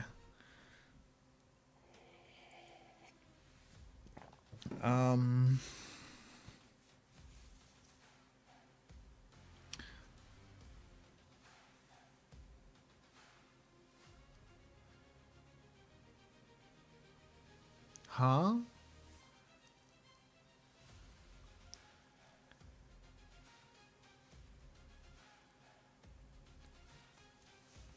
Neither, either, other, another? What's... Huh? But then what... Wait, so if it was neither, either, other, and... Wait, neither, either, another, and one. What's the connection here? Low, night, after, and... This is an Zans, give it absolute 17 disaster. months. This is a Welcome dog's back. breakfast. Oh, get out of Majestic there, main stolen. tonight, Yeah, Raw right, XD. right. Thank you, Zans. Clinging to every last follicle, as you know all too well. And I'm not seeing it here. Let's give it a shuffle. See if that changes how my brain works.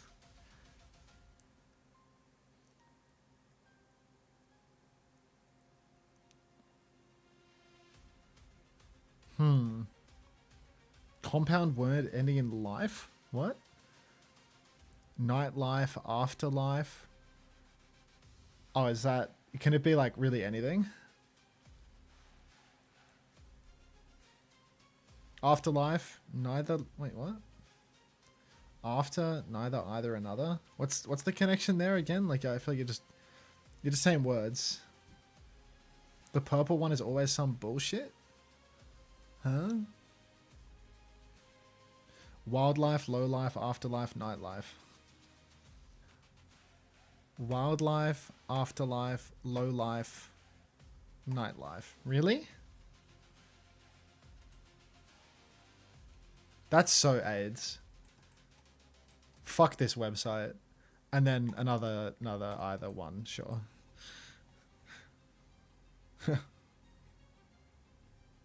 Like minute cryptic. Oh, this is like an IQ check that I fail, right? Dude, I used to see these on TikTok, the minute cryptic guy. This shit is impossible though. I don't know how to do cryptic crosswords. I got this guy on TikTok for a couple months, so they were quite amusing to watch the solutions of, but I couldn't understand any of the solves. Thanks, Katie. When did the matchups for NA and MEA playoffs get selected? Maybe they're already done? I don't know. I feel like it should be like a day after the games. Usually it was like a 24-hour lock after the playoffs are seeded, so it's probably decided by now and announced tomorrow, if I were to hazard a guess. Has it been 24 hours since the games? I think it has. It has, right? Try play. It's kind of your power level. Let's play some marbles. You could be right. Did I run ads after the map as well? I can't remember. Anyone not subscribed, remember whether I ran ads after the map? Affordable government housing blocks. ... That are surprisingly expensive. Hint. Underlines show indicators. Show... What the fuck is fodder? So this is just like useless shit? The clue's fodder is affordable government. We'll use these letters, or some of them, to reach our answer as guided by the clue's indicators. Fuck it, run them again? Alright, Katie. Show definition, show alternative clues, show indicators. This clue's indicator is housing, and it's a hidden word indicator. Some fodder is housing our answer. So the answer is housed within affordable government.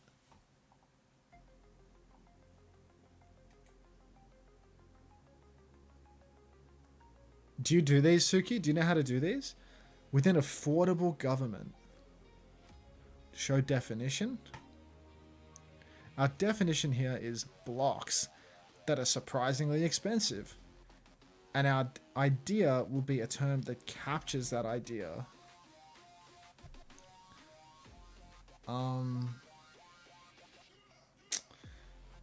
Gold.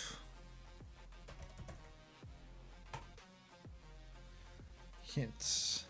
Show alternative clue. The clue's alternative is affordable government housing blocks sometimes collected by investors.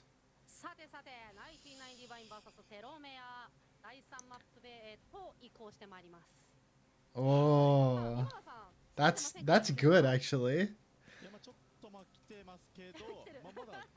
Lego, right there, right there. That's good. That's good.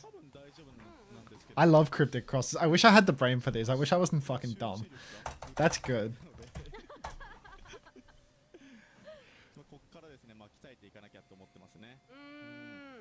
That's good. I like, yeah. Crosswords are cool. The cryptic is cool. Fucking Dario 64 and Purple Quasar. Purple Quasar did well in Fantasy too. That's how you know. They got the brain for this shit. Just for clarity, I didn't solve this. I just read chat. Is this a Northern Lion game? Is he a cryptic crossword guy? Done shit this year? Yeah, me too. But fuck. So the answer was housed within. So like, because let's try and like get into the mindset of the minute cryptic, you know, so I can like do this in the future. So like, it was housed within, which means it was literally inside this affordable government section, but not like not like as a synonym or something, but literally the answer was right here. Like it was literally right there. And then it says blocks that are surprisingly expensive, which is literally Lego. Is it limited to one a day or can you do more? You can probably go do more. You probably have to pay for it or something. That's usually how these websites get you. It's like, you know, a freebie per day. And then if you want to do them all, you have to pay. For me, it was the hint on expensive blocks. Yeah, I mean, I wasn't a Lego kid at all. Like, I don't have Lego in my brain. Like, there's no, yeah. Like, I was thinking, you know, when I was thinking about government and expensive blocks. That's why I get gold, you know. But like, there is no gold in this. There's like an anagram for it or something where, you know, it's like GOLD. But yeah, it was way more literal. Like, it was just, it's right there, you know.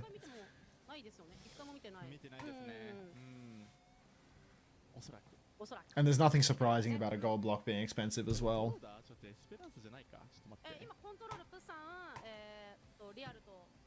Welcome back, Boosie Brigadier. Oh, how we missed you. That was a good shout, Suki. Good shout. We can become cryptic crossworders, and then we can watch his TikToks explaining them. Although his TikToks probably just walk you through the different clues. Soy nod. The fucking soy nod, man. Like, do Aldol?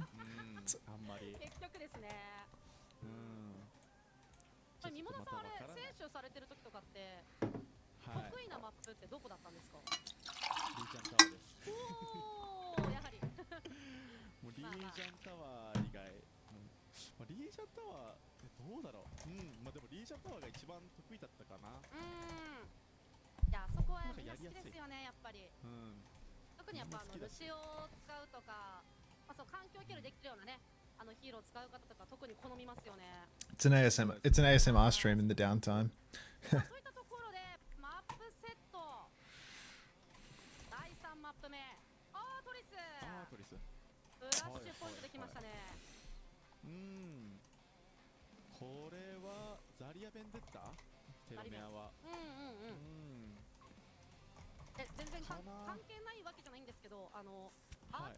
Shit.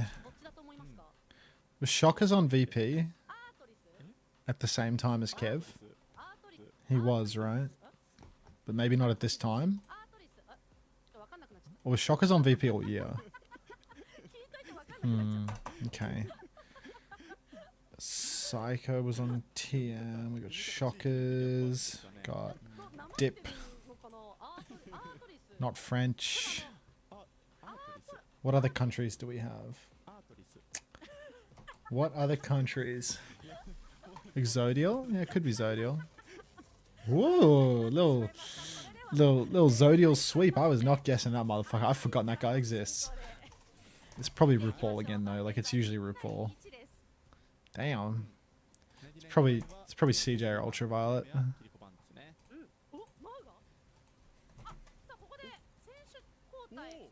Damn, son.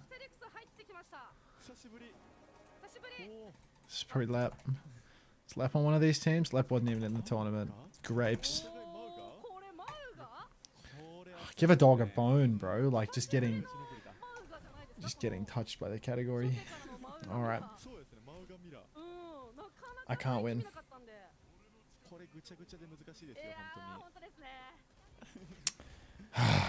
Should we get into it? Should we focus and all that?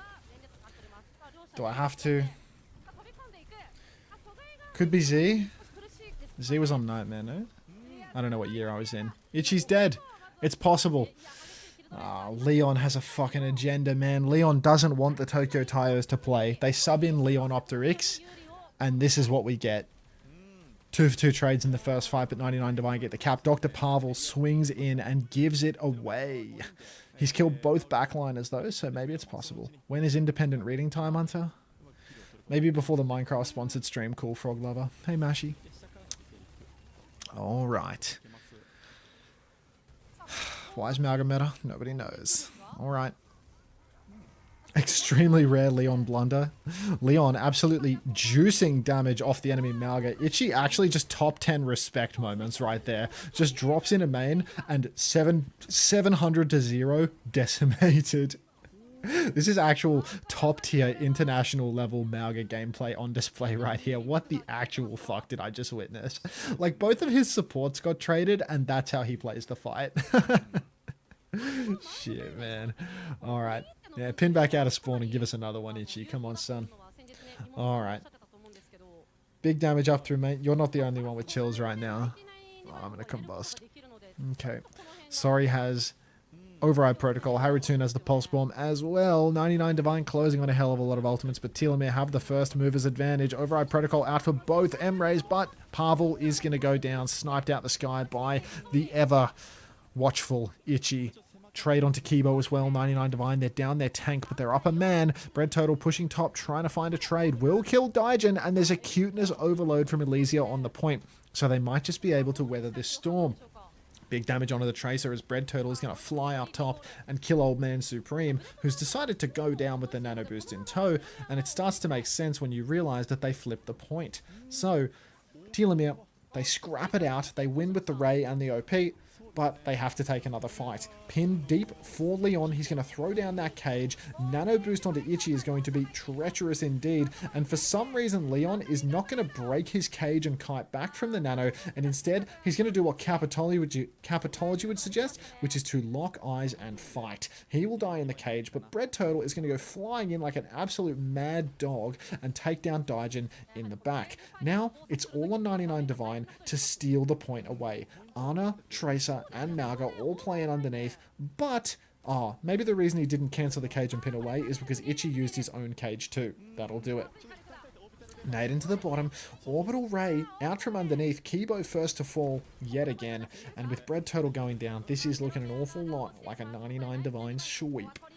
Down go all the members of Telomere, and it's going to be 1-0 lead. Fuck. It's not happening, Tyos bros. It's just not happening, is it? I'm back. Just heard Tokyo Tires won. Is this true?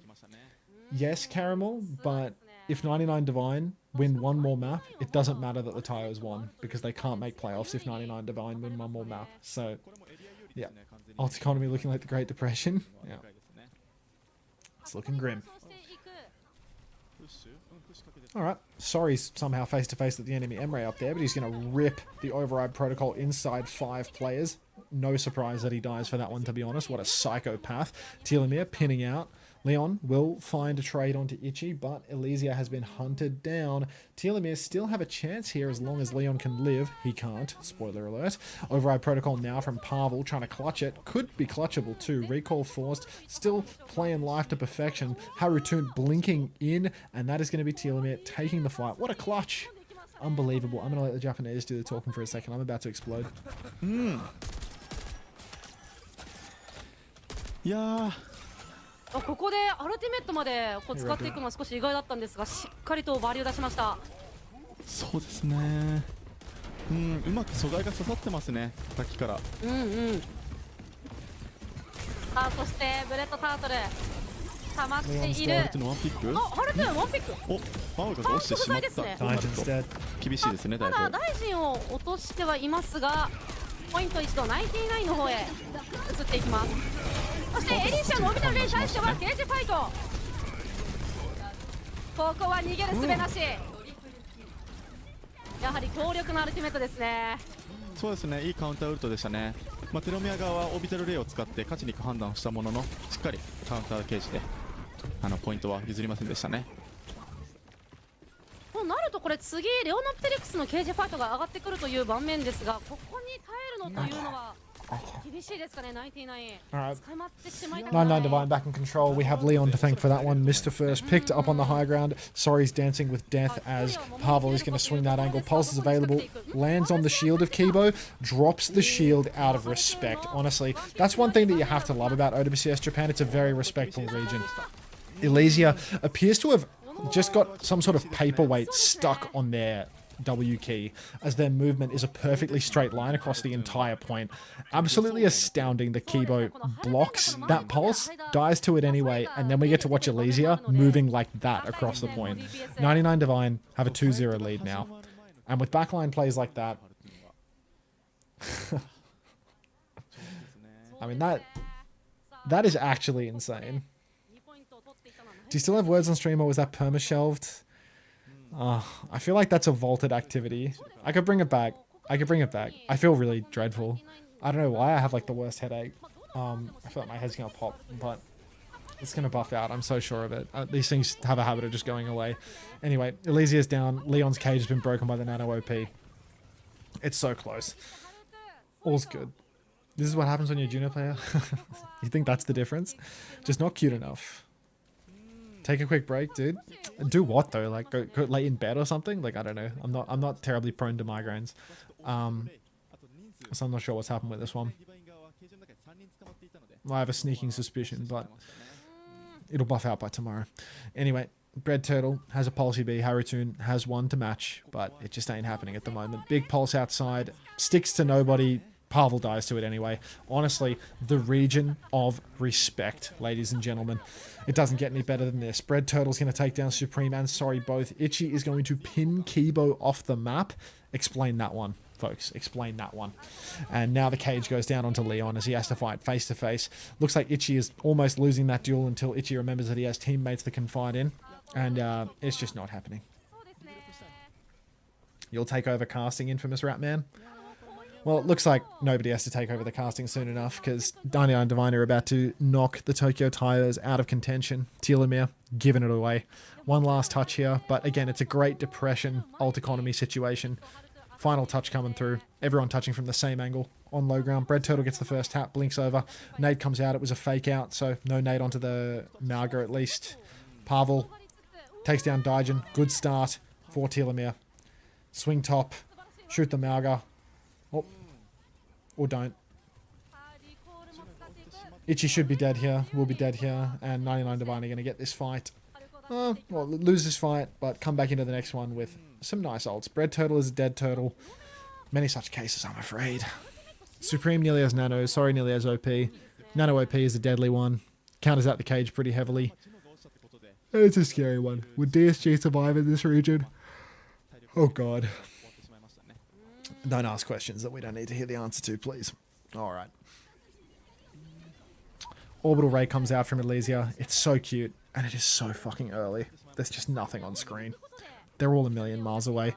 Sorry rotates around to main now, but it ain't looking good. Here comes the Nano OP. Any second now. Any second now. Any second now. There it is.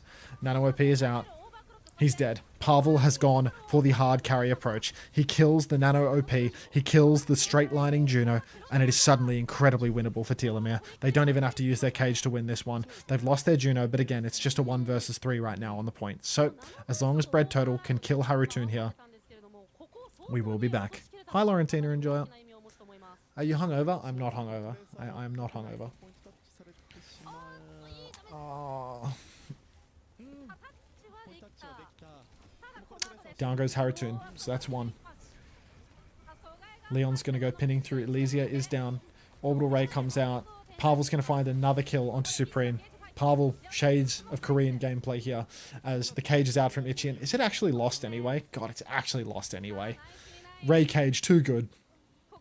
Early picks, not enough. Telomere, down 1-2. Telomere can still win it, but Tokyo Tires cannot.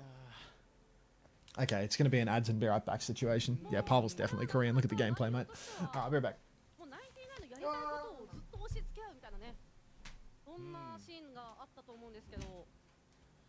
そうですね。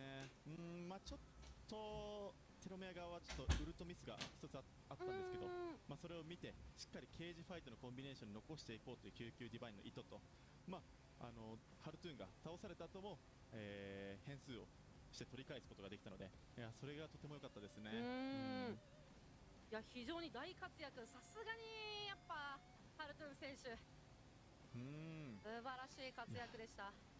本当にフィジカルが強いですね。そうですね、これ、まあぜひね、ミモザさんのこのサポート目線で大丈夫なんですけど、ああいうトレーサーがいた場合、どんな風な対処の仕方というか、まあ今の場面だと。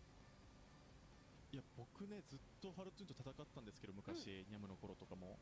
いやもう追っかけられるの嫌だから、ずっと追っかけてましたね、ルシオで。逆にね、はいはいはいはい。逆に追っかけてましたね。もうそれでやばかったらもう急いで逃げて、一旦リコールを使わせるまでできたら、もう俺のもう勝ちだなと思ってやってましたね。そしたらあと逃げればいいんで、壁走ってっていう感じでやってましたね。逆に追いかけるか、いいな。そう、なるほど。僕なんか逃げる系のゲーム嫌いなんですよ。某ああいう鬼ごっこゲームみたいな。なるほど。そう、立ち向かってやってましたね。ちょっとそのシーンも見たいではありますけどね。いやハルトゥーン選手すごいですね。ファイト始まる前のワンピックって、いや本当に相当フィジカル強くなってできないんですよ、実は。そうですよね。ファイトが始まってる状態でサポートの意識がそっちに向いてる中、後ろからバーッとかならまあ分かるんですけど、そこで仕掛けるなら、もうその前に仕掛けてるってことは大体もうワンマガレベルのもう削り方をしてると思うんですよね。そうですよ、リスクはありますからね。すごいですね。ほぼワンマガで削ってるんじゃないかなと思いますね。いや今回のこの OWCS って、まあ、結構どのリージョンもレベルがすごい上がってるじゃないですか。選手個人もそうだし、チーム全体でもそうなんですけど、ただこのリージョンね、各リージョンで今同席数もまあそれぞれ上がってはいるじゃないですか。で初心者のオーバーウォッチのヒーローたちもかなり見てるとは思うんですよ。なんでまあ今のね、このトレーサーの動きだったりとか、まあ今ミモザさんが言ってくれたルシオでのちょっと面白い追いかけ回すような話とかっていうのはかなり有効ですよね。どうだろう。いやリコール使わせたらこっちのもんだから。いや最近ルシオプレイヤー増えてるけど、いまいちこう、どうしていいかわからないっていう人もやっぱ多いと思うんで。そうですね。I gotta check for something on my phone. Look up your bond. Gotta get my rental bond back. キャスディなんだ。そこからサポートに行った理由みたいなのってあるんですか？なんか、最初オーバーウォッチプロみたいに調べて、何のロールを自分がやるか決めたんですよ。どれ上手くなろうかなみたいな。なるほどなるほど。で DPS プロ見たときに、まあもうプロッパーキルとかが出てきて、あこれ真似できないやと思って、でもそこで諦めて DPS いいやって感じで、でサポートにやりましたね。なるほどなるほど。まあそれがまあでもいいたということですもんね。ここまで結果も残して、いやまあでも最初にオーバーウォッチ開いた時というか、まあ最初にマッチした時ってもう意味わかんないじゃないですか。そうですね。できっとね、今ご覧になられてる新ヒーローの皆様っていうのもわからないと思うんですけど、まあちょっと新ヒーローに向けて何かアドバイスがあればぜひぜひ。新ヒーローに向けてアドバイス？そうです。いやいっぱいいますよ。もう最近ね、新規参入がすごいですから、オーバーウォッチ。Check my emails. いやまああれですね。もう一旦自分の Rip tires. Yeah, I mean, sucks to suck. ランク上げとかはまあその後でいいんで、一旦オーバーウォッチを楽しむ。好きになることが一番かなと思うんで、楽しいキャラ使いましょう。いやそうですね。全然 OTP でもいいと思います。なんか見た目で選んでもいいですもんね、全然最初は。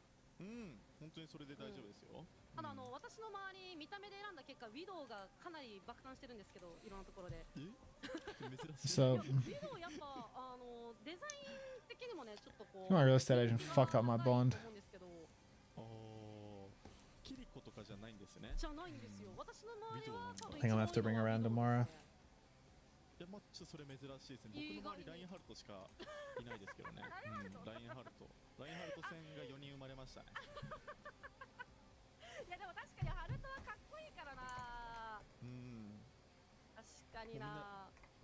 盾持ってたら勝ちみたいなこと言ってずっとペイロードを待ってるですね、ハルトで。ちょっと他のヒーロー、ダイブ系だったりとか使うのも難しいですからね。そうですね、最初はちょっとだいぶは確かに難しいですよね。特にトレーサーとかゲンジとか一番むずい。何が一番難しいと思います？うわ、一番難しいのか、なんだろう。いやでもやっぱトレーサーゲンジかもしれない。やっぱそうですよね。いやー、トレーサーゲンジか。They're usually good at that. Yeah, I reckon. So Telomere reverse for sure, bread turtle hard carry. I mean, to be honest, it felt like when they had the diva in, they were fine for that, you know, like that was doable. Yeah, I think maybe my bond lodgement is fucked.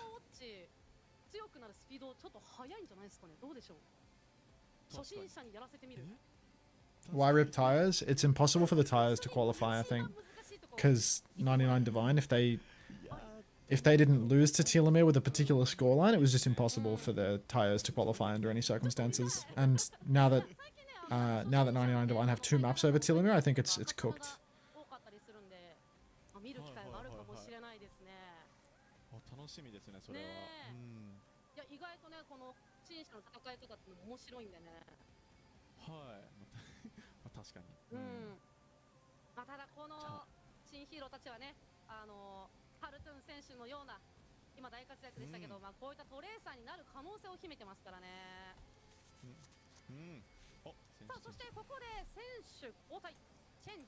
Yeah, I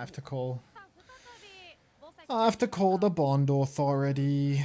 Fucking annoying.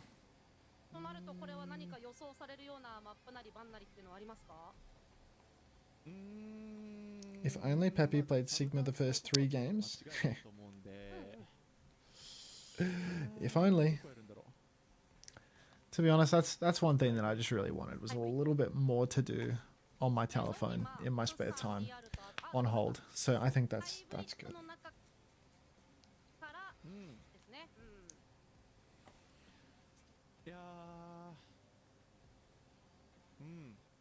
What happened?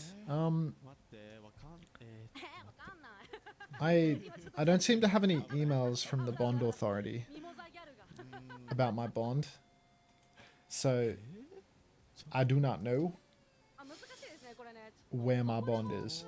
I got a text when my bond was lodged or something, but I didn't get an email about it. So presumably they've put the wrong email details in and I'm going to have to telephone or something in order to claim my bond back. Because my bond is defo getting released to me in full, but I have not received a text or an email about it. That is an issue. It is an issue not because I will not get my bond back, but just because I have to make any semblance of an effort in order to get it back. You know, it's like when my current real estate agent put my bond in, he didn't fucking submit my phone number, you know? Like, the thing about real estate agent, it's like, if you wind up as a real estate agent, it means that you are so fucking useless in every single aspect of life that you had to wind up with the actual lowest common denominator job possible, man. Like, one fucking job. Put my email and my phone number into the bond submission. Like, how can you possibly not put one of the 2 critical pieces of information into the bond submission? Like, and that's evidently what the other agent has done as well, where they've put my phone in, but they haven't put my email in. Or they've put my email in incorrectly, and I have not realized it until now. Like,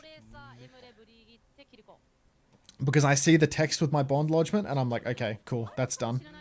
Not realizing that I actually need to have a text and an email. Like, what?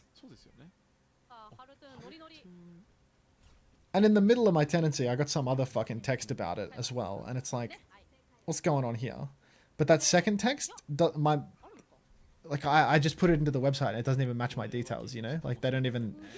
My first bond lodgement was clearly done with my email because, like, I can look it up and it matches, but I don't have an email for it. The second one, don't even have. Like, I just don't get it, man. I just don't fucking get it. So unreal.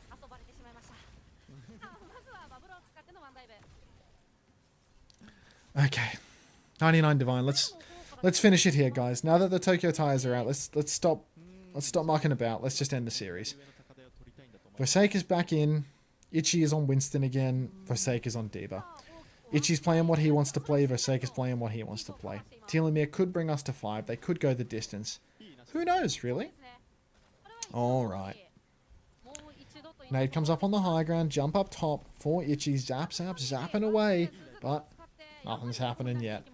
Just a couple of soft dives. Massive nade from Sorry. That's going to make the difference. Ichi's booked off the fucking map. Jesus Christ, I'm never going to be free.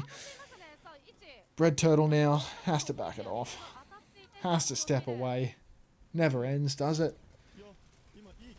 Shift on for Sorry. Not happening. Not happening. Alright.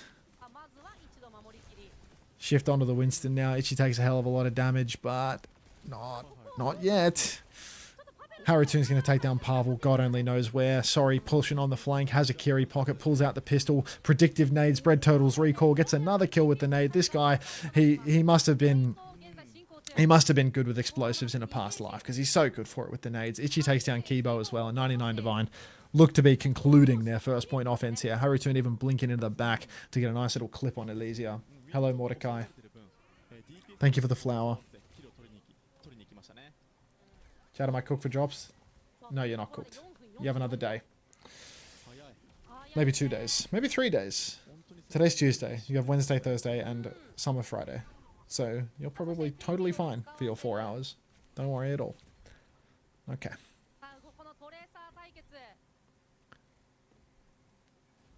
99 Divine. Couple of ults to snowball. We got a primal. We got double DPS ult. We're gonna have backline ults soon enough. Nobody's blocking the card at the moment for Telomere. They're all playing high ground. Rally's out for Kibo. Pulse is out for Haritoon. The rally was actually a suicide button for Kibo, and it has worked a treat. Now primal on to the backline. Big damage coming out, but Override Protocol is gonna splash Pavel around a corner and kill him too. 99 Divine, good God, they are happy to spend in this fight. They've used 3, but as long as they can hold on to these backline ultimates, they will be laughing. They also get a stagger onto Vosake, who is going towards the enemy team instead of off the map. He's going to block the cart. Nicely done. 1 fight remains for Telomere on the second point. Elysia is over to the Emergency Baptiste. God, they used both support ultimates there? I didn't even notice the Kitsu. I guess it was in main when Sorry was using the Override Protocol, right? So yeah, Telomere, no backline ultimates to retake with. They're fucked. They're so cooked. Kitsune rush along the cart here, along that nice interior stretch, is going to make it so difficult, especially with the M-Ray on the low ground. Good luck to you. Tidal Blast Stomp lands in the back line, but the counter is good. Haritoon, greedy bastard. Now the Kitsu gets used on the cart, but it's super losable, because they've pushed around 2 corners with their ultimates for no fucking reason when the enemy team has to touch the cart in line of sight of you. Ichi, desperately in need of healing now, but it's a 5 versus 4, and 99 Divine showing us how easy it is to throw a fight when you don't make the enemy touch when they have to do so. Now, Pavel jumping up onto the high ground. Another nade coming through, but it's all on 99D to take it from here. Ichi jumps top. Haritoon's going to get a little bit of follow-up damage from low ground on Tracer. Oh, pulse onto Ichi is huge. 9 HP in a dream, jumping back, but not going to save his life. 4v4 situation, but a tank advantage for Telomere. Vosake, so low. Haritoon, he's going to turn Bread Turtle into a dead turtle. God knows why Elysia is so far forward, going to get clipped up as well. And it does look like 99 Divine might just be able to win this scrap. Blink into the back line, misses the pulse bomb. At least he doesn't die for it, but it's 2v4 now. Pack it up. We're on 3rd point. Is there another game after this? No, this is the last game of the day, Ildorn.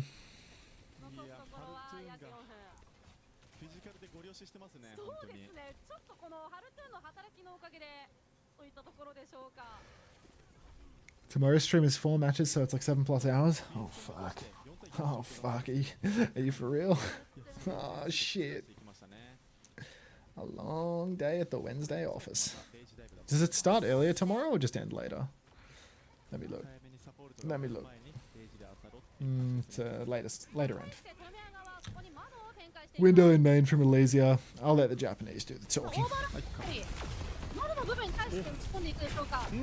Are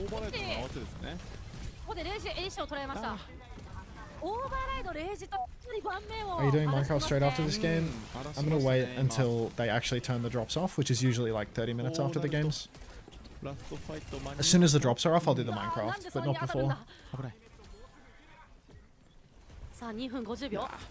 これきついですよ、ここここに来てチョップポイントで抑えられるんで。アルティメットが3つ溜まってくるところなんですが、ここはかなりのピンチ。同等波を先につけ、ハルトゥーンが飛び込んでいく。 Huge stomp. そしてキーボーラリー、おそらくここで剥がれたところ自爆を展開しメック切ることには成功しましたでしょうか。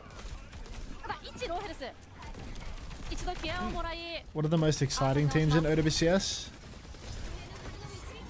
Not a Japanese team. The Zeta division in Korea is probably one of the most interesting at the moment. I think the teams that kind of like buck the trend and also have like high skill are probably the most interesting. So maybe like Zeta division and Dallas Fuel are both like a lot of fun to watch at the moment because they play kind of like non-meta comps, like play different comps. EMEA is quite interesting as long as it's not a Twisted Minds game, because Twisted Minds is like just way better than everyone else. So like a stadium game in a Minecraft, yeah, pretty much Painkiller. Painkiller. Saudi Painkiller. Wait, it actually is a Saudi Painkiller joke. He has a UB profile picture too.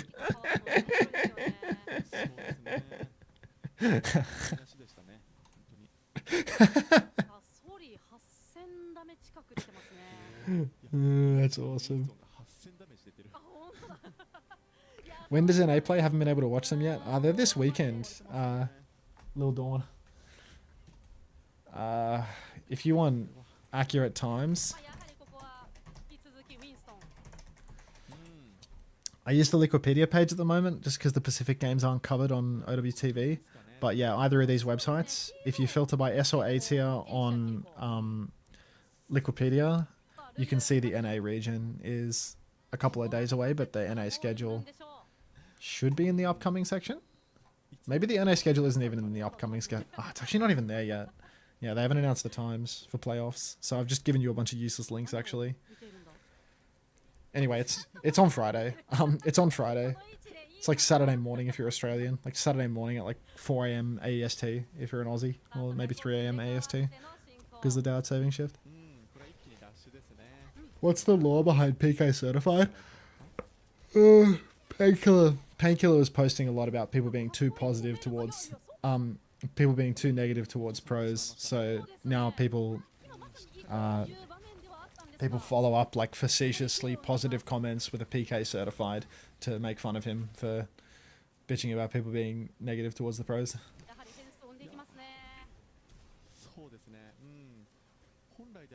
So, you know, if you just like facetiously write a overly positive message when somebody does something bad, then it could be a PK certified message. I don't even know if I'm supposed to hate PK anymore. Have you considered having a nuanced opinion on people and not just being a one-dimensional drone? And maybe having some complexity? Some depth?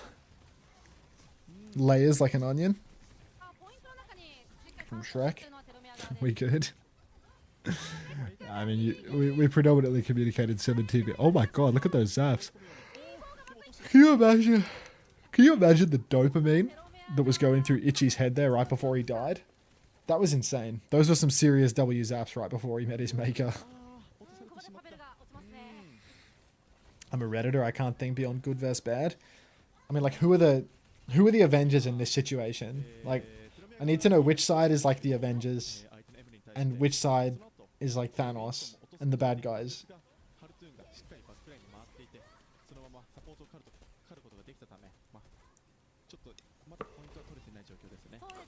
Yes, Thanos. Does that mean Painkiller is like, is Painkiller Tony Stark? Like what? How does this analogy work? PK's more like Loki. He's the trickster. He's the trickster when the merger comes online, you know? Like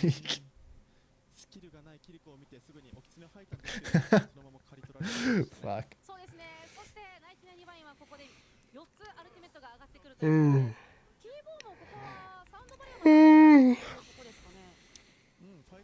Jarvis, put a PK certified sticker on this. Let's merge. Oh my goodness gracious. Telomere are bleeding out on the pavers. There's only 1 minute left on this series. Thank God for that. I think I'm dying, guys. I think I might actually be dying today. Dying streaming OWCS. What a disaster. All this talk just for DSG to side RuPaul in stage 2. I don't know why I'm as bedtime theory as I am right now. I feel sapped. Like a rogue from World of Warcraft has come at me from behind and sapped me. 1 for 1 trades. Surely Itchy Primal Rages and Clutches, right? Please, please, please, God, Clutch. Sources tell me Itchy is stable. Forsake is out of suit. Kibo has beat for the next fight because he's definitely not using it in this one. Where even is Kibo? Like, there he is. Alright, he's using it in this fight. Kitsu is out. It's like a 5v3. They had 20 seconds. They had 25 seconds, but you know, a beat's a beat, and I want this game to be over, so as far as I'm concerned, that was the best beat I've seen all day. Now I push into the back. Big damage on a Kibo. Sorry, he's going to nade the top. 1 dead, 2 dead, 3 dead, Bread Turtle dead, and Telomere will fall. No chance for the Tokyo Taios. A full hold for 99 Divine. Can we get some speed flights in the chat for the Pilot Supreme? We're free. Alright, let me fix up my auto mod to level 2 so that when the sponsorship happens, it's fine. I have to turn on auto mod first and foremost because I have it off. And then I have to put it on level 2. Level 2, some moderation. Save. My auto mod is now level 2, so congratulations on your complete loss of free speech, everybody.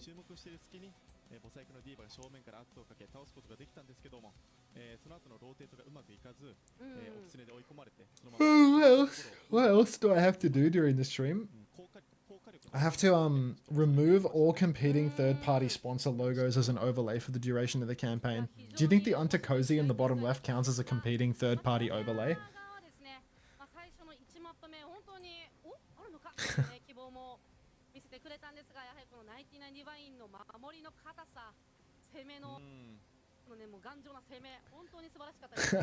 Looks like auto mod's not doing a whole lot at the moment, honestly. Like, okay, so I need to do auto mod setting to a minimum of level 2. I need to have VOD saving on. I need to remove competing third-party sponsor logos, and I need to not use unlicensed material like copyrighted music during the stream.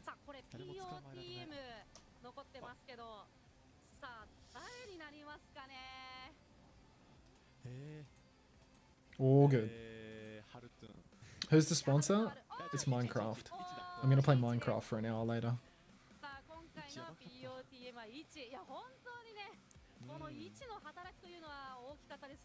Good morning, Kailepi. Well, good morning. Has Japan actually been fun today? The second game of Japan was pretty fun, but I've had some sort of ailment which is causing me to feel like my head is going to explode. So I haven't really been in much of a Japan watching mood, to be honest. I've just had head exploding syndrome for like the whole day.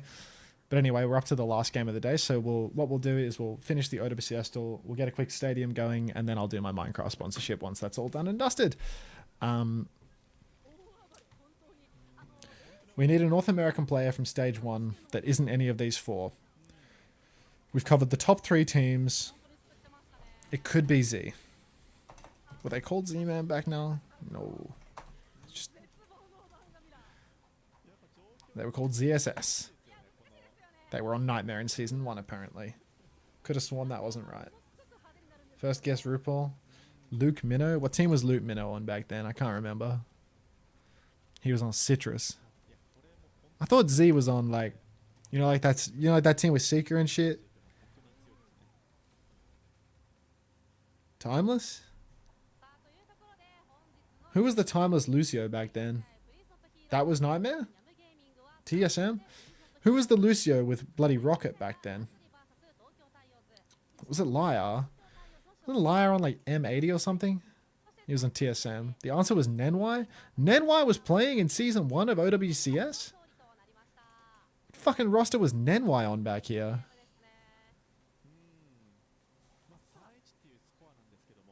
What team was Nenwai on?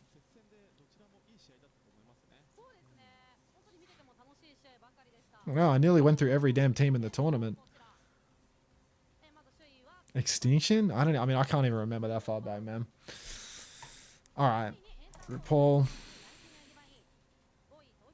Swing and a miss. Lip.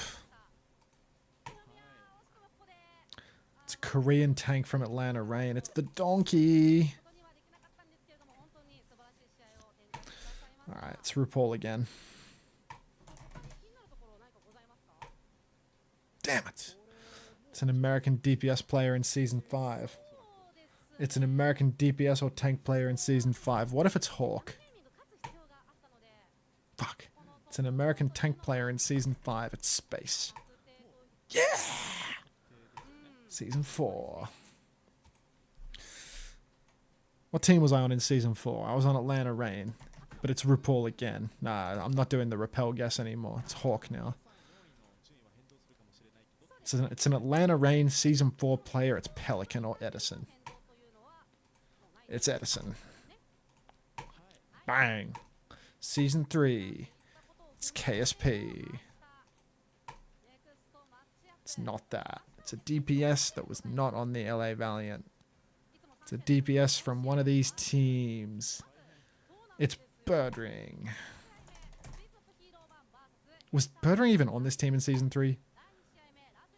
He was. It's Korean DPS, but not on Glads or Valiant. It's Onzi. I got the hot hand today, bro. I'm telling you. Alright. It's Violet. It's a Pacific support of a non-Korean variety. It's Big Goose. It's Shaz. I've got the hot hand. I'm telling you. I am on fire today. Alright. It's IDDQD. Okay, that one was a long shot. That one was a real fucking long shot, to be honest. Like, if that one was... If I got IDDQD first whack, I would actually be the best person to ever play this game. Who the hell was on these teams? Like, should we just do like a second big goose? Like a double goose? Like, okay, that was... Well, now I know it's a Korean tank player. Like, it's a Korean tank player. Was Fisher on the Gladiators in Season 1? Like, who the hell was it? Was Choyobin in Season 1? Like, it could be like... wait, I just guessed SF Shock twice in a row. It's also not a Korean. So I guess we learned something, but we also learned nothing. Because I wasted a guess. It could be a Chinese... It could be... Wait, it can't be Fearless. Note? Note was on Boston. It has to be Pacific Division. Or was Note on Fuel and he got traded? Finland flag. Space again? It could be Space. LA Valiant Space. Okay, it's not an American either. First auto mod hold. Fuck ass is apparently a banned term. Note was on Fuel in Season 2. Yeah, this is Boston Season 1. XQC for sure. I mean, it's like... Coco? I feel like that... Is that a Fuel play? It could be Coco, right? Okay. We're legit like running out of teams. So we've done Fuel, Valiant, Shock, and Glads. Which means it has to be Seoul or Shanghai. Who was the Chinese tank player on Shanghai, bro? Fact or Fiction or Numlocked? Weren't they on Valiant? Roshan. I'm bullish on Roshan. It's a different shit tank player on Shanghai Dragons in Season 1. So that's Zushu? Like, you're making up names. Like, this isn't a real player. Also, the fact that there was more than 2 of them is absolutely fucking ridiculous. The fact that there were 3 different dogshit Chinese tank players on the Shanghai Dragons in Season 1 just boggles the mind. Like, like they also had Fearless and Geggery on this roster. Like, they had 5 tanks. Like, what? Who the fuck is MG? That is bullshit. If I didn't waste my guess, I would have gotten him by checking Liquipedia. Fuck. Extreme Jambon. Aren't you that Twitter character? Aren't you that Twitter character that I need to be wary around? Is that a risk to my brand I see in the chat? Like, Let me cut the YouTube VOD.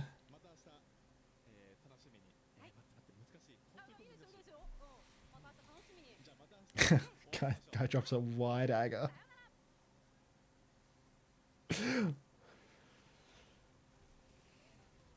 Oh god. Alright, thanks for watching on YouTube if you did. I'm sorry that the stream was fucking awful today. If you want to continue the journey, come to Twitch and I'll be playing Minecraft for money. See ya. Thanks YouTube viewers.